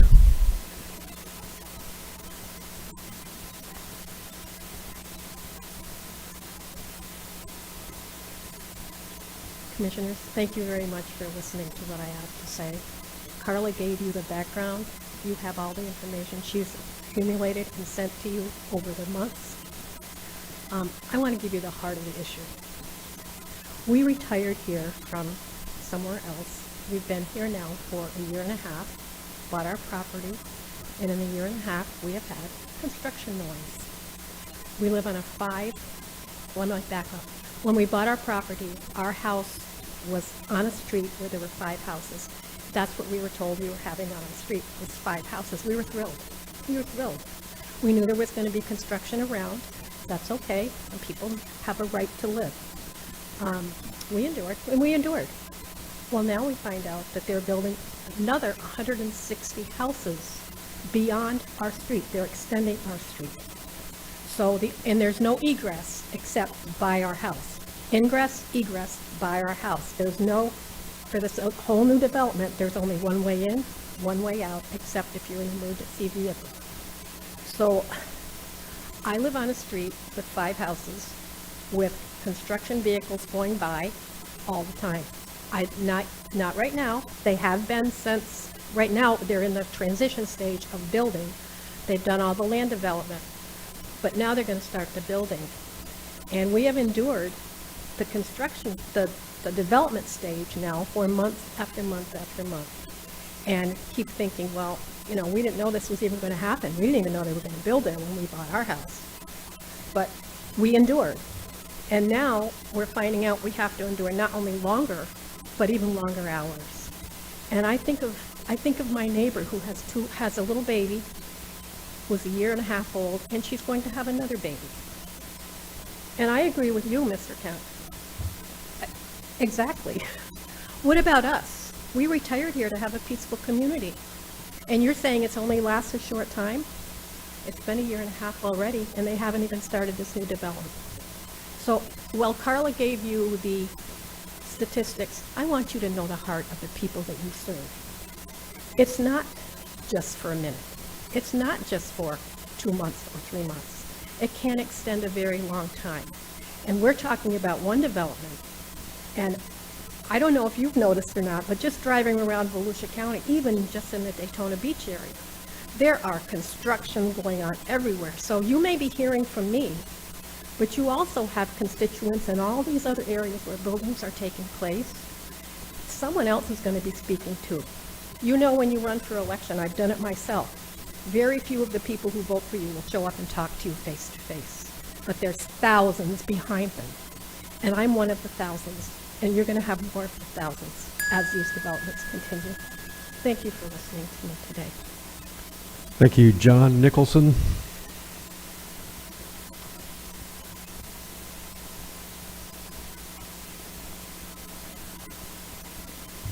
John Nicholson, Daytona Beach side. As you know, I get up at 3 o'clock in the morning, so the 6 o'clock doesn't bother me, all right? But it does bother 500,000 other people in Volusia County, all right?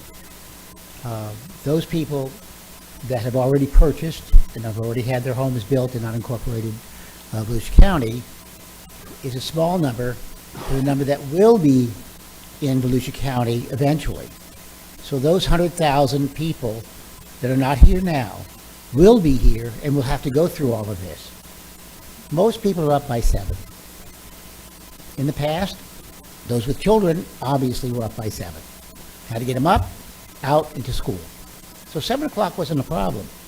6 is a problem. Now, the other day, my neighbor has a guy that comes in, takes care of the house all the time. They're gone for 2 weeks. So he thought he'd come in at 5 o'clock and the leaf blower is going, right? That bothers me. And I know the woman on the other side who has children, it bothered her. So there are unintended consequences. Where I live, I'm a block and a half away from the bars. And I know exactly when 3 o'clock used to be. You heard the car doors slamming, the kids shouting. Same thing happens with construction. When those guys go there, they're not tiptoeing around. They're men. They're talking, they're cursing, they're swearing. All the things that normal people do in construction sites. Do we want that at 6 o'clock in the morning? And my answer is no. There are unintended consequences. 9 o'clock at night, I have no problem with. There's almost nobody, except for your in-laws, who are asleep at 9 o'clock. I may sleep at 8 if I get really tired, but generally I'm open at 9. So I don't care about 9. It's the mornings. And then I also especially care about Sunday mornings. I know it's not as prevalent as it used to be. There are fewer and fewer people going to church on Sunday morning. But it's the concept that we have a day of rest. I know it's biblical, and we're not allowed to talk about that anymore. It's illegal, it's immoral, it's fattening, whatever you want to call it. But it does need a day of rest, whether you call it biblically or sociologically or whatever. We need that time. So to push that up is a quality of life issue. So absolutely on Sunday, 10 o'clock is the norm. So I'm asking you to look at this very carefully before you change our quality of life. Thank you. Doyle W. Lewis.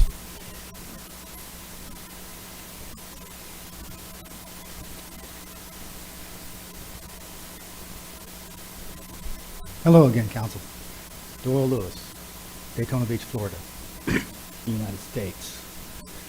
I'm in the industry forever. Work time should start at 7, period. That's to protect the workers and the neighbors. I don't want to see any workers being misused and work too long during the workday. They have families too. You need to consider that. I don't have a problem with 9 o'clock. That's a little too long for me because I'm a little older. And I'm also in the supervising, so the supervisors usually have to get to work early anyway. So they're there at 6 o'clock, 5:30 in the morning anyway, unless you've got a construction site with no supervisors. The larger projects, especially the pours, which means concrete trucks can show up anytime you want, and they can park there and just run. That's what they do. They can't stop running that truck. So they like to see about 5 or 10 of them on the site when it's a large pour. When it's a tall building, like I used to build. And they do start at 3 or 4 in the morning. And they'll probably just pay the fine because they got to get that pour down. You don't want to do 2 pours on a slab that's 6 stories off the ground, 12 stories off the ground. They're going to be running that pump truck. They're going to be running those trucks. You can't stop them. How are you going to stop them? Taxman wants that building built. So there's so many elevations there. Plus, I wouldn't work on Sundays as a worker. I want to be at home because my house needs a little maintenance too. So I wouldn't even let them work on Sunday at all. Because if you're out there working on a construction site, because your boss wants you to work there, you can't take care of your house. Thank you. Okay, that's the end of public comment on this item. Carissa, would you call the roll? And the motion is new hours of operation will be from 6 a.m. to 9 p.m. Monday through Sunday all year long. Mr. Santiago. Mr. Dempsey. Yes. Mr. Johansson. Yes. Mr. Kent. No. Mr. Reinhardt. Yes. Mr. Robbins. Yes. Mr. Brower. No. Motion carries 5-2.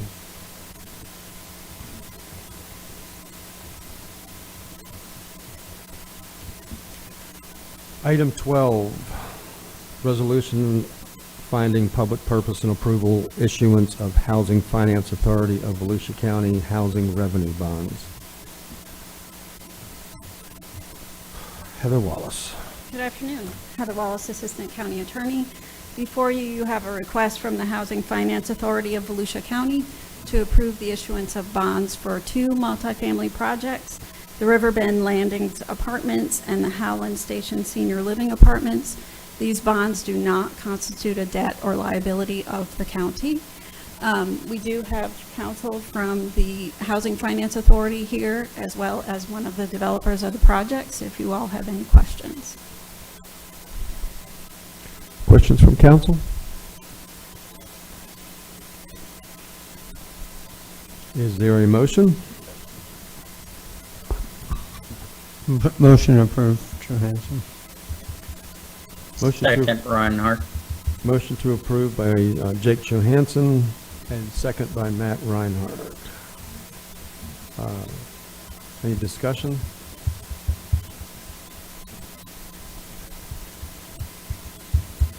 Okay. All in favor, say aye. Aye. Aye. Any opposed? There was no public that wanted to speak, so well done. Mr. Brower, I do want to note that Mr. Santiago is out of the room. 6-0 vote. Thank you. Chairman, just to clarify, we are going to get his vote when he comes back, yes? If he's, we can ask him. If he comes back. Yep, thank you. Item 13, Affordable Housing Advisory Committee, AHAC, Affordable Housing Incentive Strategies Report. We should have had you go first today. Well, good afternoon, Chairman, members of council. Carmen Hall, Community Assistance Director. This item is acceptance and adoption of the strategies in the Affordable Housing Incentive Strategies Report. This is a requirement of SHIP funding and must be completed annually. All of the adopted strategies are included in our local housing assistance plan and submitted to the state. So as you probably are aware, many of the recommended strategies were included in item 7, which was the amendment to the comprehensive plan affordable housing policy, which was tabled earlier today. Therefore, staff is recommending acceptance of the Affordable Housing Incentive Strategies Report and continued adoption of strategies A, C, E, G, I, J, as written and accepted last year. This means there will be no changes to the current local housing assistance plan. It'll stay the same, but it'll still meet the requirement to review and submit to the state on an annual basis. In the future, if council recommends any changes to the comprehensive plan, at that time, staff will review and work with the Affordable Housing Assistance, Advisory Committee, the AHAC, and ensure alignment at that time. Thank you. Questions from council? Is there a motion? Motion approved, Johansson.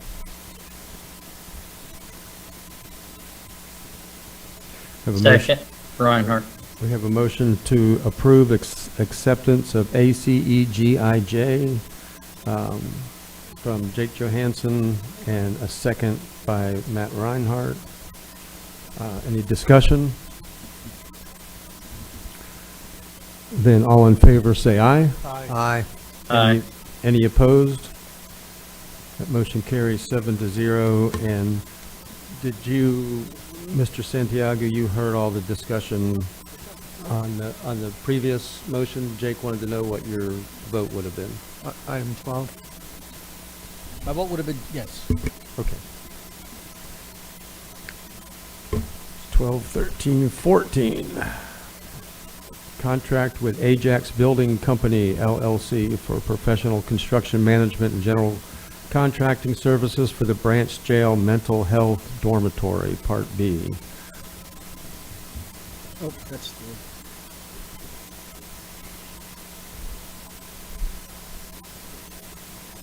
Mr. Chairman, I want to know what Matt thinks about this when we get into it. I'm thinking. Oh, yeah. I'm sorry, I just pulled a fast one on y'all. Good afternoon, Mr. Chair, council members, and staff. This is for the award to Irving Mechanical for the replacement of the Branch Jail chillers. Right. Currently 2 400-ton York chillers, end of lifespan, approximately 24 years old. Good news is this did come in a little bit under budget, so we're asking for your approval. Okay, I see his hand. Thank you, and Matt Reinhardt.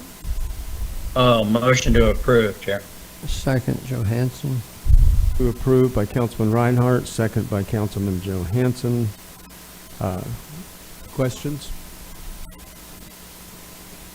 Any discussion? All in favor of the new chillers, say aye. Aye. Any Aye. opposed? Any opposed? And that carries 7-0. 6-0. Sorry for the delay. It's okay. That was 6-0 with one out of the room. Item 15, contract with Ajax Building Company for professional construction management and general contracting services. And it was a yes vote on 14 from Vice Chair Robbins as well, making it 7-0. Tad. Yes, sir. Good afternoon. Tad Casebeer, County Engineer. This is, as mentioned, a contract with Ajax for the construction of the mental health dormitories at the Branch Jail for a total amount or maximum price of $8,184,062. This will add a single dormitory building with 2 dormitory sections in it, each totaling 66 beds for a grand total of 132 beds overall. This will be the first expansion to the building since, or to the facility since it was originally built. Thank you. Councilman Reinhardt? Thank you. Motion to approve with the comment, just a little historical on this. Yeah, Danny's laughing. He knew I was going to. We have always struggled with mental health housing at both facilities.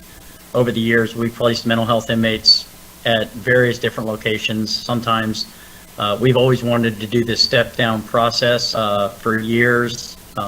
Because there was no place to put them, we couldn't. So this accommodates that. And the design of this dormitory, from what I saw, is far better. Nothing against what they had done before, but it accommodated that type of housing that we have for that open population. But this type of housing is definitely needed for our mental health inmates. Thank you. We have a motion to approve. Do we have a second? Second by Vice Chair Robbins. The motion to approve was by Matt Reinhardt. Any other questions for staff? Any discussion? All in favor of the $8,148.62 for the Ajax Building Company dormitory construction, say aye. Aye. Aye. Any opposed?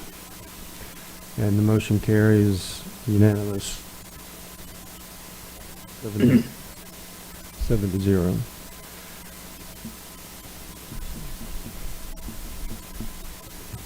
And that brings us to item 16, the county attorney and county manager annual performance evaluation.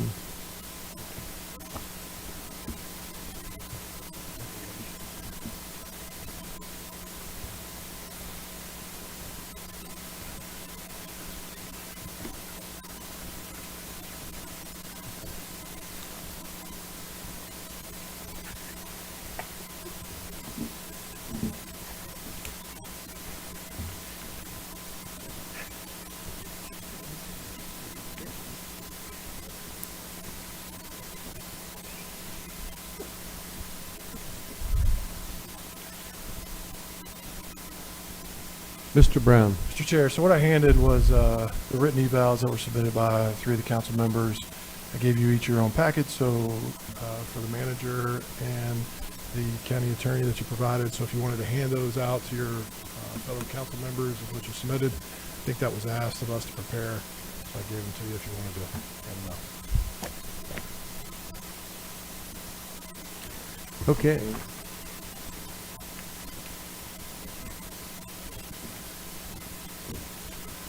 What process we're going to follow, Mr. Chair?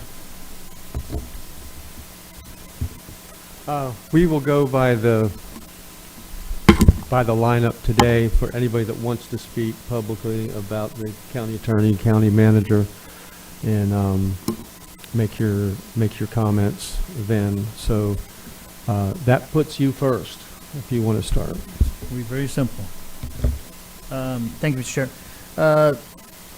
I'm going to do both comments in the same, if you don't mind, because my feelings and my experience that I've had since I've been here are equal to both of the officers that we have. And I'll preface it that in my time in local, state, and local government, the overall experience that I've had with your teams, your leadership teams that serve beneath both of you have been exemplary. I've been very impressed with the talent that you all have that work and report to you. I see many of the top leaders you have sitting here in the front rows. And I got a lot of respect for all of them. Every time I've inquired about something or needed additional assistance, it's been immediately resolved or addressed to whatever satisfaction at the time. As far as individually, the two of you, the same applies. Anytime I've interacted with the legal department, with even some of your reports, it's been great. I have no issues, and your guidance, Mike, has been good. I think it's kept the county on good legal ground.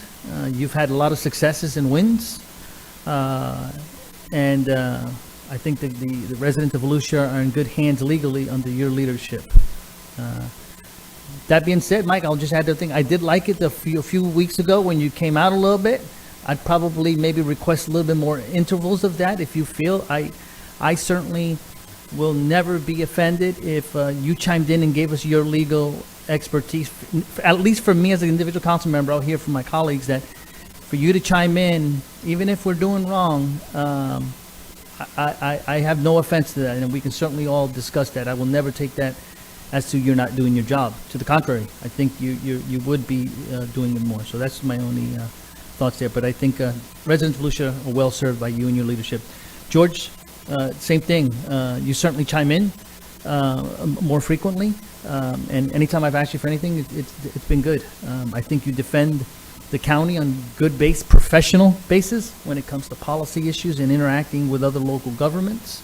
And with your leadership there, I'm confident that I have nothing to worry about when you're there representing the council. I think you balance the individual council members' needs and issues and wants very well amongst probably close to a dozen city or county managers that I've dealt with. You are up there probably one of the best at this. I put two people up there, you and one other person that I felt that has done that job well. So thank you for your leadership there. And that's it, Mr. Chairman. I look forward to see, what the comments are and maybe how we close out the year with any potential merit increases for our two charter officers. Thank you, Mr. Chairman. You're welcome. Don Dempsey. Yeah, I'll be brief. I'll start with George Reckenwald. I've known George for probably 30 years. And I got to say, when I knew him from 30 years ago, he was a stand-up guy, hardworking, had a lot of respect for him. We knew each other socially, and then as I got more and more into property development, if I had an issue or one of my tenants had an issue with their properties, George was always accessible, was always quick to give me good advice, and was very helpful. So I've known him not only as a councilman for the past year, but also as a citizen who is involved in real estate, development, and he's always been accessible and helpful. So, and I have nothing bad to say about George. As far as Mike goes, same thing. I've been an attorney for 33 years. I've had other attorneys working for me in the past, so I know he's got his hands full being the chief counsel for the county. I practice in a different area. He's in the government area, but I've never found him. I've done my own research on some issues, and I've always found his advice to be good advice. I've never known him to do anything that was even remotely tainted or slighted one way or the other. I think his analysis of the law is very unbiased and honest and truthful and good advice. I kind of wish he'd give us more direction or more emphasis on which way he really thinks we should go on certain issues, because I think Mike just gives us stuff on a truly neutral platform, and sometimes he should have some client control. I know that's a problem for me sometimes, and telling my clients how they should handle their cases, but they don't always listen. So I know that can be a challenge for Mike, trying to keep us under control sometime and following his advice. But I am very satisfied with both George and Mike, and I'm fully satisfied with their service. Jake Johansson.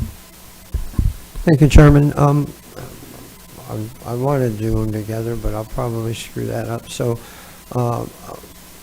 starting with our attorney, I gave you my written response, and we'll talk in detail about that during our one-on-one. But I have been very pleased with the legal guidance you've given us, your staff. I'm on a few committees with you, or at least one, and I appreciate your willingness to hear everybody out. And you talk about client control, Don, but for kind of keeping neutral in those situations and allowing us to make a decision. And I appreciate also here at council when you make sure we're square on the law. And as I wrote in my written evaluation, I know for staff and for your staff, it's hard, and staff's right there for George. It's hard to gauge where we are in the strategy. It's a new elected body, and we're kind of trying to get comfortable on where we are and what direction we're going. So I appreciate you're not getting frustrated. I see no eye rolls in public. They might happen in private, but I appreciate your willingness to adapt, and Mike, your staff as well, in adapting to us as a new elected body.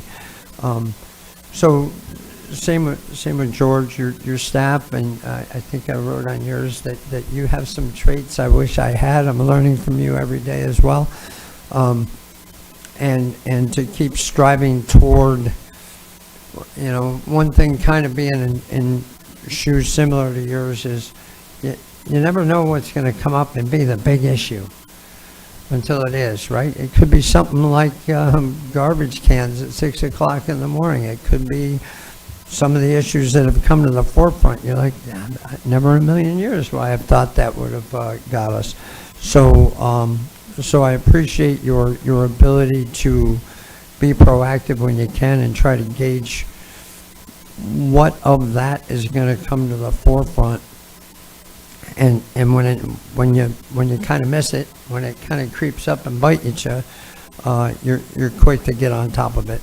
I do appreciate that, and I asked you to work with staff to continue to try to read us, and feel free to ask me questions and go, where exactly are you on this? Because as far as my mind is concerned, I'm extremely clear on where I'm going. But as my wife and friends will tell me, you're not always clear on where you're going. So help me help you, and we'll move forward, and I'll be speaking to you for a one-on-one as well. And I'll add something that somebody brought to my attention. I frequently say in public that if you want something done, don't give it to the government. George, I want you to know that is not meant to say that our portion of government doesn't do a good job at what they do. The point is that there are so many government regulations and stipulations on how we spend a dollar that it gets hard to spend that dollar sometimes. But I'm very appreciative of all the work your staff and you guys are doing, and Suzanne and everybody else. So thank you very much for a great year. Councilman Kent. Thank you, Chairman. I'm going to pass out my evaluations. Mr. Dempsey, if you give one to the clerk, and Mr. Johansson, the extras that you have, if you'll just pass them down to Suzanne so that they can have them down there as well. This first evaluation is for our attorney, Michael Dyer, and I was hopeful, back up just a moment, I'm going to do these separately because I think they deserve it, but I was hopeful that before or when we received our agenda material that all of us would have given our ratings to our attorney and our manager so that we could have looked at everybody's ahead of time and wouldn't take all this time right now. It would have made us a little more streamlined. And I just would recommend to the council, if you don't like this instrument, let's come up with something else for next year, but I think we need an instrument. And I'm pleased that we have one this year, because when I inquired about this a couple of months ago, we were all told we don't have an instrument. It's really just a satisfactory, unsatisfactory. I think that's unfair to both of you. I think it's unfair to this council, and I think it's mostly unfair to our residents who deserve to see what we think about the job that you're doing. That being said, Mr. Dyer, and just for those listening online, the scale is 1 to 5. 1 being unsatisfactory, 2 meaning needs improvement, 3 meets expectations, 4 exceeds expectations, and 5 is outstanding. Under legal competency, Mr. Dyer, I rate you as a 5. I mentioned that Mike knows the law and gives sound legal advice to our county council. You and your team do a great job researching legal opinions. And it hasn't been lost on me that you have, I believe, 11 attorneys under you that work in your department, and you all are busy. Problem solving and decision making, I give you a 4.5. I wrote Mike exceeds expectations in this area. I know you like to think out all possible outcomes. However, certain situations require a quicker decision. On management of the department, I give you a 5. I write Mike really excels in this area. The amount of work your office handles is incredible. You do a fantastic job keeping everything afloat. Your management of litigation claims, I give you a 5. I say this is where I do publicly call you Mike Batten 1,000 Dyer. Unfortunately, the streak will end, but try to keep up that perfect record. With your management style, I give you a 4.5. I say you do a very good job in this area. Some situations call for quicker decisions. Example, the fuel depot, working with cities that share the same goal. Interaction with the county manager, I give you a 4. Mike exceeds expectations in this area. When you and George are truly in step with the council's direction, we will really make positive, impactful change for our residents. For your relationship with the council, I give you a 5. Mike, this is another area where you shine. I find you to always be professional and courteous in all of your interactions. Your community relations and ethics, I give you a 4.5. Mike, next year, maybe split up community relations and ethics. Ethics, you're a solid 5. You're an honest, hardworking, straight shooter. Community relations, I'm at a 4. When the county is working with the city on the same side, we need to work as partners. Communications, I give you a 5. Mike is an excellent communicator. And intergovernmental relations, I give you a 4. Mike, you exceed expectations here, but we'll be more successful as a county community if and when we work together on common goals. My comments. Mike, I believe this county is fortunate to have you as our county attorney. You are a homegrown hard worker who only wants what is best for Volusia County. I personally would like to see you open yourself up to the public twice a year for a question and answer session that lasted an hour. This will allow access to you by our residents and allow you to showcase the tremendous work you and your office do every day. Great job. This next one that I'm going to pass out, and I'm finished with Michael Dyer's evaluation, is our county manager, Mr. Rechtenwald. Again, this is on a scale score of 1 through 5. 1 being unsatisfactory, 2 needs improvement, 3 meets expectations, 4 exceeds expectations, and 5 is outstanding. Under professional skills, leadership, George, I have you at a 4. Decision making and judgment, I have you at a 3. Coordination, I have you at a 4. Planning and organization, I have you at a 3. Legislative, I have you at a 4. Budgeting, I have you at a 4.5. Financial management, I have you at a 5. Financial reporting, I have you at a 5. Financial control, again, I have you at a 5. Your interactive skills, interpersonal relationships, I have you at a 4. Community relations, I have you at a 3. Your communication skills, section 3. The council, I have you at a 2. Press, I have you at a 4. Access, I have you at a 4. Activities, I have you at a 3. And I'm not reading the subsets of all of that, it would take too long, but this will be open to this is public record now. Staff, I have you at a 4. Residents, businesses, and the general public, I have you at a 4. Section 4, administrative skills and traits.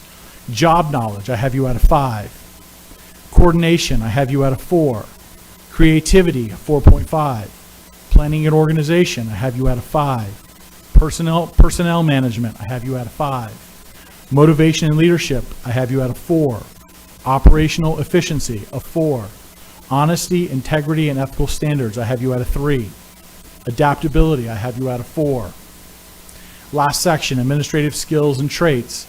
Initiative, I have you at a 4. Resiliency, I give you a 4.5. Ethical standards, I give you a 4. My comments.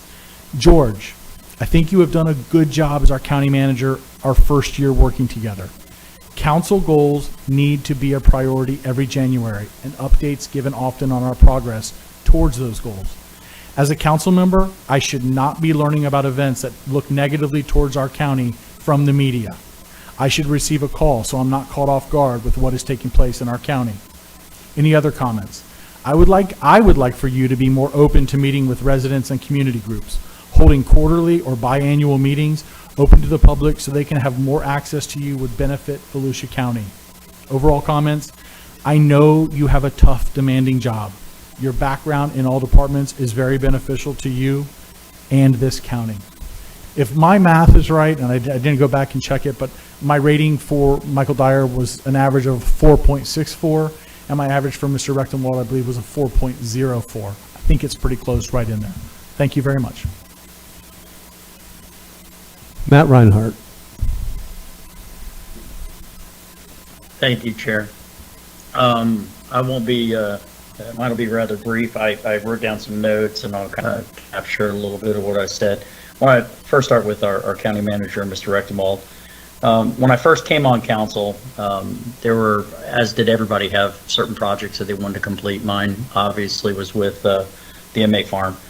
But when I sat down and talked to George with respect to our staffing, he opened my eyes to a lot of things that we probably would not be able to do that right now due to that. So he was open, though, to other ideas that we had. And I came up with some other ideas. We are since implementing them. there was one that when we had our state legislature,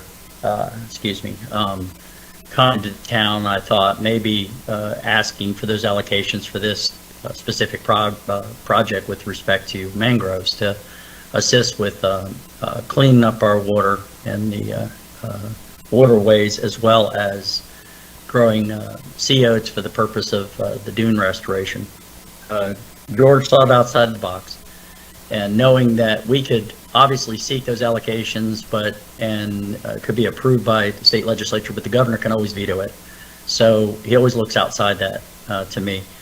So he came up with another way of doing it, and we told our staff to go ahead and seek that grant process. So prayerfully that'll come to fruition at that time. So I appreciate the fact that he thinks outside the box like that. I've been dealing with George for a number of years. George was in charge of Road and Bridge at the time when I was working as a lieutenant in charge of compliance with our inmates. So our inmates went out to that a lot of times, and we had some issues. We had some bumps in the road, but he was very quick to fix those. And unfortunately, that program kind of downsized over the years. I would like to see it return, as I think he would as well. And maybe that's something we could implement. One more important thing, being a coastal, having our coastal communities in my district, there was a lot of emphasis on the areas that need assistance, especially those in the lower income areas. And I remember being out to eat with my wife, and this is long before 386 was even talked about. I got a phone call, and it was George, and he was telling me about the possibility of this funding that may come along that may be able to assist with that, knowing that that was going to be an important matter to me because I brought it up from day one. So I appreciated that, and then included me when it came time to accept that money and making me a part of that. And the residents in my area saw that, and I want to thank him for that. And I know I'm kind of siloing on a couple different specific issues, but I think that's my assessment overall of George. So no, I didn't do a rating factor. I've been doing evaluations for years. And I also saw the process, the way this was done in councils past, and I'm okay with that. I also love the fact that the way he interacts with his staff. You never see at the time when he makes a decision that they may question it, and he has brought some phenomenal people on board, and 4 of them are sitting right there in front of me on the camera. So Ben, happy birthday, by the way. I appreciate everything that he's done. So I'm very, very happy and very content, and thank you for his leadership. Thank you for the fact that he helps me as a new councilman and learning that process, even though I have, like I said, dealt with George for a number of years. Moving on to our county attorney. Mike, first and foremost, I think I'm the only one that gets your jokes. I'm not sure. I don't know what that says about me. So I have never had to question as to the experience and professionalism of Mr. Dyer. Not being as experienced as county government as some of my colleagues, and during this short tenure, he has made that process a lot easier for me. He's always accessible, and that's important for a council member, much so with a newer council member. I have been known to been bothered by an issue, and he's either reached out to me or I've reached out to him, even on weekends, even on a holiday. I think I contacted him once. I didn't know he was on vacation, and he's answered the phone. He's answered my question, or he's returned my call. What he's done to again, maybe pointing out a couple instances where it reminiscent of his performance, the Medicaid contribution litigation. How he's able to get that money for us. The numerous property damage and lien recoveries necessary, that lawsuits were filed, that we had to file with respect to county property, that he was successful in retrieving some of that money back. Successful litigation with respect to civil rights claims against the county. Speaking with respect to ordinances, where I've asked for 3 different ordinances to be passed, and thank you to the council for that, but, you know, it was his staff or he or his staff that were able to organize that in a timely fashion. With respect to the district that I oversee, much of the dune replenishment was in place, was reliant and had to be reliant on signed easements. It was his office that was able to have that document put together in a timely fashion because we were under a time crunch with that. And there are so many other different projects a legal team is doing that would take hours to discuss. Things like annexations, vacations. I wish you could do something with the dogs barking in the background. I apologize. Provisions made for legal guidance on advisory boards, contract development, and much, much more. In my previous career in corrections, especially as a warden, we had to become very familiar with the legal department. We see those today, and Mike and his team's commitment to a safer, more effective county government, to me, absolutely goes beyond measure. So another one that I would say a job well done. And that's all. Thank you. Thank you. Vice Chair Robbins. Thank you, Chairman. I'll just try to make this short and sweet. Everything my colleagues are saying are absolutely pretty much on point. You got to remember that our county staff and our top 2 guys here, county manager and the county attorney, they go in the direction and policy set by the council. And at times when government is going in circles, those 2 guys are able to keep us as a county on a straightened path and keep that home going in the right direction. So I really appreciate that. One thing I like, since day one, everyone's been accessible, and that courtesy extends out to the staff, and I really appreciate that, and that's a direct reflection on leadership as far as I'm concerned. Both are competent and realistic. You know, we have to remember that these guys, as much as we think they do and the public does, they don't have crystal balls. So I trust their judgment, and their legal advice has always been on point. I cannot say that or stress that enough. But most of all, they have the experience to navigate any issues that are in our team that both of these gentlemen have built. They're able to navigate, and they have the experience to get us through any issues that we have in front of us or that we encounter. One thing that I've learned up here is to appreciate policy and procedure. And one thing that I would like to see going forward, you know, our charter is a very powerful tool. It protects everybody, protects the citizens, it protects the way we do business, it keeps meetings going. One thing that I would like, and I've talked to them, you know, individually at times, about exercising some of that when it comes to non-interference by council. Some of the stuff that we face and some of these issues are day-to-day operations, and I respect and support the charter in those areas. And at times I wish that there would be a little bit more chutzpah, I guess, or energy defending, you know, the charter and some of the policies and procedures when we're encountered or when some of these meetings do go sideways. And in those instances, we have your back, you know, and we have the backs of the citizens of Volusia County overall. So I appreciate you guys, and I look forward to the future. Thank you.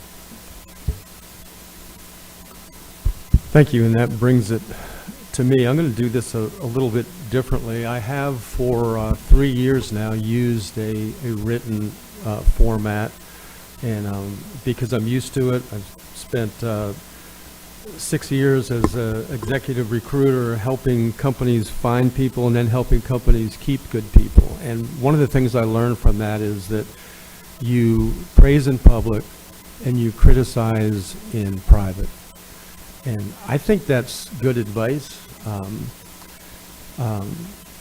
And I've also asked our county manager and county attorney that even though it doesn't go both ways in this format of government, they don't evaluate us. We're elected. We evaluate them. But I've asked both of them anyway to criticize me. for the purpose of doing a better job and growing in this position. What we all do up here with them is extremely important. We represent 550-some thousand people, growing all the time. George Rechtenwald runs a Fortune 500 company with about the same amount of employees, a huge budget. I think last year, George, somewhere in my comments, I said I called you my friend. We're not really friends, and the reason for that is because neither one of us gets to spend time with each other outside of this office. I think one time in 3 years, my wife and I went out to dinner at my request with you and your wife, because that's a good way to get to know somebody. It's interesting to see how a man treats his wife. You have a great relationship with your wife.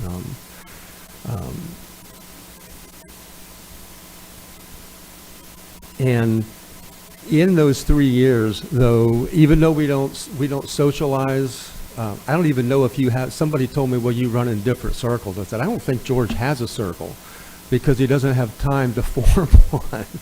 And I can say that because I've talked to you and to Mr. Dyer, as a matter of fact.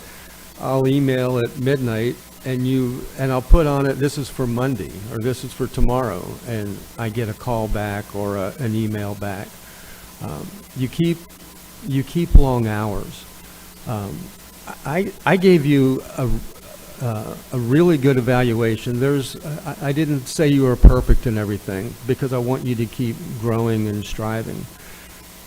In the preceding week, I know I did, I'm assuming every council member did, got letters from the public requesting that we bring up a vote of no confidence for you and Mr. Dyer.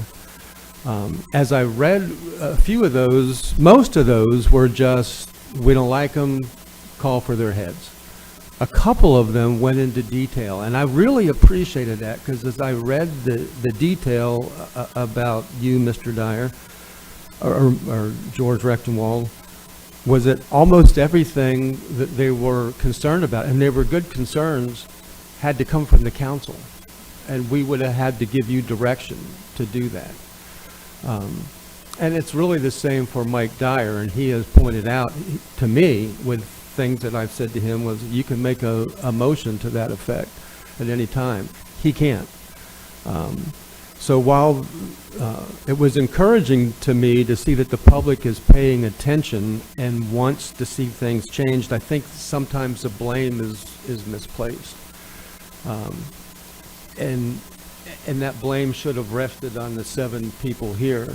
We give you direction, and then you carry out that direction. That's your job. That's our job.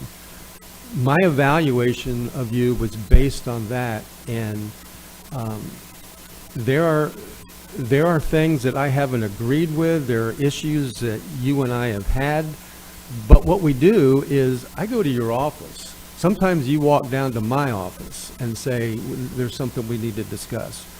And that's how we resolve, I don't even know if I want to call them conflicts, but things that we see differently or disagree on. Every time I have done that, I have come away feeling like not only that I was heard, but there was action taken that I agreed was the best possible action.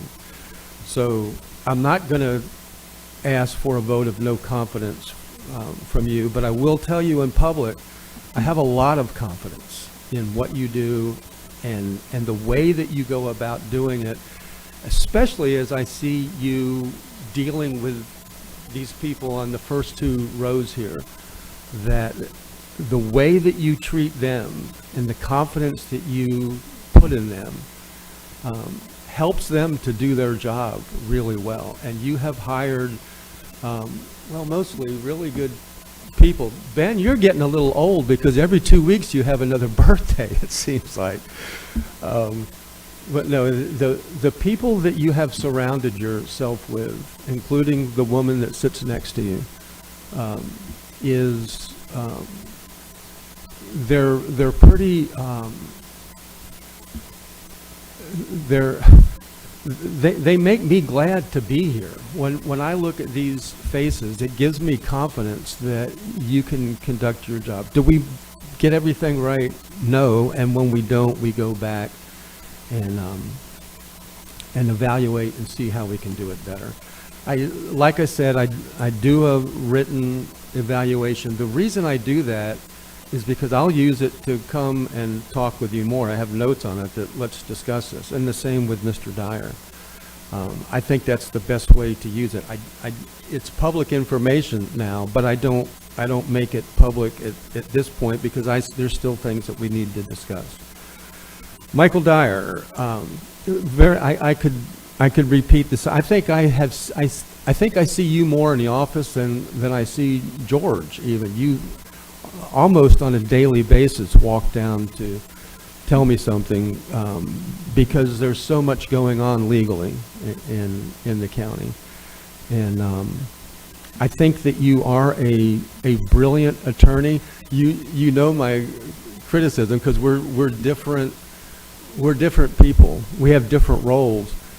I want to act aggressively and boldly, and you want to act boldly and within the law, and keep us from bringing on unnecessary lawsuits. And we've had some pretty pointed discussion about that in the last 2 months, and I appreciate that, and I appreciate your candor, and I appreciate the fact that we both agree that will continue, but it doesn't make me doubt your ability, your knowledge of the law, your ability to apply it correctly.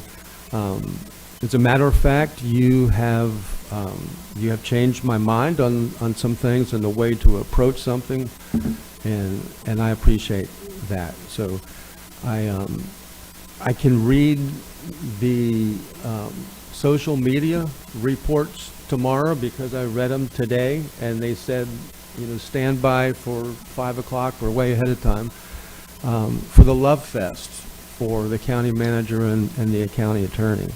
You could say that that's what you heard today, but what you really heard was things that the public that write us and tell us to fire these men don't know because they don't work with them. And they don't see them on a daily basis. They don't see them under fire. They don't see them under the stress that we do. Every one of us sees them and now has an understanding of how they work. I don't want their job. I don't know if I want your jobs out there. But that's the reason you hear the confidence and the appreciation from this council, is because we do get to see them frequently and in a working environment and under that stress. So I'll end up, I guess I'm on you, Mike Dyer. I'll end up by saying thank you for the conversations we've had since the last council meeting, and going into that as we've dealt with some rather difficult issues and issues that are really important to the public. What the public doesn't always know is that you can't come out here and tell us everything that's happening, or we wouldn't be successful in some of the things that we tried. But what I know is that you did have a strategy, and we talked about it very plainly, and you shared with me what you thought the strategy was. I would share with what mine was, and not only you, Mike, but Paulo, Russ, every attorney on your staff I think I have dealt with. Anytime I've asked for attorney, we've got one coming up next week, for a discussion that I'm in with constituents or a constituent group, you will send the attorney that deals in that area and has that area of expertise. I've never wanted for information and for guidance in a conversation like that. So do I have confidence in you? I do. I have absolute confidence in you, and and I look forward to working with you and George both in the next year. And Troy Kent's name is up, so he might want to correct me. No, Chairman. I did just, after hearing everybody, I have just a couple of brief comments that I'd like to share. And, you know, Mike, I mentioned that you've got a team of 11, but George, I didn't talk about your team of over 2,500. Yeah. Okay? And I think that's important. And I just want to tell the council, I had a very healthy conversation with a constituent of mine who lives on Orme by the Sea. And one of the things that we talked about, and I'm going to use this from my conversation with her, was that she said, you know, just remember, George doesn't make the sausage. He cooks it. And it was absolutely spot on. Now, sometimes, George, it's a little well done or a little underdone. But I think most of the time you do get it right. So the other thing is I wanted to thank all of the council members for your comments. I don't have a photographic memory, so unfortunately I can't remember everything that some of you said. For those that did the printed evaluation, I want to thank you because I was able to sit and look at it today, right now. And Mr. Johansson, I really kind of want to call you out on this because there are two things you said, and when I read them, I'm like, I couldn't have said it any better. That's exactly, I think, how I feel. And the first one is for Mr. Rechtenwald. When you write this, Mr. Johansson, and this is why I love this, because not only do we get to look at this, but George and Mike get it. Our residents get to pull it up. The department heads, you know, get to look and see. But Jake, I thought this was spot on for George Rechtenwald. Continue to work on gauging council direction and ensuring staff grasp that strategic direction. Government staff is willing to wait out elected officials and stick to their own staff agenda. The culture should be, how do we get to yes, not just say no. I couldn't have said it better. And I love that it's printed and they have that because I think I know George well enough that that's gonna be on his head when he puts his head down on his pillow at night, you know, like he respects our at-large appointee, and I just wanted to thank you for that. And then the comment you wrote to Mike Dyer, again, Mr. Johansson, ensure you keep the mindset of working toward yes, not no. We work for the public, not to keep taxes low, but to provide efficient and effective government within the confines of the law. At the end of the day, we remind ourselves that our boss is the public, not the vocal minority or one particular person. And I hope you don't mind me calling you out, but I'm sitting here and I'm looking at all of the comments. I got yours, I got the chairman's. I think there's the only ones that I had here.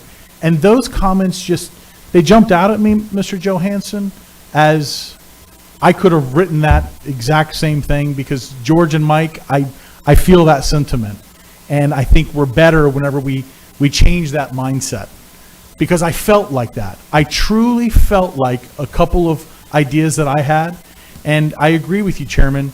You know, publicly applaud, privately criticize. Not some of my best moments, losing my mind on a couple of things I felt staff was waiting out. They're going to wait Troy Kent out. No, you're not. Because I will lose my mind behind closed doors about what do you mean the day before the dog vote, the feds are weighing in on something. And then, when we couldn't get the feds to answer anything, Suzanne will tell you. I looked at Suzanne and said, tell them we're voting on it tomorrow, so they'll answer us today. Wink, wink, haha. My point is, spot on, Jake. Thank you for sharing those comments. And the other ones, I think some of your comments were spot on, but I don't have that photographic memory.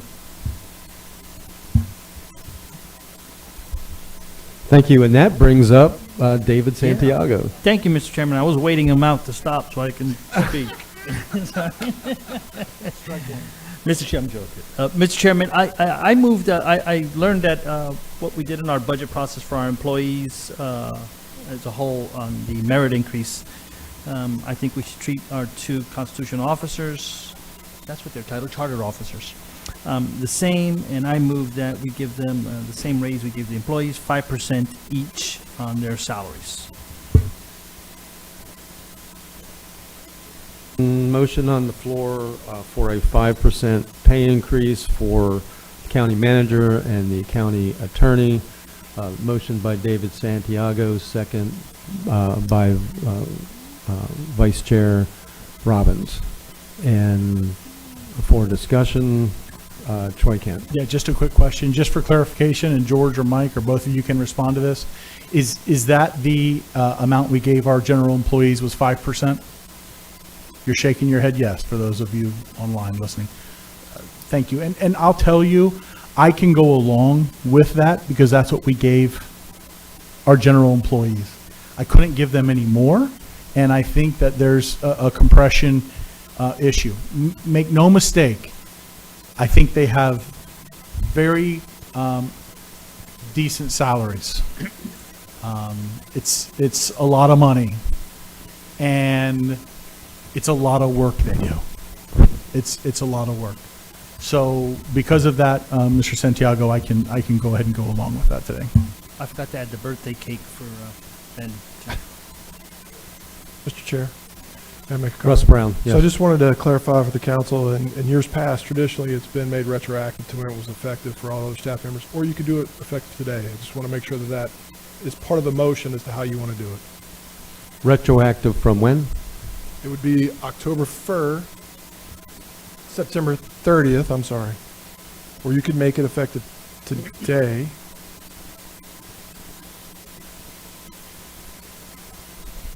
Does the chief financial officer not want to proceed with the vote? I think he was just trying to He's just clarify. pointing out that my contract actually, Mike's says, but my contract says that it's, if you were to give me one, it's effectively either the 1st or the 30th, or whatever day it is for the general employees. And Mr. Chairman, we should do both of them the same way. I'll amend my motion to make it the effective date of the same general employees. Okay. Amended by the same two people. Does everybody understand where we are? Okay. I don't know if I need to call a roll call. Don Dempsey, before I ask for the vote. Yeah, I kind of want to say one thing. As much as I love both you guys, I really do. It is a lot of money. I know, Mike, you're paid very handsomely. And I don't know, well, George as well, I think. But I'll go along with this. But I got to say, at some point, we got to cap it. I mean, I don't know, but I think last year was a 4% increase from what I heard. Correct me if I'm wrong. I mean, at 5% this year. I mean, at some point, I think it should be capped. I'll tell you, though, in the future, because I got 3 more years, like it or lump it, I guess. We're both stuck with each other for 3 years. I would be more inclined to do even more substantial raises if we could cut the budget. You got 2,500 employees, George. I understand we're dealing with a $1.2 billion budget, and I can't micromanage it. I can't go through there and count screws and hammers and stuff like that. But it would be a lot easier to do a raise next year if it's possible to get that 1.2 billion down to 1.1 billion, or even an even billion. If we could just somehow next time, at least I'm going to be looking next time for performance-based before I could ever go along with another raise, only because I'd like to see cuts made. I would like to see more bids being given on projects. I'd like to see more. I mean, some of these things seem pretty high to me, but I don't know the industry, and I can't sit here and criticize, but I would like to see more bids come back, and I would like to see a lower total budget next year, and then you're well worth way more than what you're getting now. And I'm okay with this because I am very impressed with you and Mike, what you've done the past year, and I think you're worth it. But I just want to say next year, that's what I'm going to be kind of looking for, is to see where we can really tighten the belt. If you could knock $100 million off next year's budget, hey, another 5% or 10%, whatever, You know, I think that would be more performance-based raise. It would be It would be more 10% merited. of the 100 million, or? Whatever. I mean, I know it's a lot to ask, but I'm just saying that's, I mean, at some point, I'd like to see some of that as well. It's just easier, because it is a good bit of money. You have to admit, I mean, you guys make a very handsome salary. I mean, I think Mike's making more than a judge makes, more than an appellate judge. So, I mean, it's a handsome salary. But Mike has given us good advice. He's a great lawyer. I would just like to see the budget come down next year if we could do it. There's always room. I think Herman Cain said 999. I mean, cut everything 9% across the board. You know, I think it could be done, and I would really like to emphasize that next year if we could.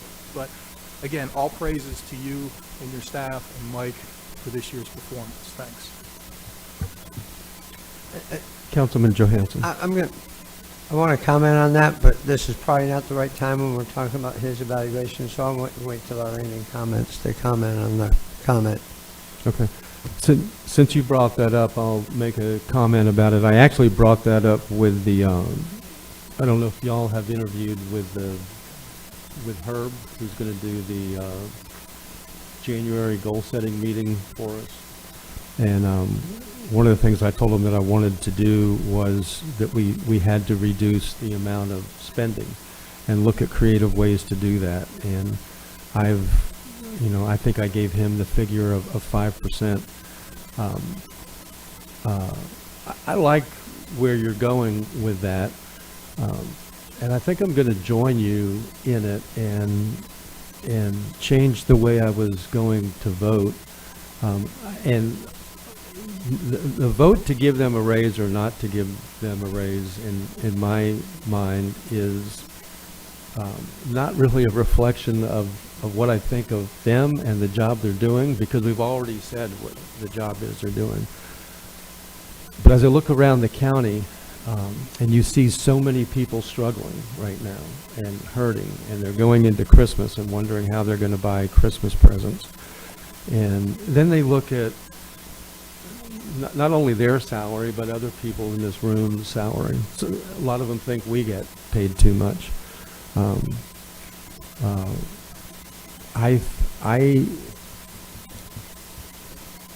If you just look at that, you say, well, this is not the right time to give anybody a raise that makes over $100,000 a year. But I'm not sure that that's fair to them. So I like tying that to performance.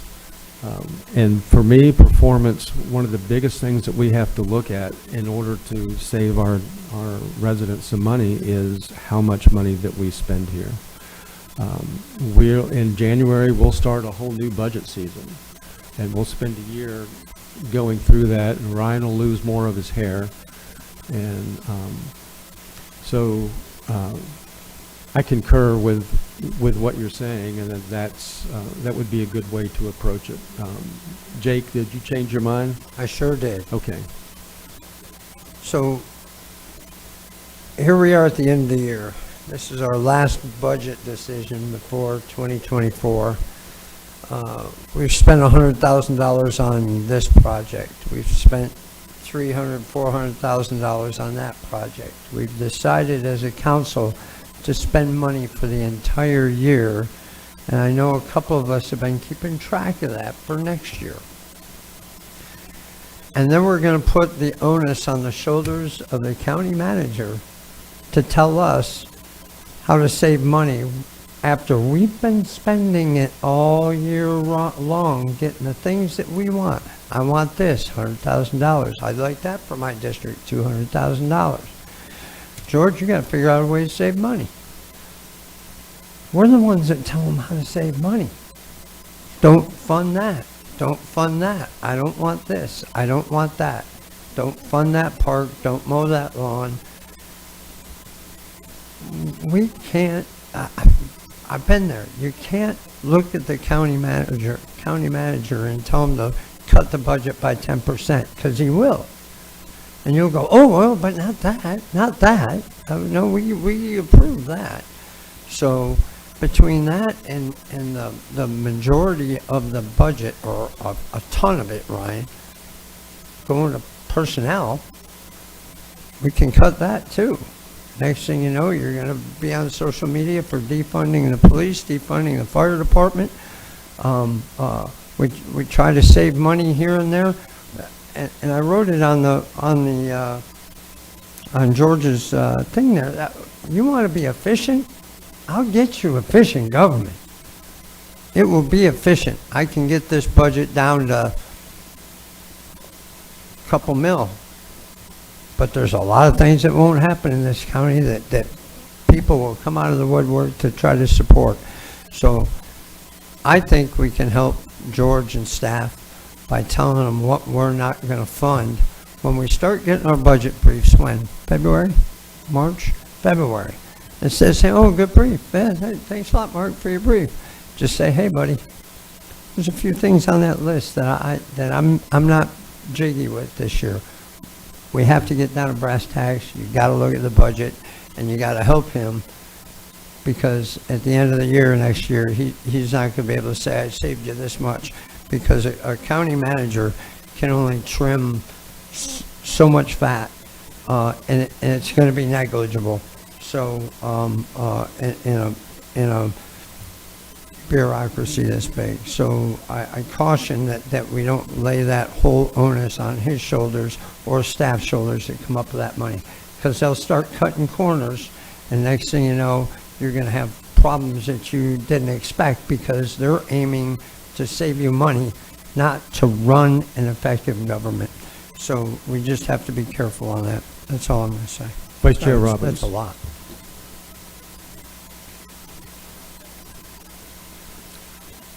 How do I always do that to you? Mr. Trent. Thank you, Chairman. Yeah, because of Mr. Dempsey, he made me talk again. Thanks, Don. But I'll just a couple of thoughts on what Mr. Dempsey said and what Mr. Johansson said. Mike, to me, you have two jobs. Number one, protect this county, and almost tied with number one is protect this council. George, you have one job: do everything right in this county. Okay, and they're both next to impossible. All right, because we're human and none of us get everything right. But Jake, you are again, in my opinion, 1,000% right on this issue. We direct staff, and if we want to cut 5% or 9% out of the budget, we better be prepared to come and tell the speakers, because we talked about it with a couple of things, and some of the speakers came here, and on some of the things we backed off and said, okay, we're glad you came, we heard from you, and we're going to go ahead and give you the funding. We talked about changing it in the future, but when you start talking about a $1.2 billion budget and cutting 5 or 9% out of it, our job, government's job, people want safe streets with police and fire. They want roads to drive on that are good, safe roads to drive on. And then they want recreation. So what are we going to do? Tell our community we're going to let the grass grow to 2.5 feet before we cut it because we're cutting our budget? We're going to cut recreation? We're going to cut your public safety? Not on my watch, we're not. That's wildly inappropriate. That's not what the people want. So if we're going to say that, we better come prepared to have a plan in place on what we are willing to cut and lead the charge with. And I'm not trying to toot my own horn, but when I came to you all with allowing people in Volusia County to drive on the beach at no extra charge, who's already paying for it, I had a plan in place to correct that funding that would be lost. So I need solutions to the problems whenever they come up. And as far as the raise goes, yes, I agree with you, Mr. Dempsey. Both Mr. Dyer and Mr. Rechtenwald make very handsome salaries. But they both have incredibly difficult jobs that I don't want. And by the way, most people I talk to don't want your jobs either. Okay? So when you start looking at a Fortune 500 company, like someone mentioned, and you look at Mr. Rechtenwald or Mr. Dyer's salary, it's not outrageous. And when you start looking at other counties similar sized, your salaries are not outrageous. If they were, we would be talking about a one-time salary adjustment to get you caught up to where they are. So the reason I'm okay with this is because this is exactly what we gave our general employees. And, you know, we could even talk about compression when that starts happening. We say, hey, you know what? You make this, and I think it's a lot of money, so you're not going to get a raise, or you're going to get a 1%, or you're going to get a 2%. You know, you fire up people whenever you give general employees a 5% raise, but we give you guys a 20% raise. Absolutely not. I think this is in line, and this is more appropriate, which is why I can support it today. Thanks. Danny Robbins. Well said, Mr. Kent. Policy can equal saving money, and policy can equal losing money. That burden falls on us. And any elected official, and hear me on this, that wants to shift that burden or try to politically sidestep it should be shameful in putting that on another person. We control that. That's our baby. And I've been hearing it for a long time, and I'm not going to, it's my obligation to say something. But our job, there's been many times that I know I have called, what's your policy change? You know, and there's been a reason for that, because it's rhetoric. We control it, they execute it, that's our job. They know their job, and they do a damn good job. Let's not shift the blame here, and let's keep things in perspective. Thank you, Jake. I think you've hit a home run here. Everybody is tending to agree with you. Let me I kind of breezed through real quick because I want to talk about this at our goal setting session in January. But one of the things that I asked for was that we set priorities so that the public knows what we think the priorities are for our county from public safety on down. And then we look at spending, and then we ask the county manager to go to his staff and say, bring me back a budget that's 5% less, 3%, whatever it is, whatever the council, and here's the reason why. Because one thing that Danny didn't mention is that in previous councils before this one, when I suggested that we go through the budget and make cuts, I was told that wasn't the county council's job, that was staff's job. So we need to decide which it is. In reality, it's both of our jobs. I want the staff to bring us about, if we say bring a 5% less budget, they bring it, and it's going to be hard for them to do, and then it's on us to look at that budget and say, okay, this one we can accept, this one we won't. Because it is our responsibility, and we have to work together. So they could cut it 15% and bring it to us, and then we have to make the hard decisions of what we actually cut. And the way that we do that is starting in February, as Ryan said, when we hear from every department, we hear their challenges, their needs, and then we have to make those decisions. So that's the long version that I was trying to put off until February. We've talked about in here, last thing, whether or not we give taxpayer monies to nonprofits. Nonprofits raise money from the public. They say they're not getting, the public's not making the donations that they need. Maybe that's because they see government giving to nonprofits and they say, well, I don't need to because they're already doing it for us. So I think we need to be consistent with that and flesh that out more. What is our policy for nonprofits? There's hard decisions ahead that we're going to have to make. But I think this council is up to it, and I think that we will do it. Don Dempsey. I think, holy mackerel. Am I bleeding here? Because I think I just took a couple in the chin. I think you guys misunderstood me. George, I hope you didn't misunderstand me because I think you're doing a great job. I prefaced everything by saying I'm going along with the raise. The 5% raise, I'm totally in agreement with it. the troubles I've had over the past year, and I'm learning. I've never been involved in government ever. This is my first foray in this position, so I'm learning. But some issues have come up that I've pointed out in the meetings that, like, we're only getting one bid. I'm not saying necessarily cut the programs, get rid of cultural funding, get rid of this, get rid of that. I'm not saying that. I'm saying let's be wiser in how we're spending the money for those programs. When we have these housing refurbs coming up where we're going to spend $150,000 to rehab a $157,000 house, I've got a problem with that. And that shouldn't come through on the consent agenda. That should be vetted before it's even put on the agenda. That's all I'm asking. I'm not saying you're the blame, George, by any stretch. I think you're doing a great job. You're managing 2,500 people. That's a huge task.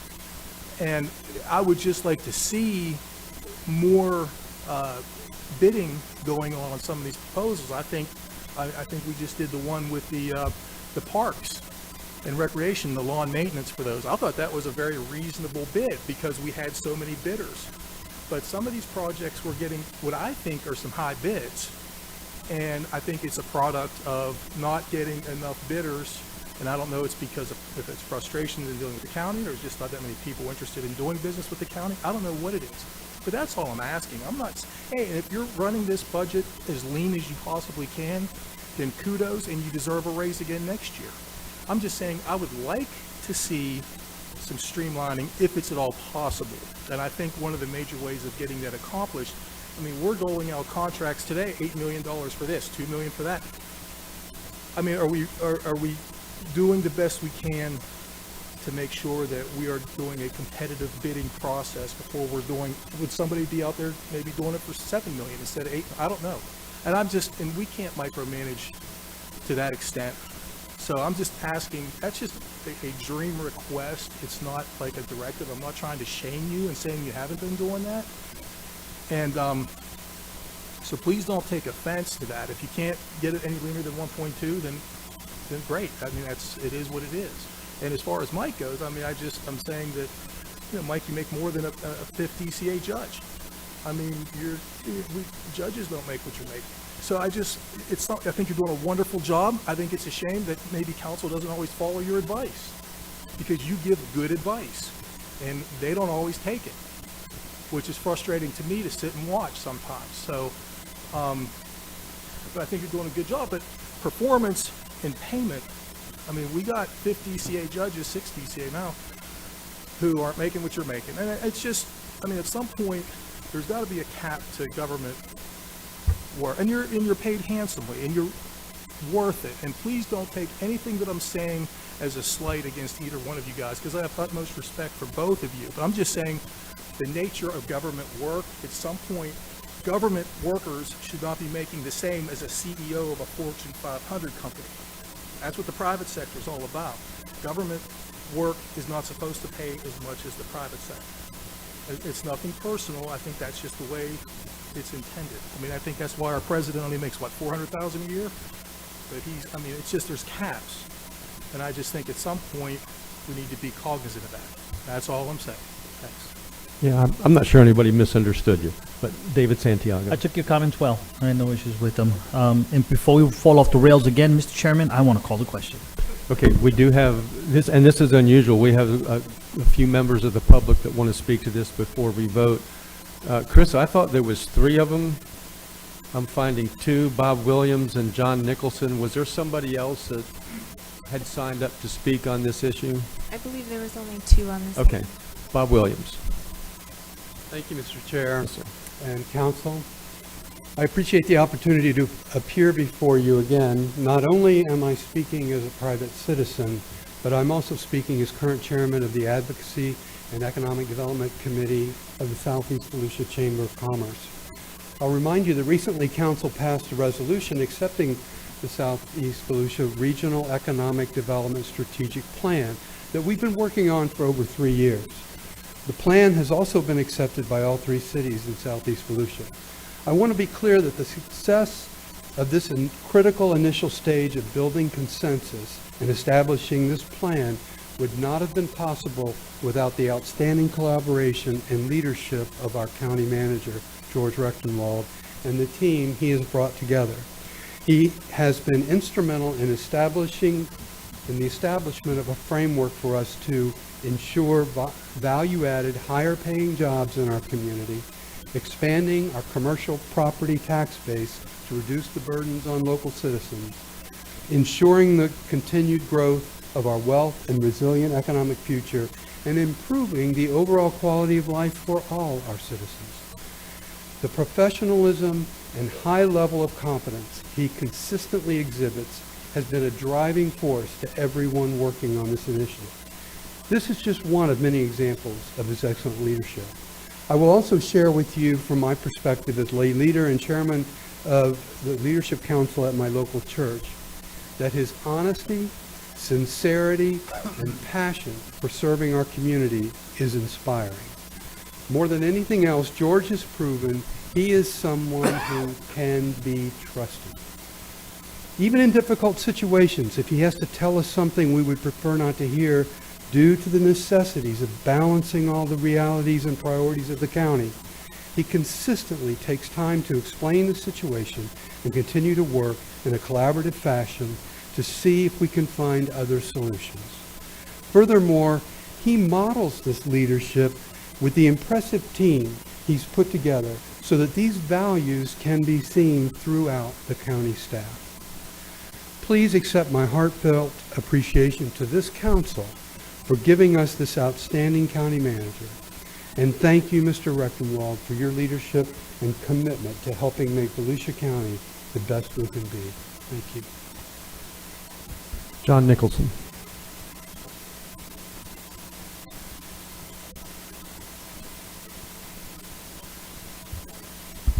John Nicholson, Daytona Beach side. I know you guys notice I sit the same place all the time. That's 30 years. And I know you've noticed it twice now. I've come to the podium when the people with the fuel farm made a comment that they thought all of you were for the fuel farm. And I just couldn't understand that. But in their mind, when Danny made a comment, and I brought it up, they perceived it differently. And word spread that you all were going to vote for the fuel farm. It was misinterpreted. Today, we had the same thing, all right? Jeff made a comment that several people made a comment that they wanted George fired. I sat back there, I couldn't understand. What for? There was nothing there to fire George for. I had not seen anything like we went through with Deneen. That was very observable. Nothing was happening here. So why are people saying that? And then when you're giving your observations, Troy made a comment. Michael, 5, 4.5, 5, 5, 5, 5, 4.55. Then George got up, 4, 3, 2, 3, 2, 4. I'm like, what? I couldn't understand it. He went through it, and I still couldn't understand it. So when the public hears this, all right, they're thinking there's something up. Now, I've known George for like 30 years ago, and I had a problem. The old Whitehall, some of you will remember it, was a spring break flop house, and they had converted to a year-round hotel. Well, I went to the open house, and I parked on Glenview next to the bathroom.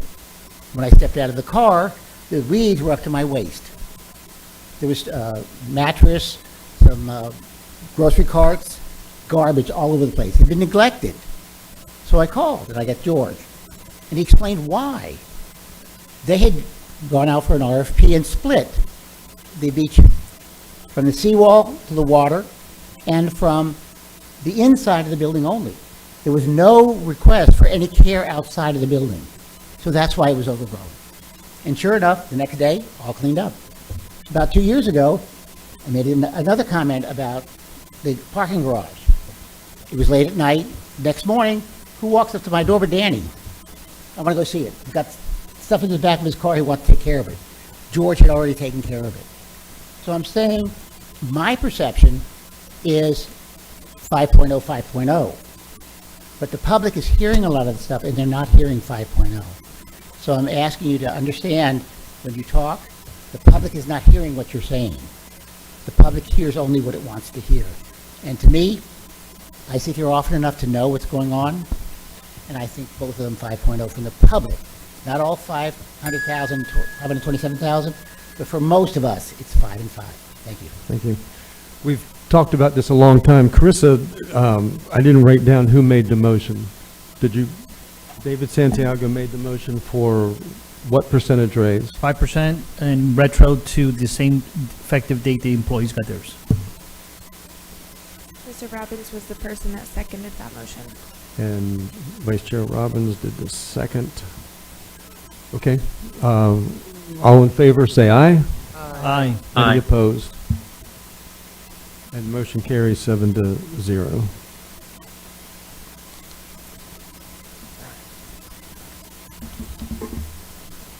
You don't have to accept, you could donate that to the county council. Who's buying lunch tomorrow? Item 17, we have two more items. At-large appointment to the Southeast Volusia Advertising Authority. Jake Johansson. Yes, sir. I'd like to nominate Mike Arman to the SEVAA. He was on the Advertising Authority before he came off.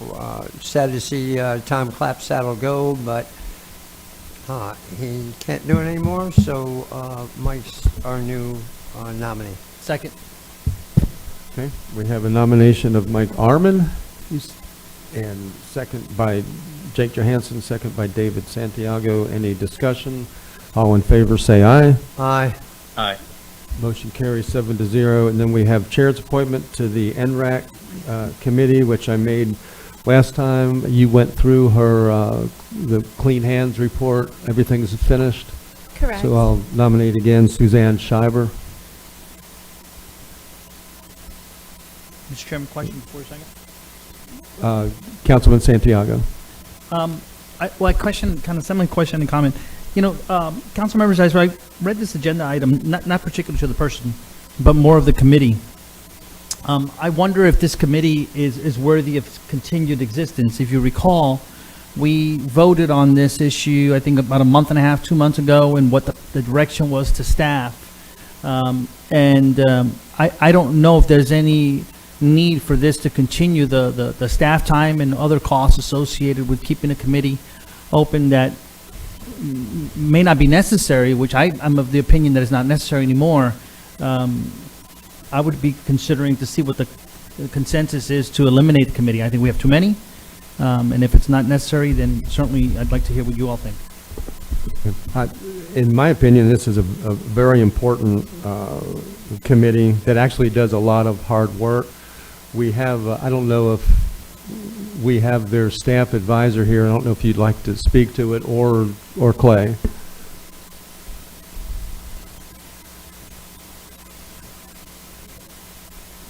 This is one of our more active, maybe the most, besides PLDRC, one of the most active committees we have.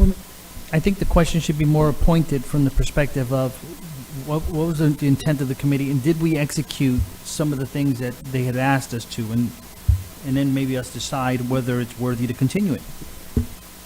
Yeah, ENRAC was created by the County Council in 2022.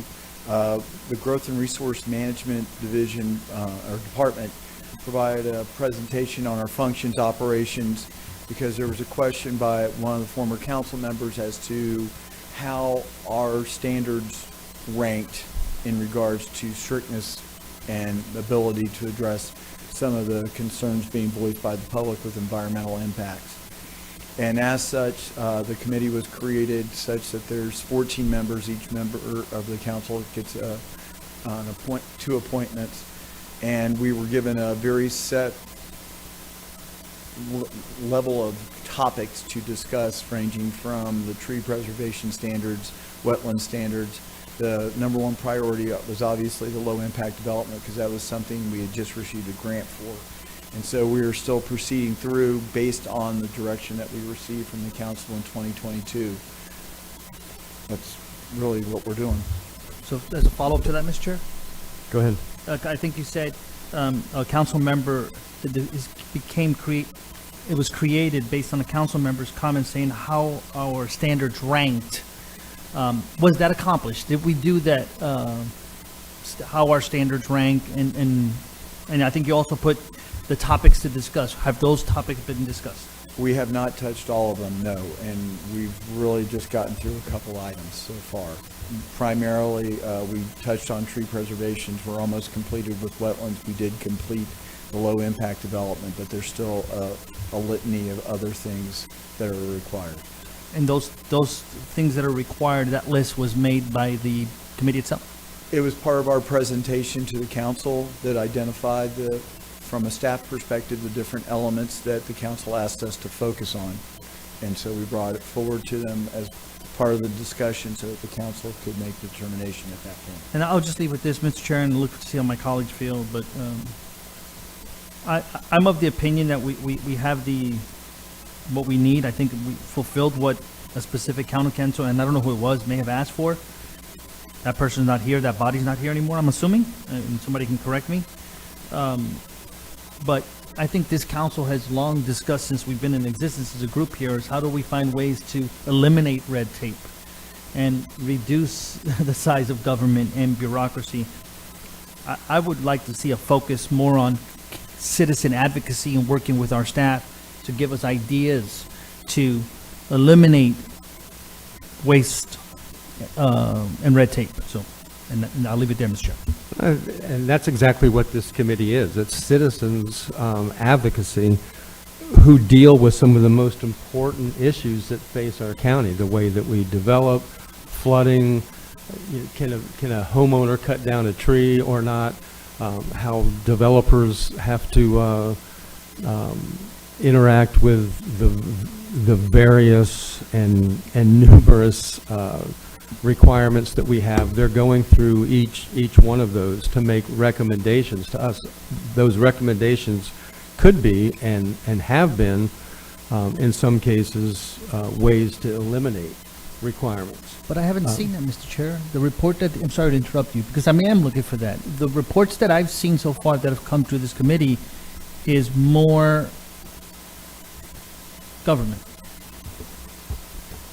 Okay, well, I would disagree with that. I think the reports that they bring, like for the lid requirements, is less government in some regards, and developers and environmentalists actually working together, talking to each other, and coming up with things that both sides agree with to make our county a better place to live.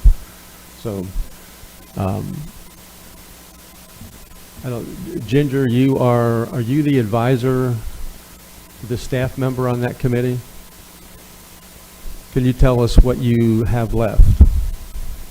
Sure. Ginger Adair, Environmental Management Director. The council originally asked the committee to look at this list of things: updates and revisions to the tree preservation standards, creation of low-impact development standards, updates and revisions to the wetland protection standards, creation of habitat protection standards, updates and revisions to the Indian River Lagoon overlay standards, and creation of standards to adapt to sea level rise and promote resilience. The ENRAC actually meets tomorrow, and one of their things is to create a report of the work they did over the last year that would come to the council and to set their goals for the coming year. We have looked at tree preservation, we've looked at wetlands, and they've made recommendations to this council on low impact development. So the only recommendations that have come forth are those low impact development standards.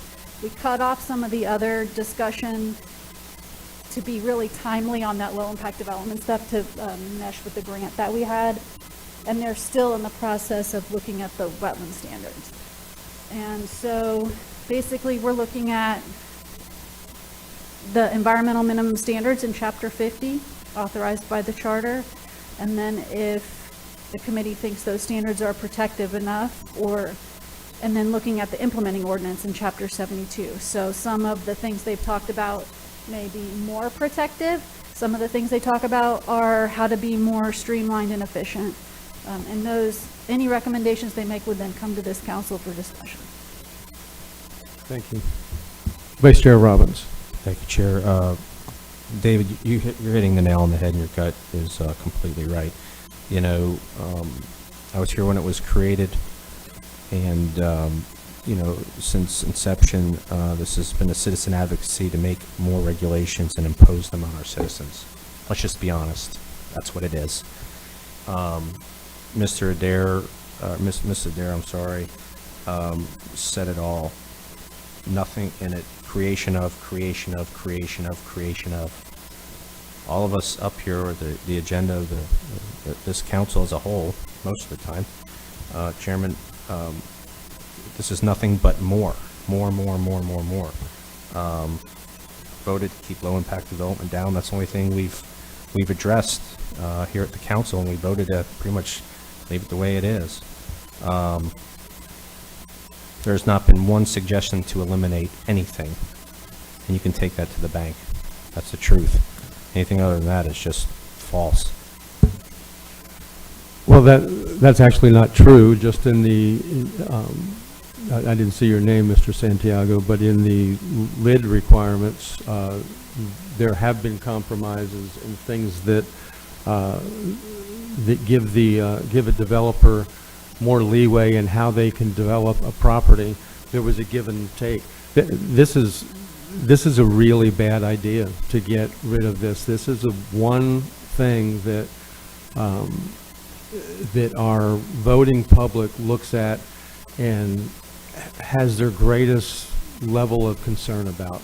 Development patterns, flooding, how as this county grows, as the state grows, how that affects our water supply. And so if ENRAC doesn't do this, and just so you know, I didn't suggest this committee. It wasn't brought into being because I think, if my memory serves me correct, it was Ben Johnson who suggested this committee.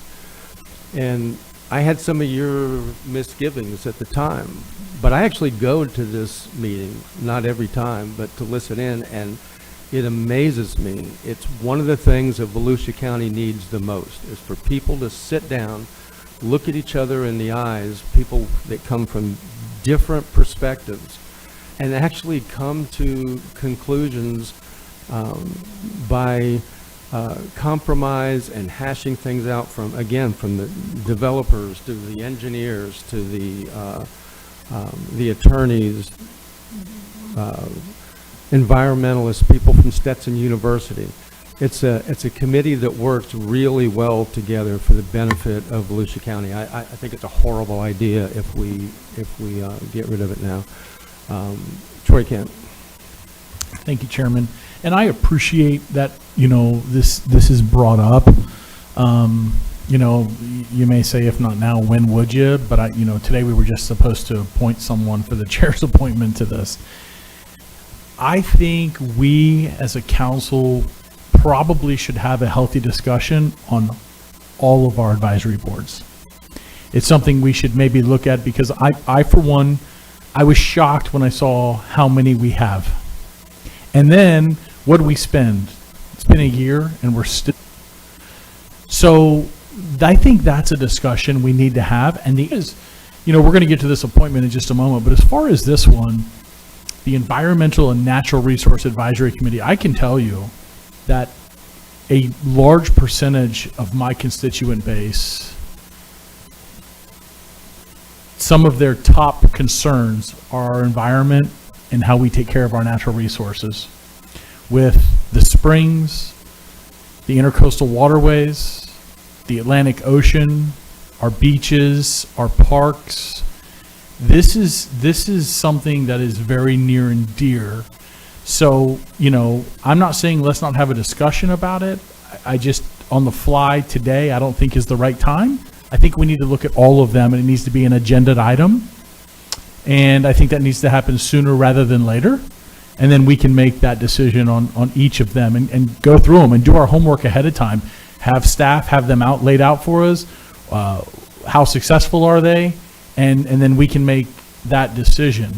But as far as this one for today, I think you're waiting on a second for that, and I'll go ahead and be that second. Matt Reinhardt. Thank you, Chair. It was brought up a couple times on this council. Can y'all hear me? Because I see I'm frozen. We can hear you. Yeah, there you go. It's been brought up a couple times from different council members about consistency. about voting on items that weren't agended, and I couldn't agree more that this needs to be something that needs to be agended. I don't, this is, I've heard both sides, not just from this council, but from other people about this particular committee. And I think I appointed one on that. Anyways, I just think this is something that let all the players come to the table. I can't really see the entire galley in there. I can only see a portion of it. Doesn't look like there's very many people. I just think that this is something, I couldn't agree more. Thank you for bringing that up, Mr. Kent. So I think this is something that needs to be agended.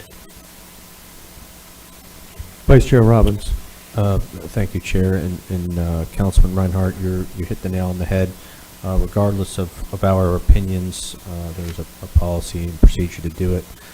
So I'd like to make a motion to suspend the appointment and to get this specific board put on the next available agenda, and then we can go from there. Okay, first we've got to deal with the appointment that we have to appoint Suzanne Schreiber, my appointment, seconded by Troy Kent. So we'll need to deal with that first. You'll have to vote my appointment down, and then we'll, if that's what you intend to do, and then we'll deal with your motion. David Santiago. Thank you, Mr. Chairman.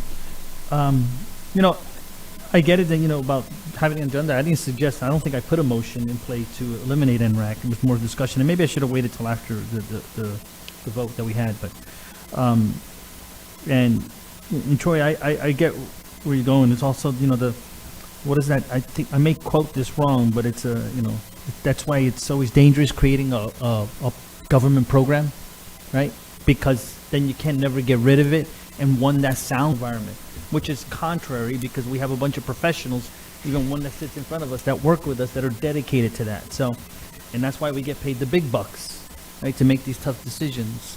But I just wanted to say that I like your idea about looking at all of them, because the first thing I noticed when I got on the county council, I was like, wow, look at all these boards. And are they necessary? I appreciate everybody's civil commitment to want to serve, but we also got to look at the costs associated with everyone and what the net benefit is to the citizens of Volusia. So, and at this point, the reason I brought up this board is because I don't know if there's more value for us outside of our in-house our in-house professionals. That's the only reason I brought it up. And if we have the expertise, I'll utilize what we have. So that's why I brought it up, Mr. Chair. Thank you. I would like a vote on my appointment. Everybody else has had appointments, previous council, some this council, on Suzanne Schreiber for the ENRAC committee. And then if we, at a future meeting, decide that this is one of the ones that gets cut, if any of them does, then that's the way it is. But right now, this is where we are. So if there's no other discussion, we have a motion by Chair Brower for Suzanne Schreiber, second by Troy Kent. Carissa, would you call the roll? Mr. Santiago? Yes. Mr. Dempsey? Mr. Johansson? No. Mr. Kent? Yes. Mr. Reinhardt? No. Mr. Robbins? No. Mr. Brower? Yes.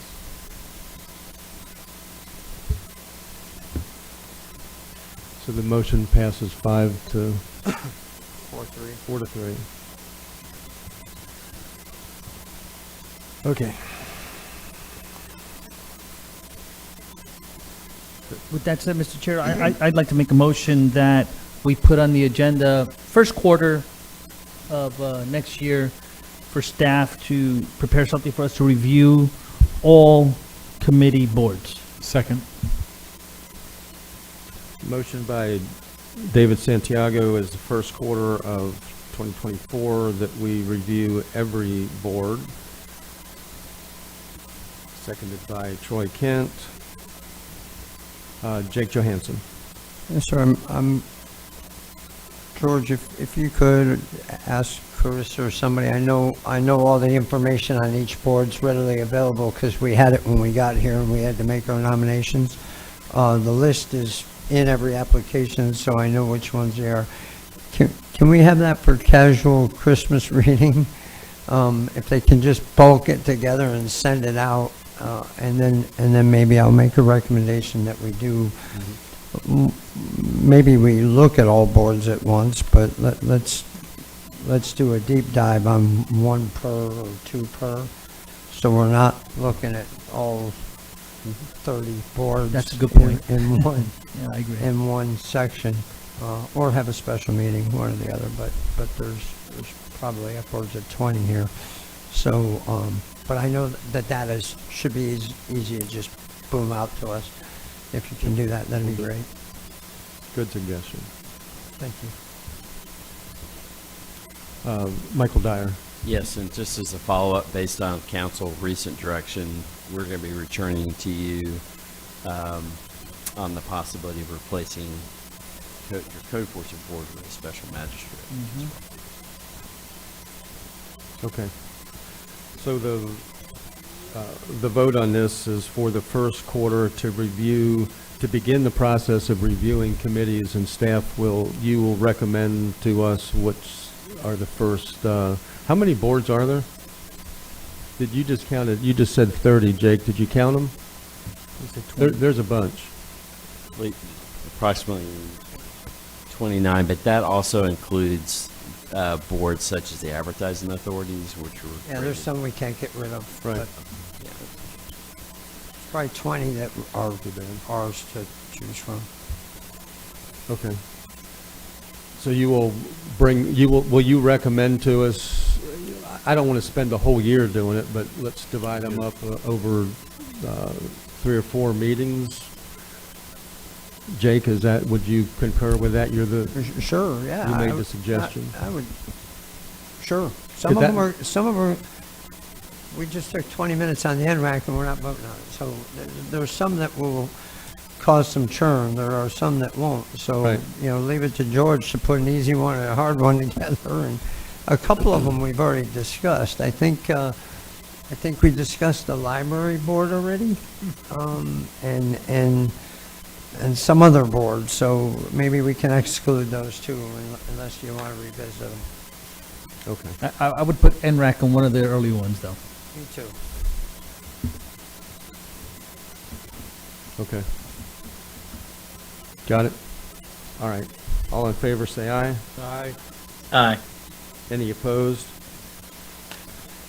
Then that process is approved 7-0. Public participation, we have 2, John Nicholson.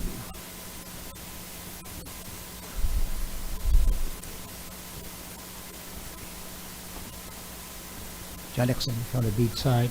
On the lost, item number 10, what I wanted to say was I think 12 inches is extremely large. It's 3 times the size that's required on A1A. And many of the seawall, the bulkhead at the top, is only 11 inches. So what do you do when they had to add to the seawall? So anyway, I just think it's awkward and it's garish. So when you're looking to upgrade an area, you don't want to degrade it in other areas. Secondly, with regard to water, I think water is as important as 30 years ago when we went with the environmental corridor down the center of our county. People opposed it then. People didn't think it was important. It turned out to be extremely important. So I think water should be discussed, especially in the Atlantic Ocean. What's coming down the pike may not be what we like. Remember what happened with the Airbnb? We had certain ordinances in place, and we were allowed to avoid much of that damage because we had already had pre-existing laws and ordinances. Secondly, I want to remind you again about the expansion in the city of Daytona Beach. I go to the planning board meetings. I think I've already informed you that the development has hit ISB from Margaritaville. All that land to ISB has been planned for. There's plans for everything north of LPGA in the northeast corner. We are going into the Tomoka Farms Road area. That is expanding. So whatever we need, those major roads, it takes like 10 years. So the city wasn't going to do anything with LPGA. It's a madhouse. People that drive out there understand how bad it is. I don't want Tomoka Farms Road or ISB to become that, so let's plan it in advance. With regard to Jenny Nazak's comments on trees and their ability to soak up water, we have a lot of problems all over the county, not only on the east side, but the west side as well. Trees will soak up 50,000 gallons, 50 and 40,000 gallons of water per tree. If we plant enough of those, it will commiserate on a lot of what she's talking about. And lastly, the county has a property on Beach Street. The city is doing certain things. There's an apartment building going not too far from there.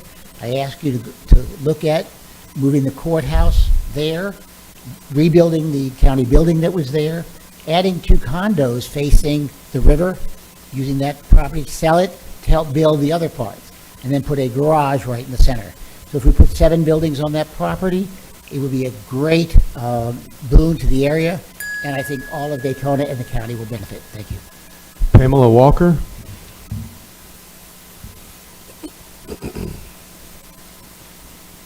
She must no longer.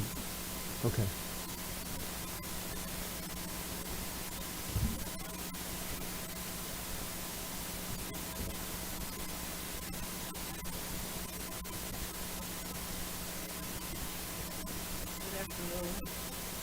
I would like to thank you for working on what I had problems with the last time with my housing situation.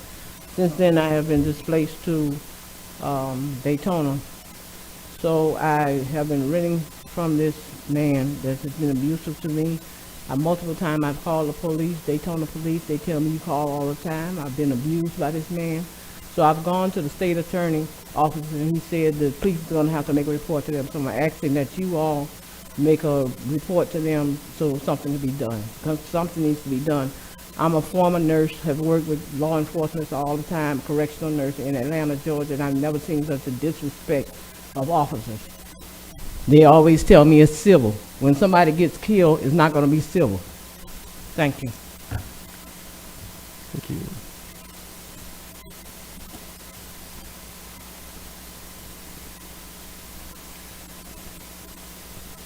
Mr. County Manager.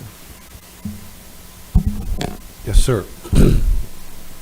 Thank you, Mr. Chair. First off, I want to give my heartfelt thanks to the council for taking the time and the good words on the evaluation. And I definitely take the areas where I need to improve seriously.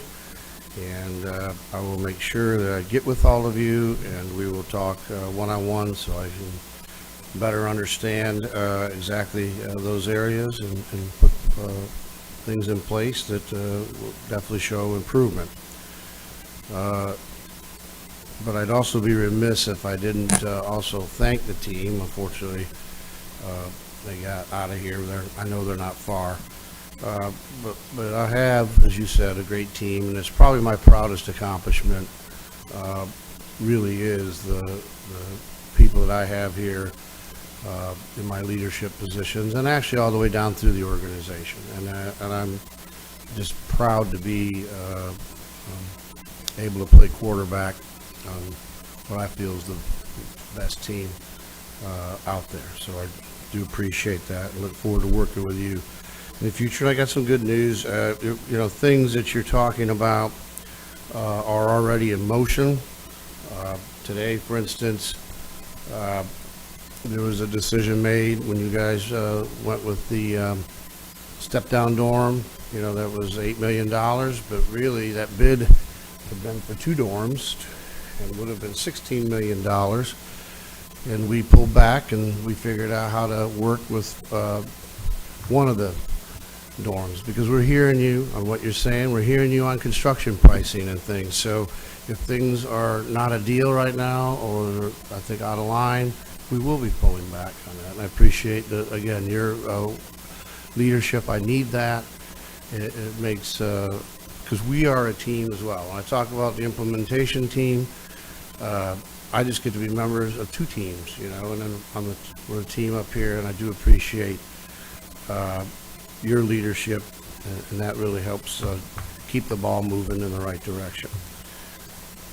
A couple other things I wanted to touch on. First off, we got some news today. The Department of Housing and Urban Development, HUD, approved our action plan today. So that means in May 18th of this year, we'll have almost $330 million, $328,910,000 allocated to Volusia County for that plan that we've worked on. We already have over 750 applications from homeowners to have repairs to their area, to their homes in the flood areas, and we will be working on the infrastructure and mitigation process for local governments and nonprofits right here in the first quarter of 2024. So some good news there. Some other news, and I know I've talked to all of you about this, but I feel it's important that we say something publicly.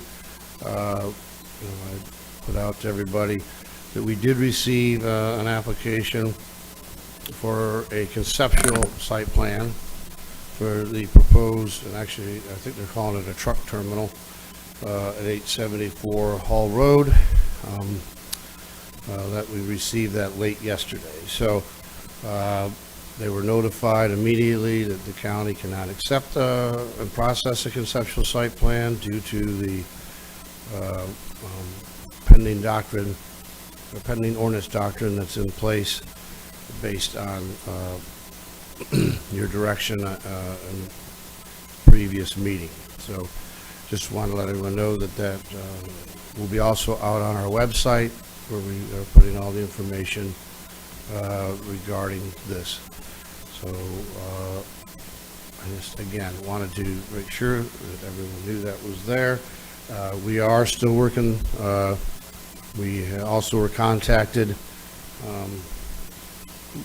by I think Belvedere with inquiries about possible alternate sites up and down the rail line from really southern Flagler County down to northern Brevard. So just letting you know that they are following through with at least their interest as well. They had always said they would take a parallel track. And then the last thing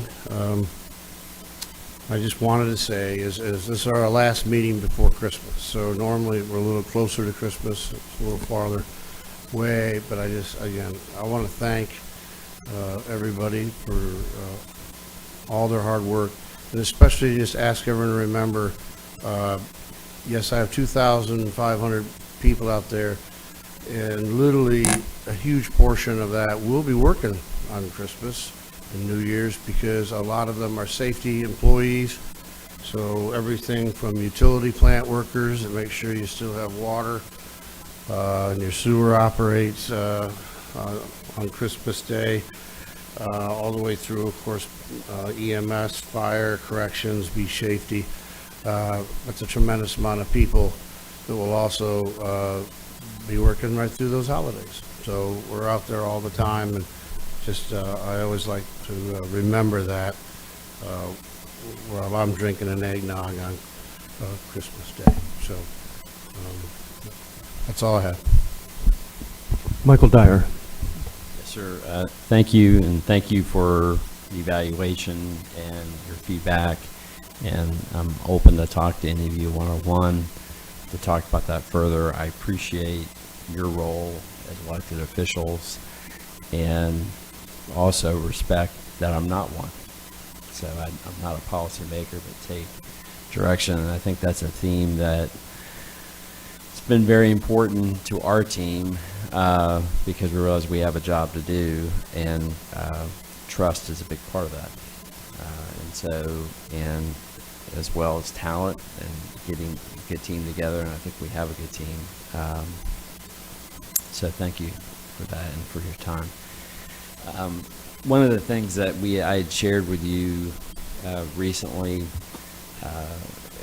is some changes involving Career Source, Flagler, Volusia, and with regards to Career Source, Brevard County. So we have received a proposed interlocal agreement amendment, because right now you have an interlocal agreement with Flagler County to designate Career Source, Flagler, Volusia to be your Workforce Development Board. Ryan Osowski and Laura Coleman have been working with Flagler County and the staffs of each Career Source on some issues that Florida Department of Commerce have identified. The first one that we'll be bringing back to you shortly is the Career Source Board, based on direction from Department of Commerce, has endorsed having Career Source Brevard be the physical agent for Career Source Volusia Flagler. So we need to bring forward to you an interlocal agreement amendment. We'll provide more information at that time that that's happening. Again, I want to thank the team that I work with. There's no shortage of new issues. I remember somebody I used to work with here at the county said you really deal with issues A to Z. I remember at one point we had somebody leave the office and they needed someone to do animal control cases. They said it should only be a couple months and we'll get somebody to replace you. It will end up being 6 years of doing animal control. But in working with the citizen boards, learn more about really, I think, the functioning of local government, what's working, what's not working, interacting with citizens in the process. I think I have a great team that is committed to doing a good job, and I'm very appreciative of all their efforts. So thank you, and have a good Christmas, happy Hanukkah, and happy holidays. David Santiago. Thank you, Mr. Chairman. I got a couple things. I think if staff can address the folks that spoke about the road issues today, can you address whether that was a private road, public road, or what the issue? Can you give us a brief update on that if you know anything? Yeah, that was a fully private road. So what we do have out there, for many years there were no signs or anything because they were private roads.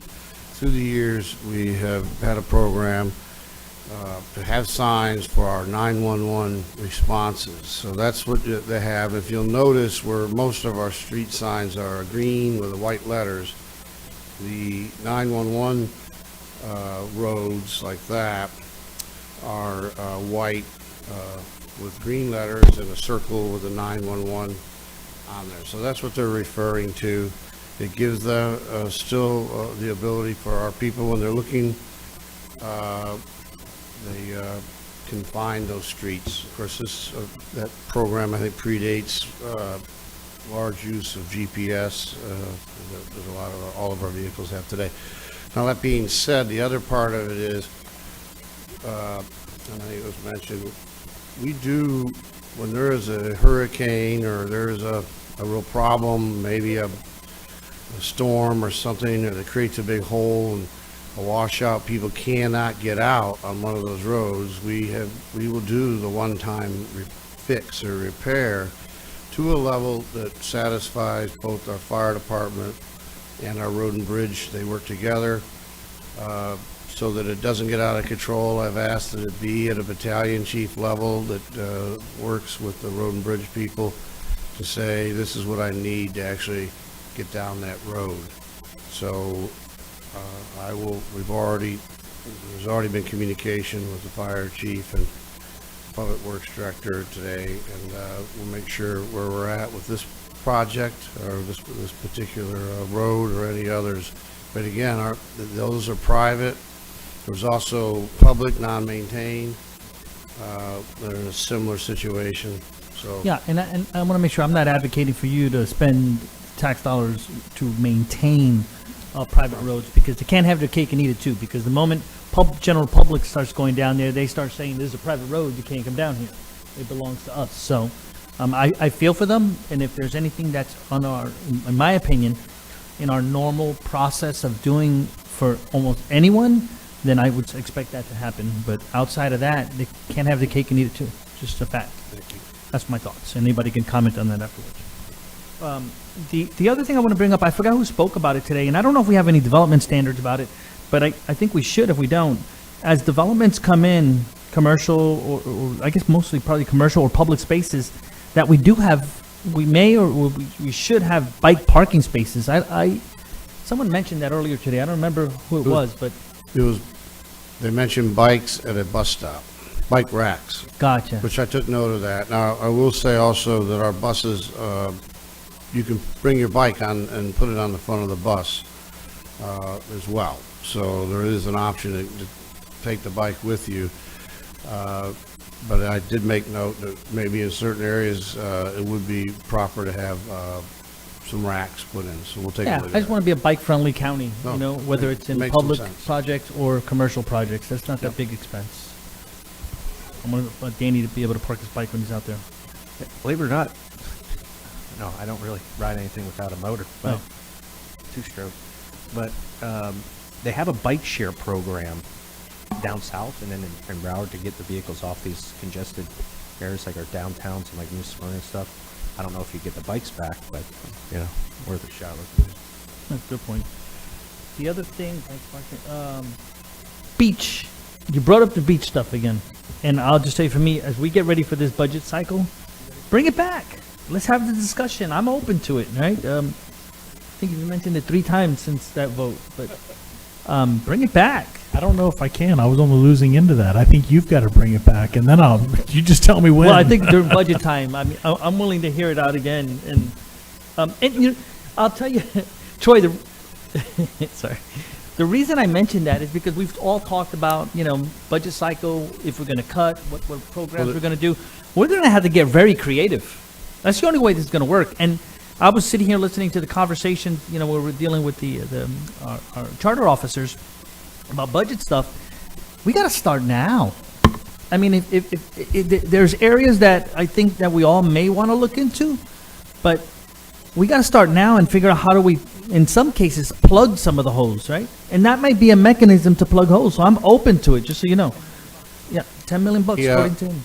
that is coming because if you recall, we tried to attack it in a consolidated approach with the toll on the beach, but we upon further review, it was better to break them because you're going to get 2 different types of plans. But that's coming back to you with, so you'll be seeing that, and that'll be a revenue generator. We had some other issues, if you'll recall, little curveballs that come in, like the enforcement in parking and stuff that we had to work out or are working out, because that is we don't have that ability anymore. So we're working with the sheriff and others on that. That's good to know. And just finalizing on the budget, the conversations, I certainly would want to go into this next budget cycle early on and looking for other ways. I think we did a fairly decent job, given that, you know, what we came in, most of us knew, and toward the end there, I think we gave Volusia County citizens some relief in certain areas, but I think there's more opportunities, and I look forward to that. And creativity is where we need to get into. Just because it's been done a certain way for 50 years doesn't mean we have to keep doing it that way. We can start coming up with new ideas, and I don't have them, but I think this body with good dialogue can come up with new things. So with that said, thank you, Mr. Chair. Merry Christmas, everyone. Councilman Dempsey. I guess this is the last meeting of the year, so I just wanted to kind of follow up on what we were talking about earlier. I don't know if I had a chance to mention about staff. And when I first got elected, I was very distrustful of government and staffs in general. I've always been told that staff kind of, you know, was what wags the tail of government. And but I was told by people I trust, former councilmen, who have sat on this dais have told me, Don, you're going to trust your staff. And I got to admit, I came in here very distrustful of staff and government in general. But honestly, I can tell you that through this past year, and it's been a huge learning process for me, is I've learned to trust staff. They know their stuff. They're very informative. You know, if I ask them a question about any area, they're quick to give me details and well-informed, good information. And whenever I want to meet with somebody from my district about an issue they're having, I'll ask a staff member to join.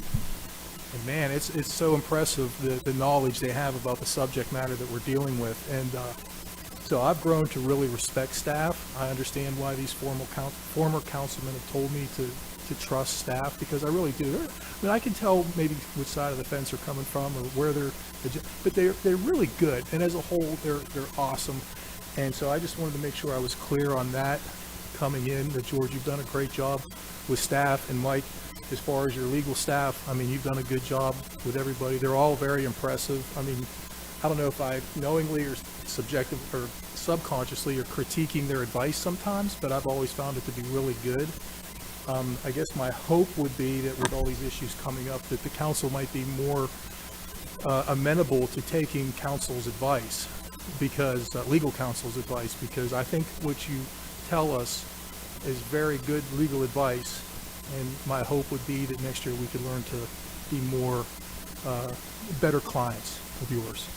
And again, I just want to make sure it's clear that with George and Mike, your salaries had, that comment that I made about the salaries is nothing geared towards your performance at all. It's just certain levels of government. You guys make more than most elected. It's just, I just had to say it. If I ever vote no to a pay increase, don't ever take it personal, because sure, I think you guys are the best at what you do. It's just, I just think at some point, it reaches the pinnacle of your job title. So please don't ever take anything I said personal. It is a goal of mine that we can kind of hopefully cut the fat in the future, and specifically more towards getting open competition through the bidding process. That's really what I was talking about. Not so much the programs, but like with this $330 million that we're getting in for HUD. I hope we're not going to just be quick to just pass out the cash to whoever gives us, if it's one bidder, let's not just give it to that bidder. Let's just go, okay, let's send it out for another bid. I'd like to see more of that, because. And we heard you from previous to that. Suzanne herself attended the Builders Association to help us drum up more, and what I'm getting back is we're getting a lot more interest now in those projects, which is also probably a sign of some shifting going on in the market as well. So you're going to see a lot more interest, and I agree with you, to help drive, let that competition drive the pricing. And so that's important. So we're looking at that, and out beating the bushes to make sure we get that kind of competition.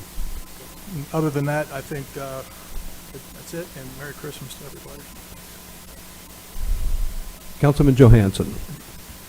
Well, I have a few comments. One of them is a question. There's a bunch of staff members who left after the evaluations, but one remains.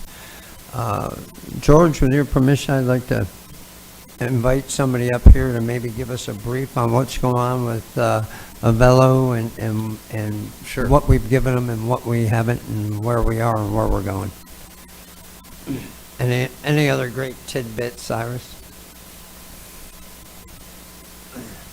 Something told me that someone was going to call me up. Good afternoon, Council, Mr. Chair. Cyrus Callan, Aviation and Economic Resources, Director Wall, Wisconsin. I'm happy to tell you about what's going on with Avello. So, you may have heard that the Wilmington service has been paused. They paused that service beginning in January through March. And the reason why that pause is taking place, Avello is a fledgling airline. They only have 16 aircraft. And so with that, the Federal Aviation Administration requires heavy maintenance checks after so often. So those of you that are familiar, I know Mr. Dempsey, you're familiar with the fly aircraft so much, you got to take it out for your annual check and your IAs. And so the commercial industry, of course, is going to be subject to that in a lot more thorough detail. So they'll be taking those aircraft down to the rivets and then putting them back together. And so with that, the supply chain has affected that airline greatly. How they've been getting their aircraft, as the larger airlines get the next generation aircraft, those aircraft are put in the market, and Velo will take on those aircraft and then put them into their system.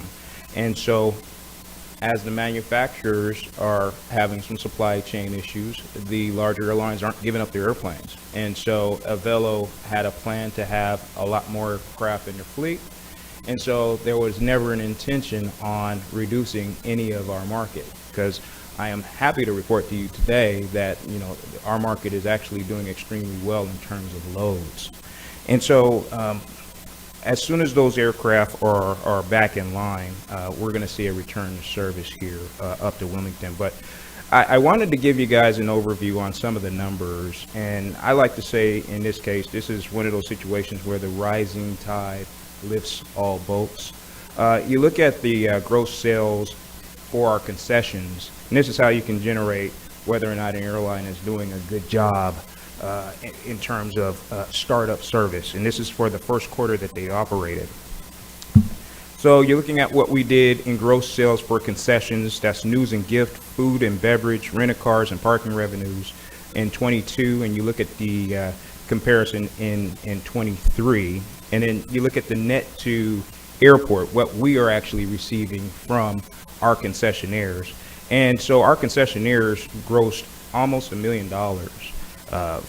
from the service that Velo has added. And then net to the airport is $243,000. So if we move on, going down into the details on what we gave Velo during this first quarter, you're looking at a total of 12,600 passengers that flew on the flight, and the average ticket prices, which initially is a concern of mine, of course, with that being a fledgling airline and them trying to generate a market.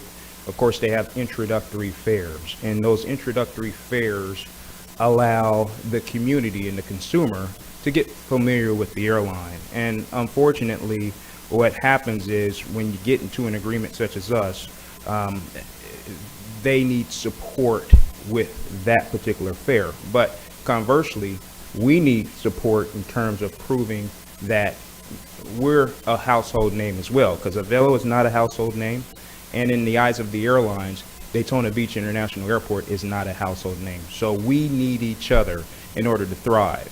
So with that, we ended up spending $226,000 of the minimum revenue guarantee. But when you take into account the airport revenues from concessions and also the airport passenger facility charges that we use towards our capital improvement programs, we had a net revenue to the airport of $51,000. So it's very successful for the first 3 months of a low-cost carrier being in the market. And if the other information you may have heard is this airline also started at Melbourne during the same time period that they started here at Daytona Beach. They are no longer at Melbourne. So that proves our market as well. Our market was stronger than theirs. I can't speak on what tactics they used in order to support or subsidize that service there, but I know the situation that we put in play, as well as our marketing practices, have been effective here. So getting into the economic impact of the airline being in the market, once again, the 12,600 passengers. Out of that, 70% were the inbound travelers from the Northeast, 30% were outbound from us. Then we take 10% out from that number for people that may have flown down and went to neighboring counties. The average stay for a visitor that was on a Velo during this period of time was 5.6 days. and this is a very conservative number, but they spent $109 per day that they were here. And so if we calculate that through, the total amount is $2.4 million. And of course, we have sales tax, and of course, the sales tax helps with the bed tax over at our sister division, our sister department, the Ocean Center, and then also our restaurants, retail, and other transportation services. So $2.4 million in the first 3 months of service with the $226,000 investment. That is the ROI of this service, in my opinion. So Avello had to, of course, put a lot of skin in the game as well. And so the cost to operate their aircraft, they have a formula that they use. Of course, there's fuel. Of course, there's labor. Those are the two largest expenses when it comes to operating an airline. Very cost-intensive industry. I joked about before when I was at the Dykes that the quickest way to become a millionaire is to start out as a billionaire once you get into the airline industry. And often case that is the case. But here, Avello has invested $1.3 million for that first 3 quarters to operate into Daytona Beach International Airport, and our $226,000 was just 17% of that. So when we talk about the co-promotional arrangement that we have, they're actually contributing more, and conversely, we're getting back that $2.4 million of economic impact as a result. So one of the issues that I had with Avello, and I've gone back and forth with some of their leadership team, was the fares. We understood that those introductory fares were going to take a bite into our minimum revenue guarantee contract. And so I needed some guarantees from them that once that promotional period was over, that we were going to return to some more sustainable fares. And they have followed through on that. Looking at both markets, Wilmington, Delaware, and New Haven, Connecticut, you can see beginning on March the 7th, that fare goes up to $134 each way. And that does not include the ancillary charges, the baggage fees, and all the other fees that they tack on to help build it. Now, mind you, with that, they will still be cheaper than our legacy carriers that we have at the airport. So it still offers that ultra low cost service opportunity, but it allows us now to create more revenue generating opportunity and increase our return on investment. The other thing that came out of this too is the eyes are now open into Daytona Beach being a competitive market. These 2 flights have increased our passenger traffic by 10%. And as a result, I am talking to name brand carriers, one of which is going to be visiting our area in February and is poised to make an announcement to a very large market. And this is a name brand airline that will be coming in. Another one is scrambling around because of our neighboring airport to the southwest having some challenges with at overcapacity, and so they're looking at trying to diversify and look at other ways to capitalize on the Central Florida market. And so, of course, I'm taking advantage of that opportunity as well. So I believe that's all my slides, and happy to answer any questions. Councilman Santiago. Thank you, Mr. Chairman. It's more of a statement. Cyrus, thanks for the update. It's very good news. Very good news. I know there was a lot of debate on this council as to, the strategy of even getting involved in the incentives. If I recall, one of the comments my wife reminds me all the time, because she jokes with me. I think I had said something, if you're going to be in the airport business, you need to be in the airport business, and that's part of the airport business. So I'm glad that we don't have egg on our face, at least to now, on this, and it looks like it's netting a return for the citizens of Volusia. With that being said, we are in great hands with you. I really feel good about you running this, and George, good choice. I'd like to find this next upcoming budget cycle, how do we find ways to enhance what he's doing over there, right? And give him the tools that he needs. Not that he doesn't have them, but what can we do to continue to make this airport more and more successful? And I think certain things that we're going to be talking budget-wise that might be beneficial to what Cyrus wants to do there, and I'm looking forward to it. So thank you. Councilman Dempsey. So I was just curious, are we getting, I know you kind of touched on it a little bit, but are we getting other interest from major carriers? Yes, we are. Yes, we are. I'm excited about that too. Do you believe it was a result of this, or? So a lot of the result of this is a variety of things that have been happening. So with the Speedway and the Daytona 500 being sold out this year, and the performance that Avella's is showing that we have the ability to handle this capacity. So we're going to get New York LaGuardia into the market in February, something that we haven't had during my tenure. We're getting Detroit. Delta's going to operate both of those. American's bringing back Dallas-Fort Worth. They're also bringing in larger aircraft into Charlotte. And then on top of that, they're returning Washington Reagan, and Washington Reagan's going to operate from February through May, if not longer. And instead of it just being a Saturday-only opportunity, it's a Saturday and Sunday opportunity. So what they do is they stick their toes in the market and see how good the water feels. And the more comfortable they are with it, then they'll add a foot, and then they'll add a leg, and then they'll just dive in, and then they'll be in the market for a longer term. But as a result of what we've been doing, a lot of airports are realizing, well, there is some capacity, and people aren't necessarily driving down to the airport in the Southwest that shall not be named.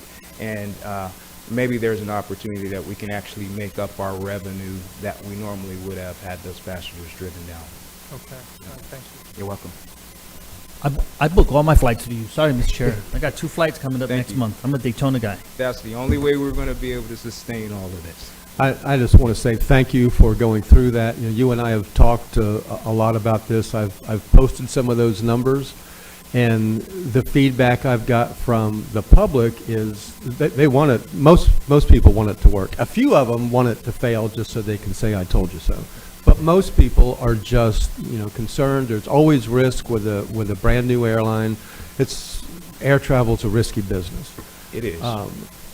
But we relied on you and your expertise, and you investigated it. And I think all of us trusted your expertise. One of the things that I remember saying when it first came up is that this was a proof of concept. And that proof of concept was not to prove a Velo, you know, was a fantastic airline. I think they're serving us well. But the proof was that Daytona can be a profitable market. You just said 500 sold out. I think we are proving that. And that is attracting other airlines. And it's also, as you know, I just emailed you today from a local businessman that travels all over the United States. He said, I've got a charter airline, not his, but he flies a charter airline, and they are looking for more locations, and they want Daytona because they see what's happening here. So you're making news around the country, and that's what we needed to have done. We had to go through this pain.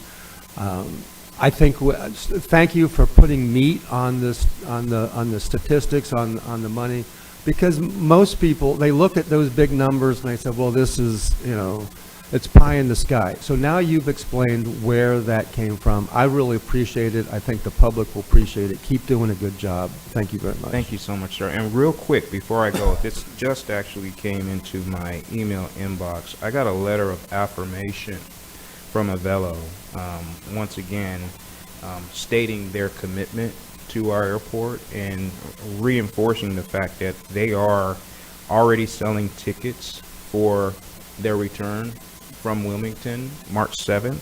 And also, because of the races, they are contemplating, once they get some aircraft out of that heavy maintenance detail, potentially returning earlier than that. So I'd be more than happy to send this email to each of you just to kind of reconfirm the type of conversations that I've been having with the airline, just insisting on working with them so we can be one of their staple markets in Florida, of course, since it's so competitive. But we're going to have these conversations. We're not going to offer MRG to any other airlines at this point, but we'll have these conversations with other airlines so they know how valuable of a market we can be for them as well. Thank you. Councilman Santiago, one more comment. I was just going to be brief, and if you follow Don Dempsey, if you increase that revenue, you're going to get more than 5% next year. So, right, Don? Jake, you were just getting started. I was, but since everything was covered, I'd just like to say, as we depart for the holidays, and thank you, George, for cramming all this into one, and Suzanne and Mike into one, so we can go on holiday early. I'd like to give a shout out to a few people that I very much appreciated this year, that have helped me out and become a better elected official. Well, everybody has. I was going to say Matt Reinhardt, but he's not here. But John Nicholson, thank you very much, John, for your opinions throughout the year. I very much appreciate it. I know you look at me like, what did I do wrong? But thank you very much. George, I very much appreciate everybody on the staff. However, Carissa, Jenna, Hazel, Carrie, and Terry in the back bring hot coffee, good food, snacks we like individually put in the things, not to mention keeping me out of trouble in my schedule. I know you have a couple Danas that do that for you, and probably a bunch of other people, and Mike, you have a few folks on your staff, but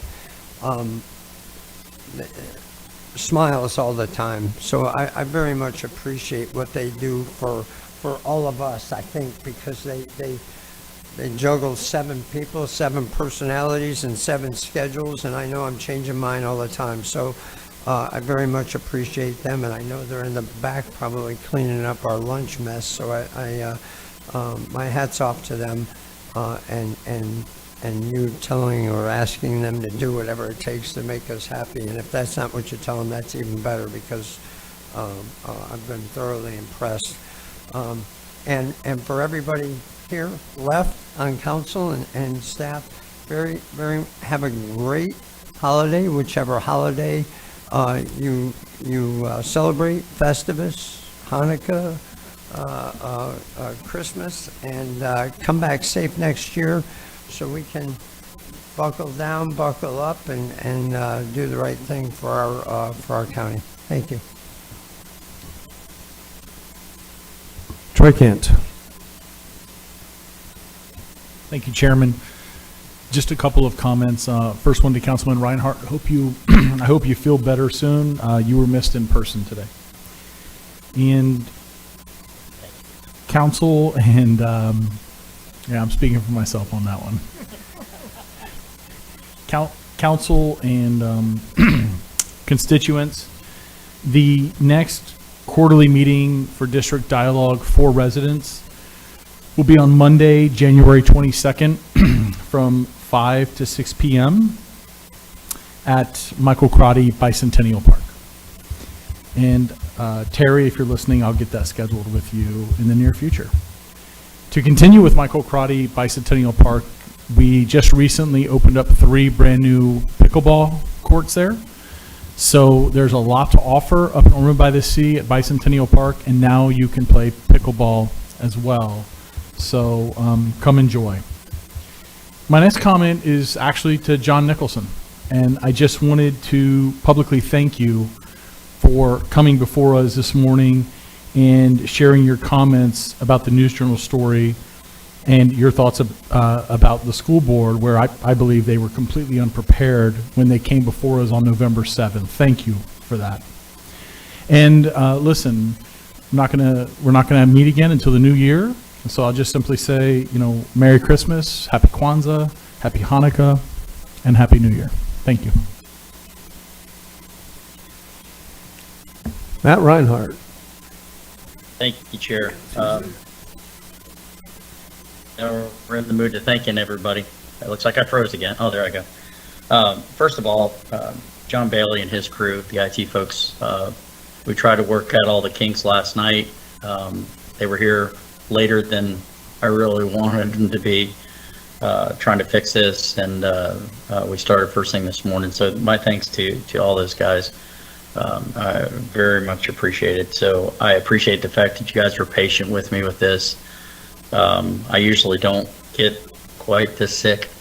Try to fight it off, and it just got the best of me.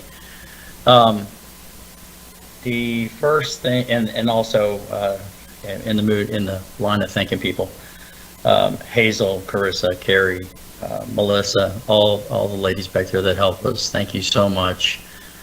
They've kept my calendar going, and we're able to rearrange things and push things back because of this. So thank you for that. And thanks, Troy, that you were the only one that really missed me. It makes me feel good. So the first thing I want to talk about is, unfortunately, something unfortunate. It has come to my attention that my appointment to the Animal Control Board, Miss Janine Coletti, has been behaving in a manner that does not reflect the values of Volusia County and does not reflect my values. Members of the Animal Control Board serve at the pleasure of the County Council, and any member of the Animal Control Board may be removed from office with or without cause by the County Council. I therefore would like to make a motion, and I can go in and expand on this. I didn't think that was necessary, but I would like to make a motion to dismiss Ms. Jean Coletti from her appointed position as a member of the Animal Control Board effective immediately. Is there a second? I'll second that, Matt. I trust your judgment. Thank you. If you'd like me to expand on that, I certainly will. I don't think it's necessary. Let's Thank vote on you it. very much. That wasn't my point. We did try to reach out to her to see if she would step down, and to no avail. My goal here is not to embarrass her, right, or that kind of thing to anybody. So let us go ahead and vote on that. Yes, sir. You want to remove her? Danny has seconded. Is there any questions? All in favor, then say aye. Aye. Any opposed? Aye. And it carries 7-0. Go ahead. Thank you very much. I'd like to thank council's support of the ordinance requiring the properties that abut to the Atlantic Ocean. This is something that was brought up, like I said, during the comments of that part from a city commissioner in Daytona. She wants to see it done there. She reached out. There was an emergency factor that was brought to my attention. I explained all this before when we first talked about it, so I won't rehash it. And I still think it's an extremely valuable tool for the safety of our residents and our visitors alike when seconds or worse minutes matter. So my thanks to everyone for that. There's something I wanted to talk about, something that came up on social media that caught my interest, and I'm going to kind of lean on Jake Johansson a little bit, because I'm hearing that they do the same thing or have done the same thing in Port Orange for some time.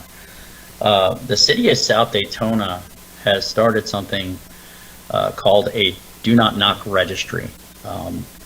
Following the increase in reports concerning door-to-door soliciting or canvassing, interested residents can now register with the city of South Daytona to be on this no-knock list. And I think they kind of sticker the door, whatnot. I've seen this work. We have a flag. A lot of HOAs don't allow it yet. We have actually signs in front of our HOA that don't allow it, but people still come into the HOAs and come up to the doors and knock. And we even have a flag out, and it worked today that the individual was walking up to the door. I'm watching on the cameras, and he saw the flag and turned around and walked away. That doesn't work all the time. And as you notice, we live in a different climate than we did when we were younger, where you could leave the doors open or the kids out playing at any hour. I'll lean first on the first thing about the doors being open. And we hear all the time in the media, unfortunately, of unfortunate events where house break-ins occur and people just don't feel as safe. And I'm a big advocate of that safety thing. And I know that this would only first thing encompass the unincorporated parts of Volusia County, but it might be another thing like our shoreline thing, the addresses where other cities would take notice of what South Daytona. And I'll go back to Jake. I'm not sure. Jake, I'm sorry. Go ahead. Councilman Johansson. Did they, have they done that in Port Orange? Are you aware of that? Port Orange has procedures for obtaining a permit to canvass, solicit, and/or peddle. It's a citywide permit, so I think it was instituted before I got there, but the reason was to stop roofers and unlicensed people really from soliciting after hurricanes or saying, you know, we're here to give you water or whatever. It's just no soliciting without a permit, and it prevents a lot, but not everything. And if I may True. chime in here, Matt and Yeah. and Jake, is that I think one thing to caution is that there are certain things that are protected. First Amendment Yes, I was options. going to bring that up next. Okay, that I think would be very difficult. Non-commercial, religious and/or political canvassers and solicitors are in fact protected by the First Amendment of the U.S. Constitution and permitted to perform those activities from 10 a.m. to 7 p.m. daily, except no solicitation would be allowed on Sunday. They're very descriptive in that, and we don't have to recreate the wheel here. We can kind of get with South Daytona and maybe a little bit of Port Orange's. It's just a thought whether or not you guys would entertain that.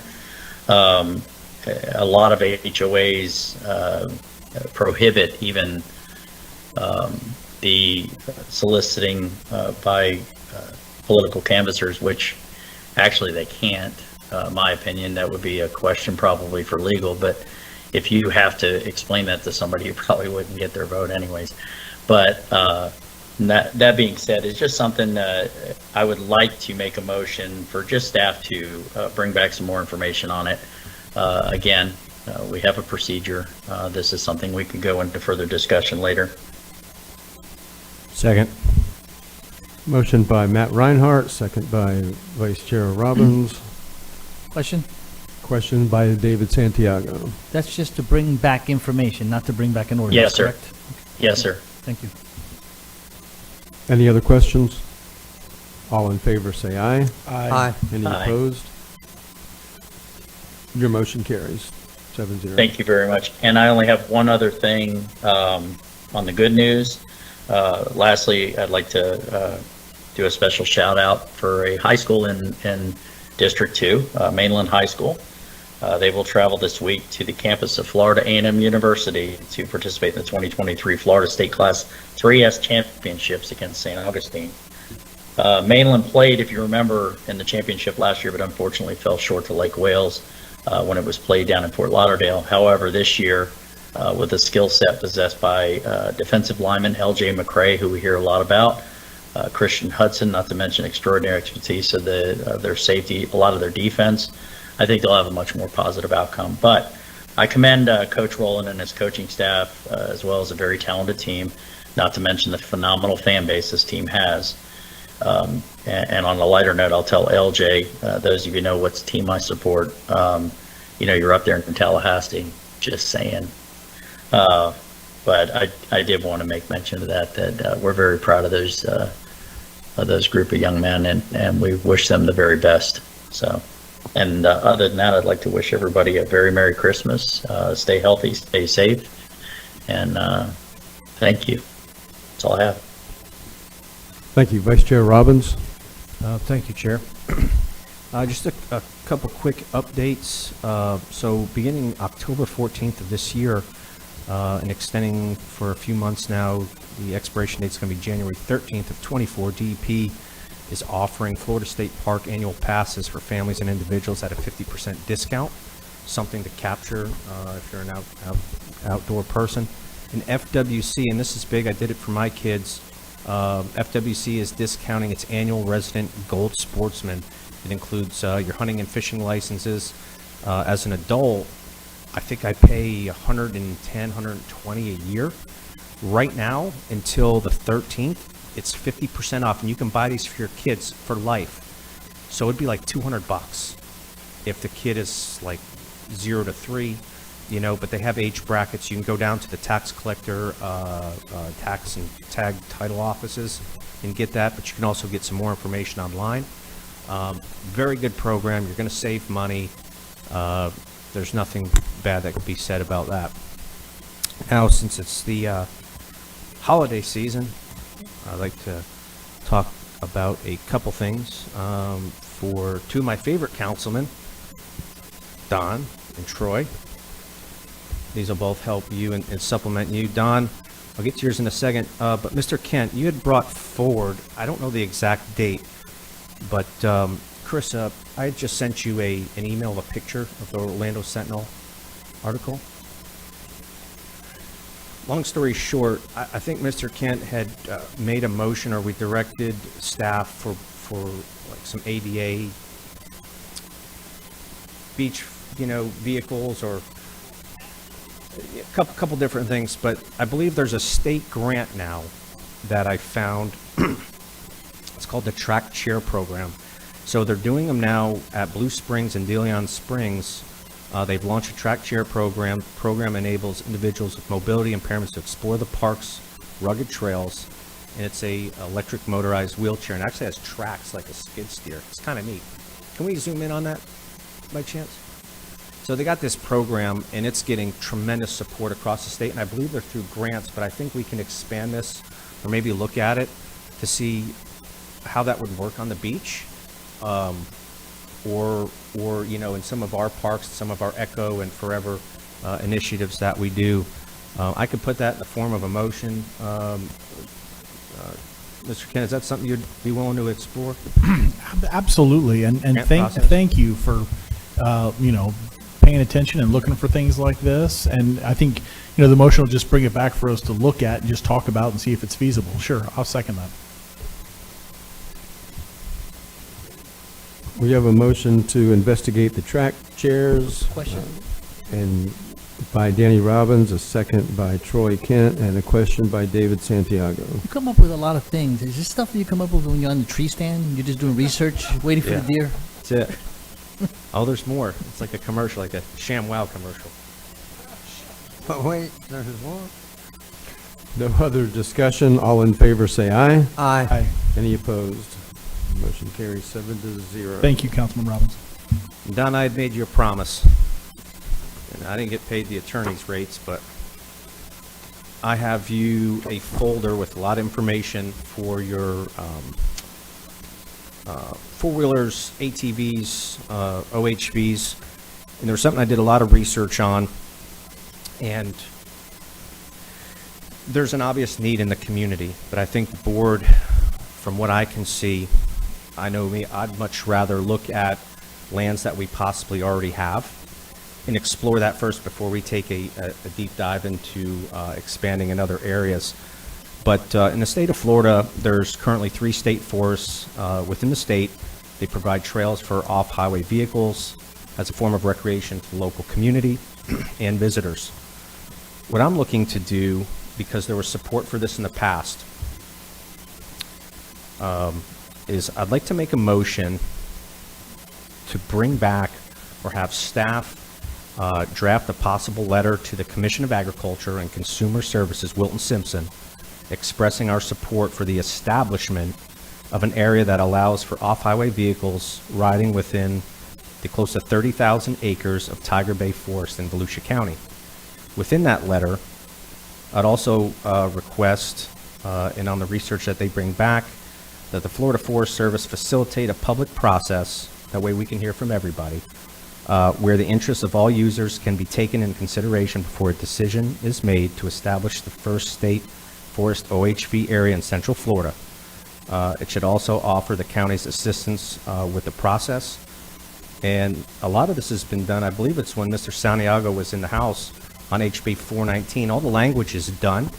I think not only does it save money, but there's models out there, and it's rare that anything in government makes money or supports itself.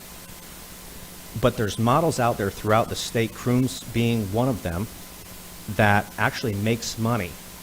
So my thought process there, before we spend taxpayers' money on additional properties and the pluses that go along it, can we explore, and I think we can probably get consensus, can we explore this? Because we need that support at the local level, and it fits kind of our agenda of exploring this avenue before we do something else. But also, too, I've talked to surrounding landowners just to get their support, people that lease the surrounding properties. They had no problem with some of these ideas, but I can get other stakeholders at the table, and I would like our green community also involved in this, and I think I can make that happen as well.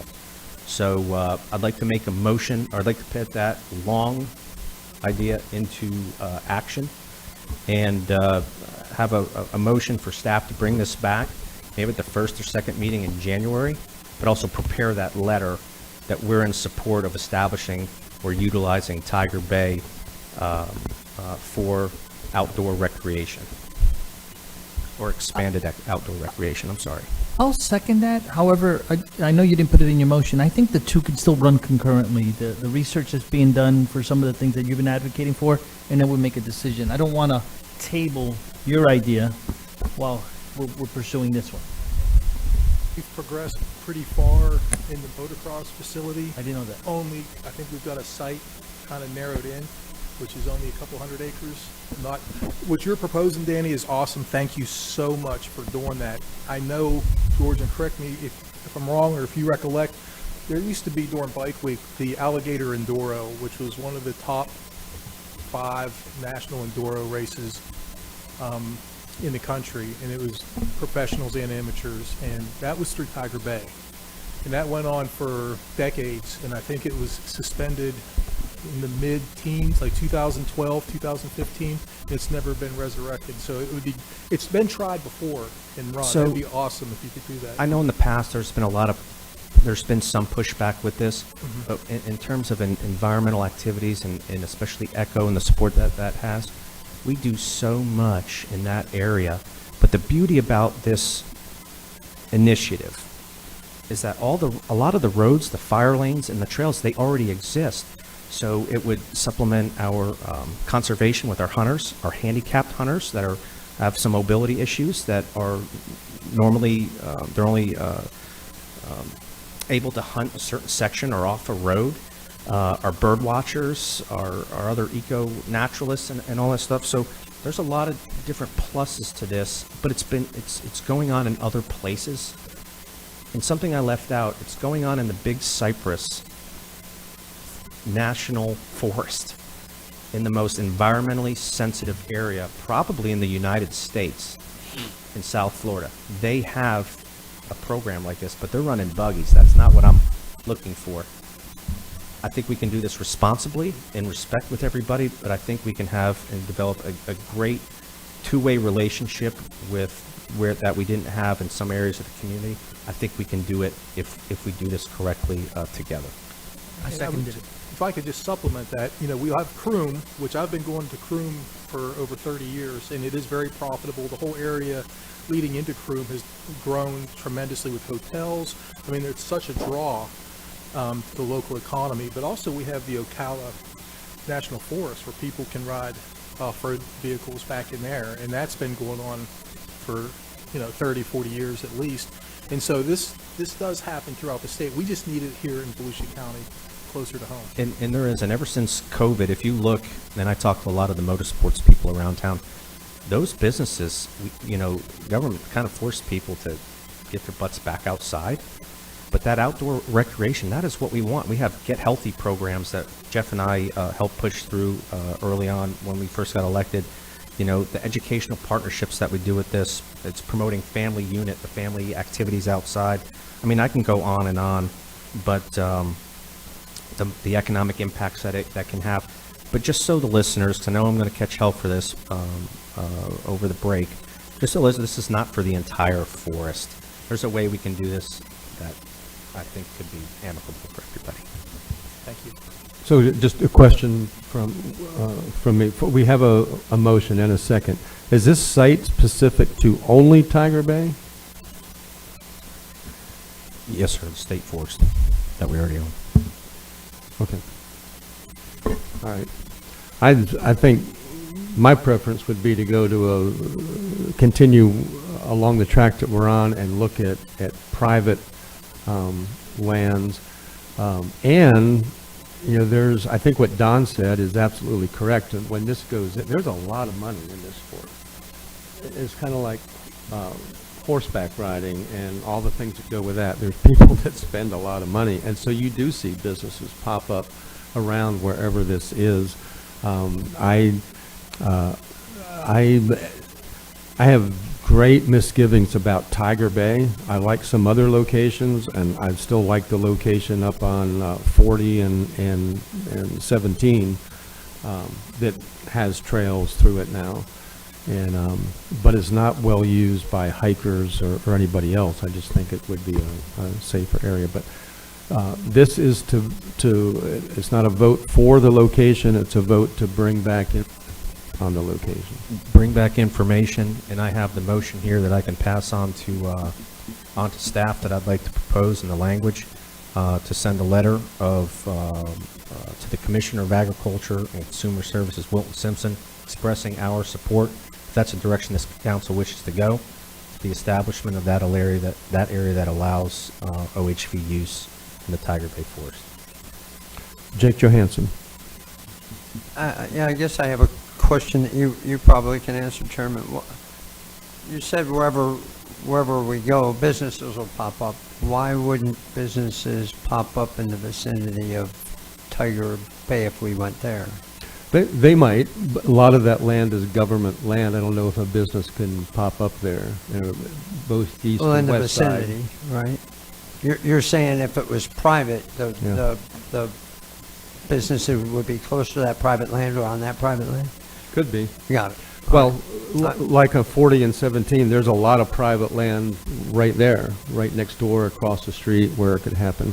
And I guess one of my misgivings about this area is that at least what I hear from the public is they wildly oppose it. And rather than create controversy, I'd like to look at sites that don't come with that controversy, and let's get it started in Volusia County. Copy. Danny Robbins. Oh, I'm sorry. Okay. All right, we have a motion to send the letter and a second. Any other discussion? All in favor, say aye. Aye. Aye. Aye. Anybody opposed will be me. Aye. So it's motion carries 6-1.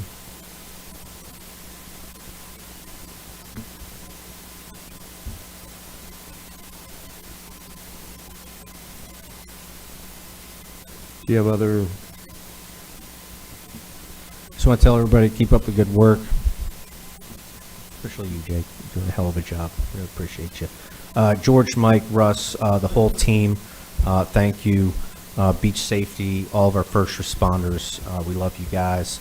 I know it hasn't been an easy year for most of us, but we're still here. We're still kicking. The sun's going to rise tomorrow. The world's not on fire. So I think we have a good team, and I look forward to this coming year, and hope we can continue to stay on this path of government getting out of the way and out of the lives of our people. Thank you. I just want to know, what do the four rest of us have to do to get on your favorites list? You only named 2. I'll have to see on 2024 and give you some incentive there. Just a couple quick things. Everybody is saying thank you. You know, Andy, I see you back there. You've guided the beach patrol through a tough year of change. You've done it well. Morale, I think, was at an all-time low. You're bringing it back up. People have confidence in you. I have confidence in you. So I look forward to next year with you. Have a Merry Christmas. We have a lot of new employees in the area. Michael Ryan, the director of the Ocean Center, new to an area. Welcome. I hope that you will have a Merry Christmas. It's going to be different than where you came from. If you want white, go to the beach. You can probably swim on Christmas Day and have a white Christmas that way. And 2 people in this audience, I don't know why everybody is thanking you, but thank you for not sleeping today. But I always notice that we have 2 members of the press that are here, and a free press is really important for government accountability. Sheldon, I think you've missed one meeting when you were not well. somebody had mentioned a News Journal article that they didn't agree with. It wasn't your article. One of the things that I've noticed about you when you quote me, you actually do it accurately. And the fact that you do that, I think will get better participation from this council. And so I appreciate you being here. I really think it's important.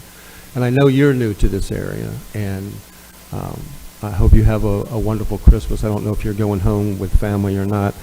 Al Everson, I see you all, you go to every council meeting in West Volusia. You do a fantastic job, and I appreciate the hard work that you put in to our county. I know you want it to be a better place to live. I know you're specific to West Volusia, but I also know that you have a love for people and a love for our entire county. And so thank you for what you do, and Merry Christmas to you. To all of the women on the third floor, I see a man down there that you're not on the third floor. You're kept in the dungeon.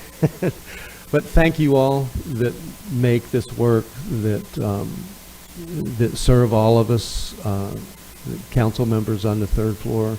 Thank you for how you do it so well and always with a smile. And I just end by wishing everybody a Merry Christmas, and we are adjourned at 4:53.